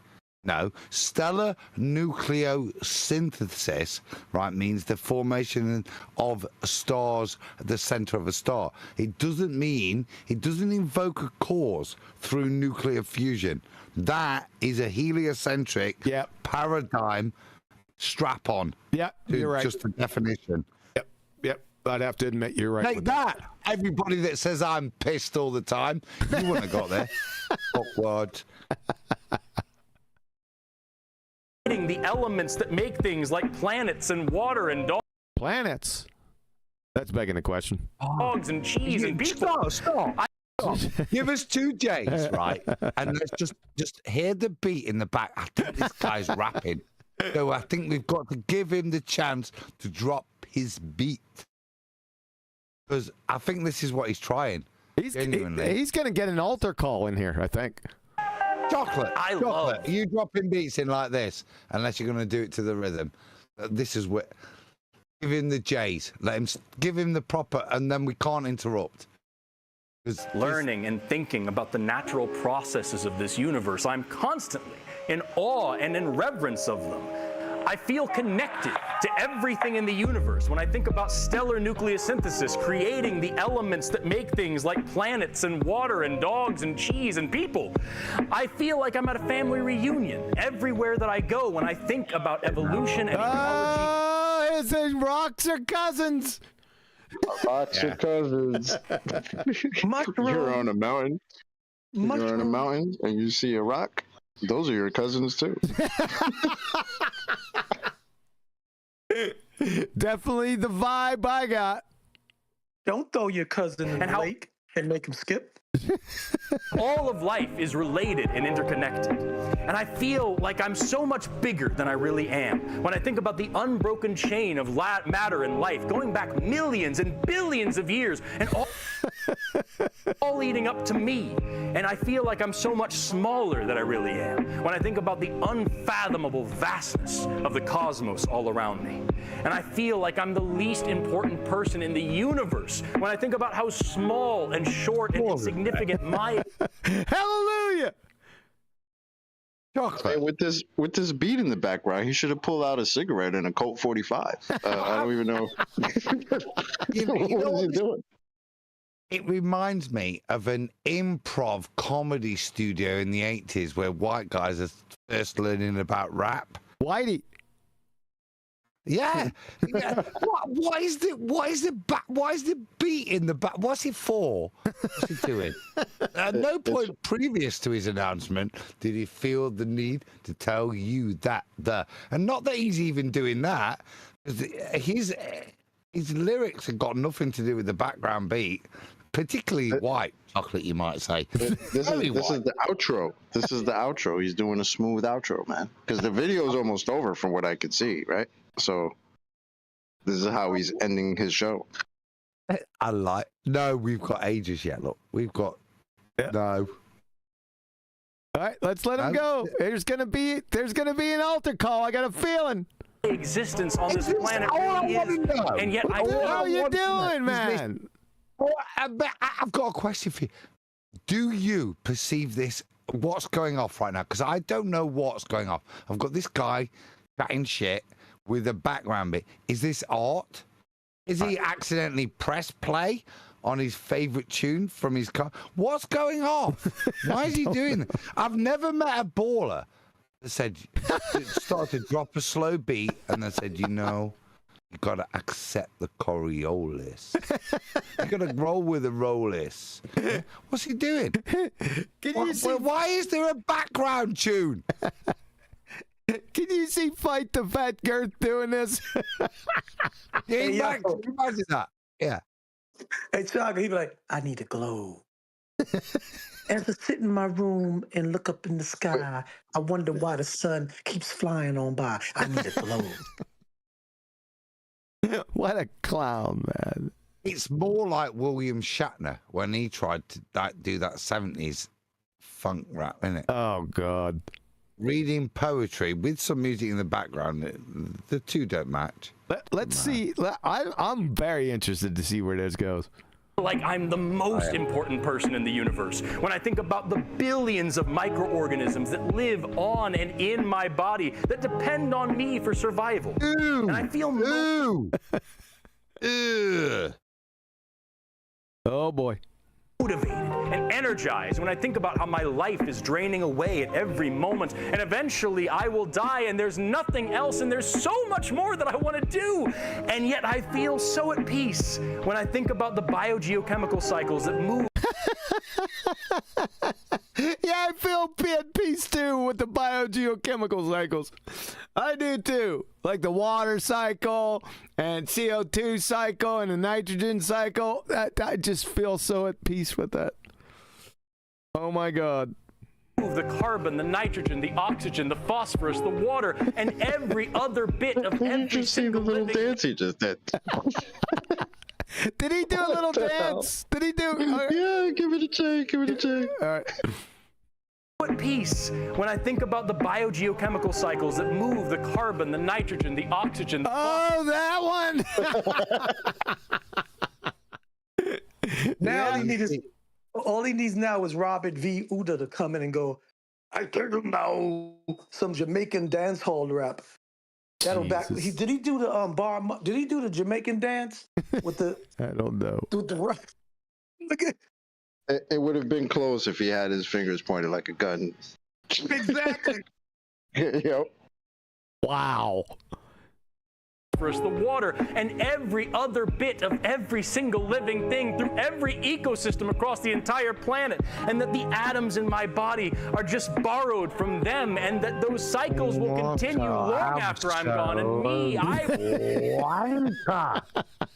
Okay, so obviously as a semi-post-pubescent person, this man with his wisdom through life has realized that as he goes through life, the things where you'll seek solace isn't the redemption in Christ, realizing you are blessed, right, and loved by your creator.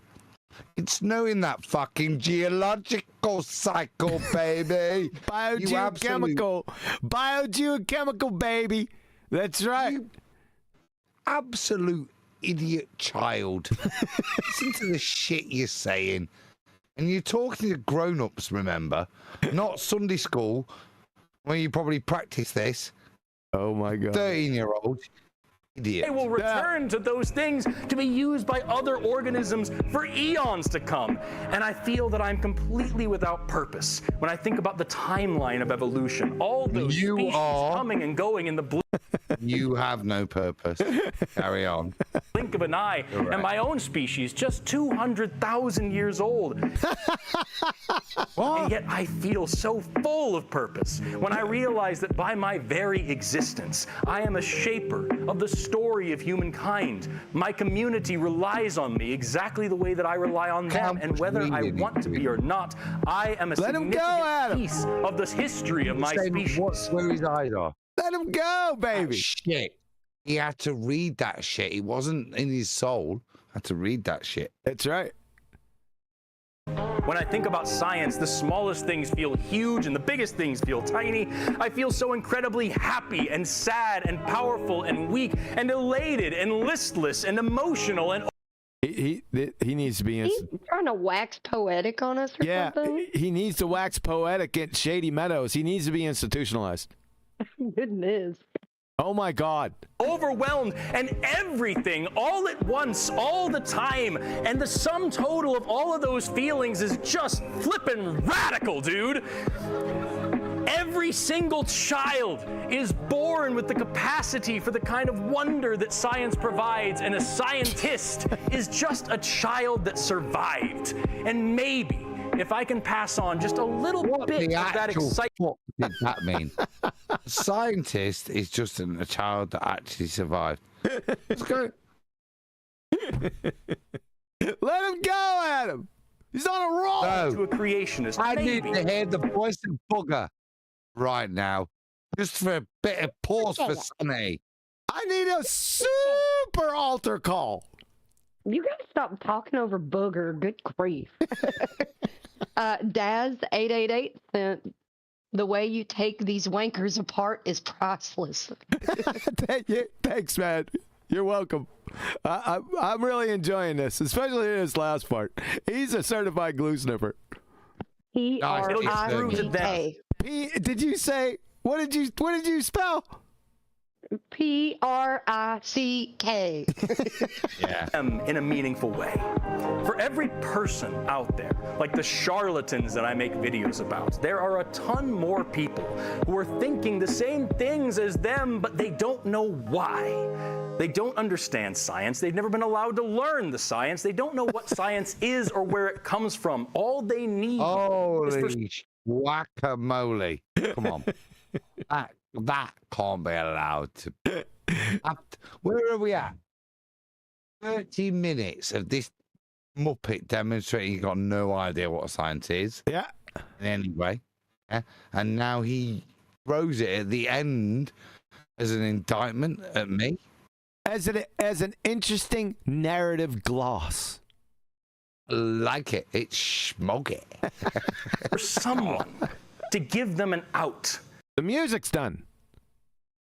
To show them the truth in a way that isn't scary and isn't judgmental and doesn't leave them feeling abandoned. So why does the music stop? That's what I said. I'm disappointed. It just doesn't have the kick that it had. Want to help it's a bit like old school R&B, wasn't it? Yeah. See her. It was smooth. And she's in my heart, my dreams, and let me know. Have you seen her? Let me know. It remind me of, that's why I said it remind me of LL Cool J's. I need love. I need a blow. Need love. Super love. Feeling. Yeah, man. Maybe leave the airways a little open for Booger to come through.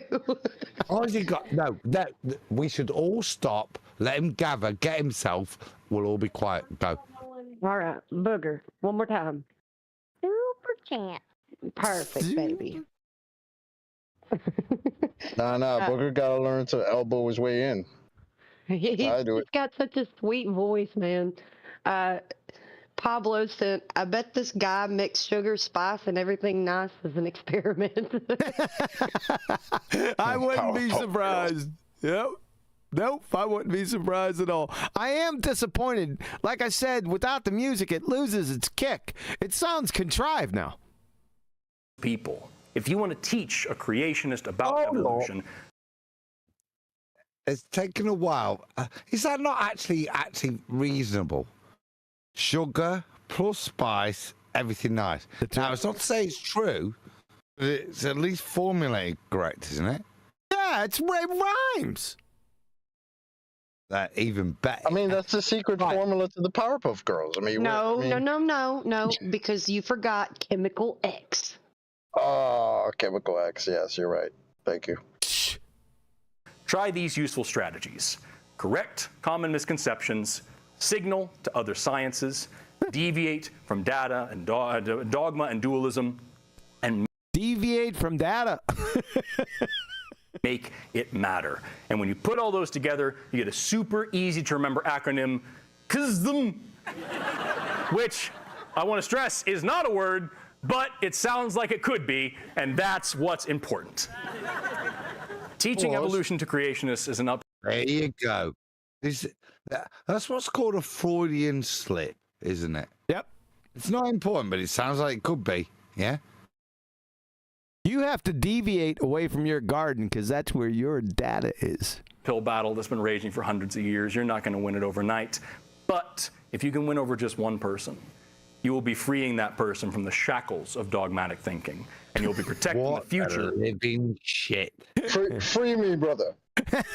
Exactly. Freedom!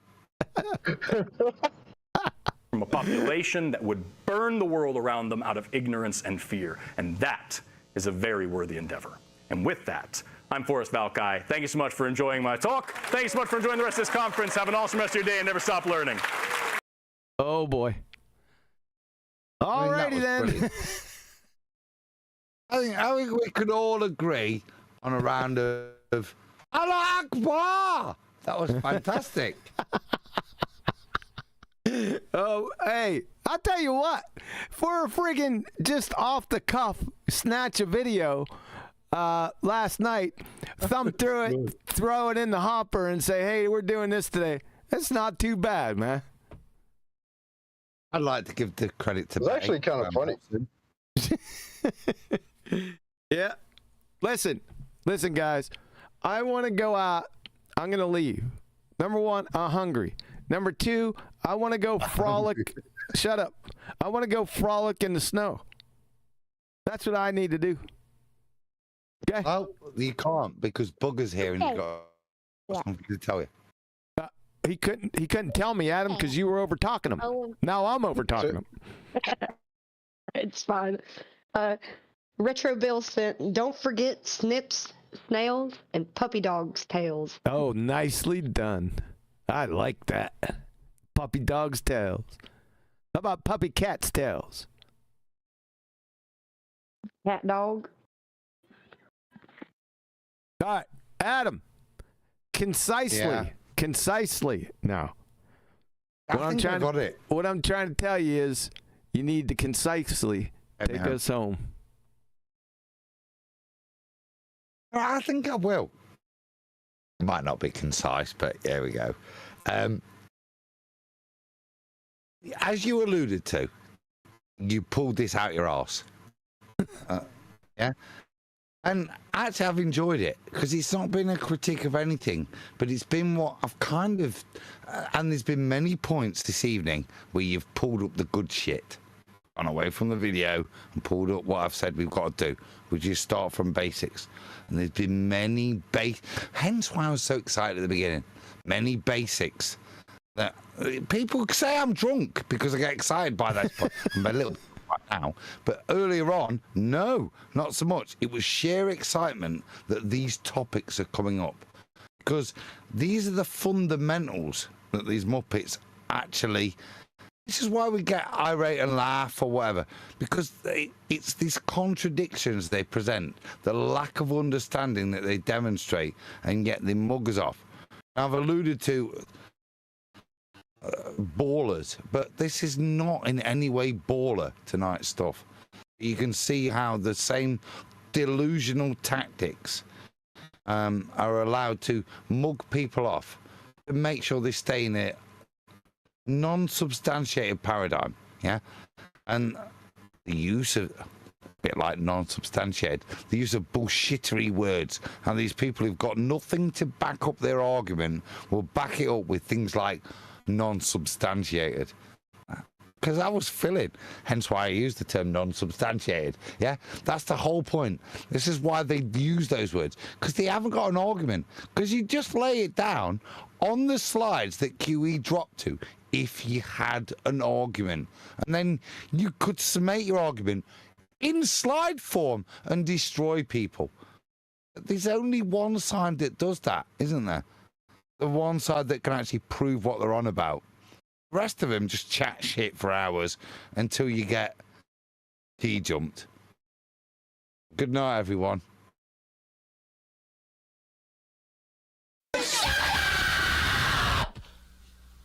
Thank you.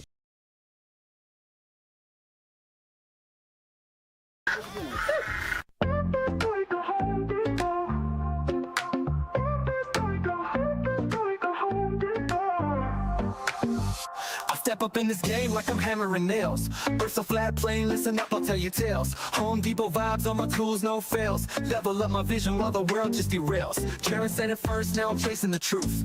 First wanna know, is he shilling or aloof? Now I'm flexing with the facts while they playing the fool. Flat earth, no curve, I'm breaking all the rules. Earth is like Home Depot, got my crew on deck. Home Depot, we ballin'. All this knowledge better show respect. Home Depot, flat earth, they saying no way, but we out here grind. Home Depot, motivated, determined, leave the lies behind. Rolling deep through Antarctica, you know what's up. Snowflakes in the air, yeah, we sipping from the cup. Well, Duffy said, trust me, I came out of the blue. Started from the hustle, now I'm building my crew. Wait, I'm stacking up truth like I'm lumber from the store. Got the blueprint, baby, I'm ready for war. See the horizon straight, no dip in my sight. Thug life on the flat, bringing knowledge to the fight. With this line, Home Depot, got my crew on deck. Home Depot, we ballin'. All this knowledge better show respect. Home Depot, flat earth, they saying no way, but we out here grind. Home Depot, motivated, determined, leave the lies behind.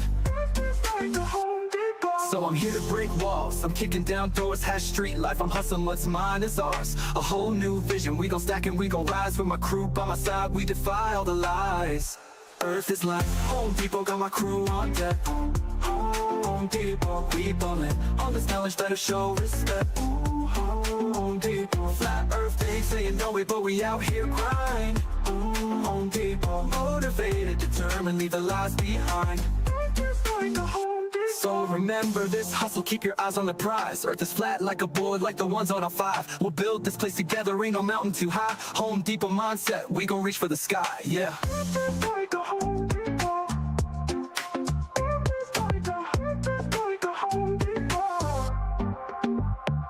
So remember this hustle, keep your eyes on the prize. Earth is flat like a board, like the ones on our 5. We'll build this place together, ain't no mountain too high. Home Depot mindset, we gon' reach for the sky, yeah.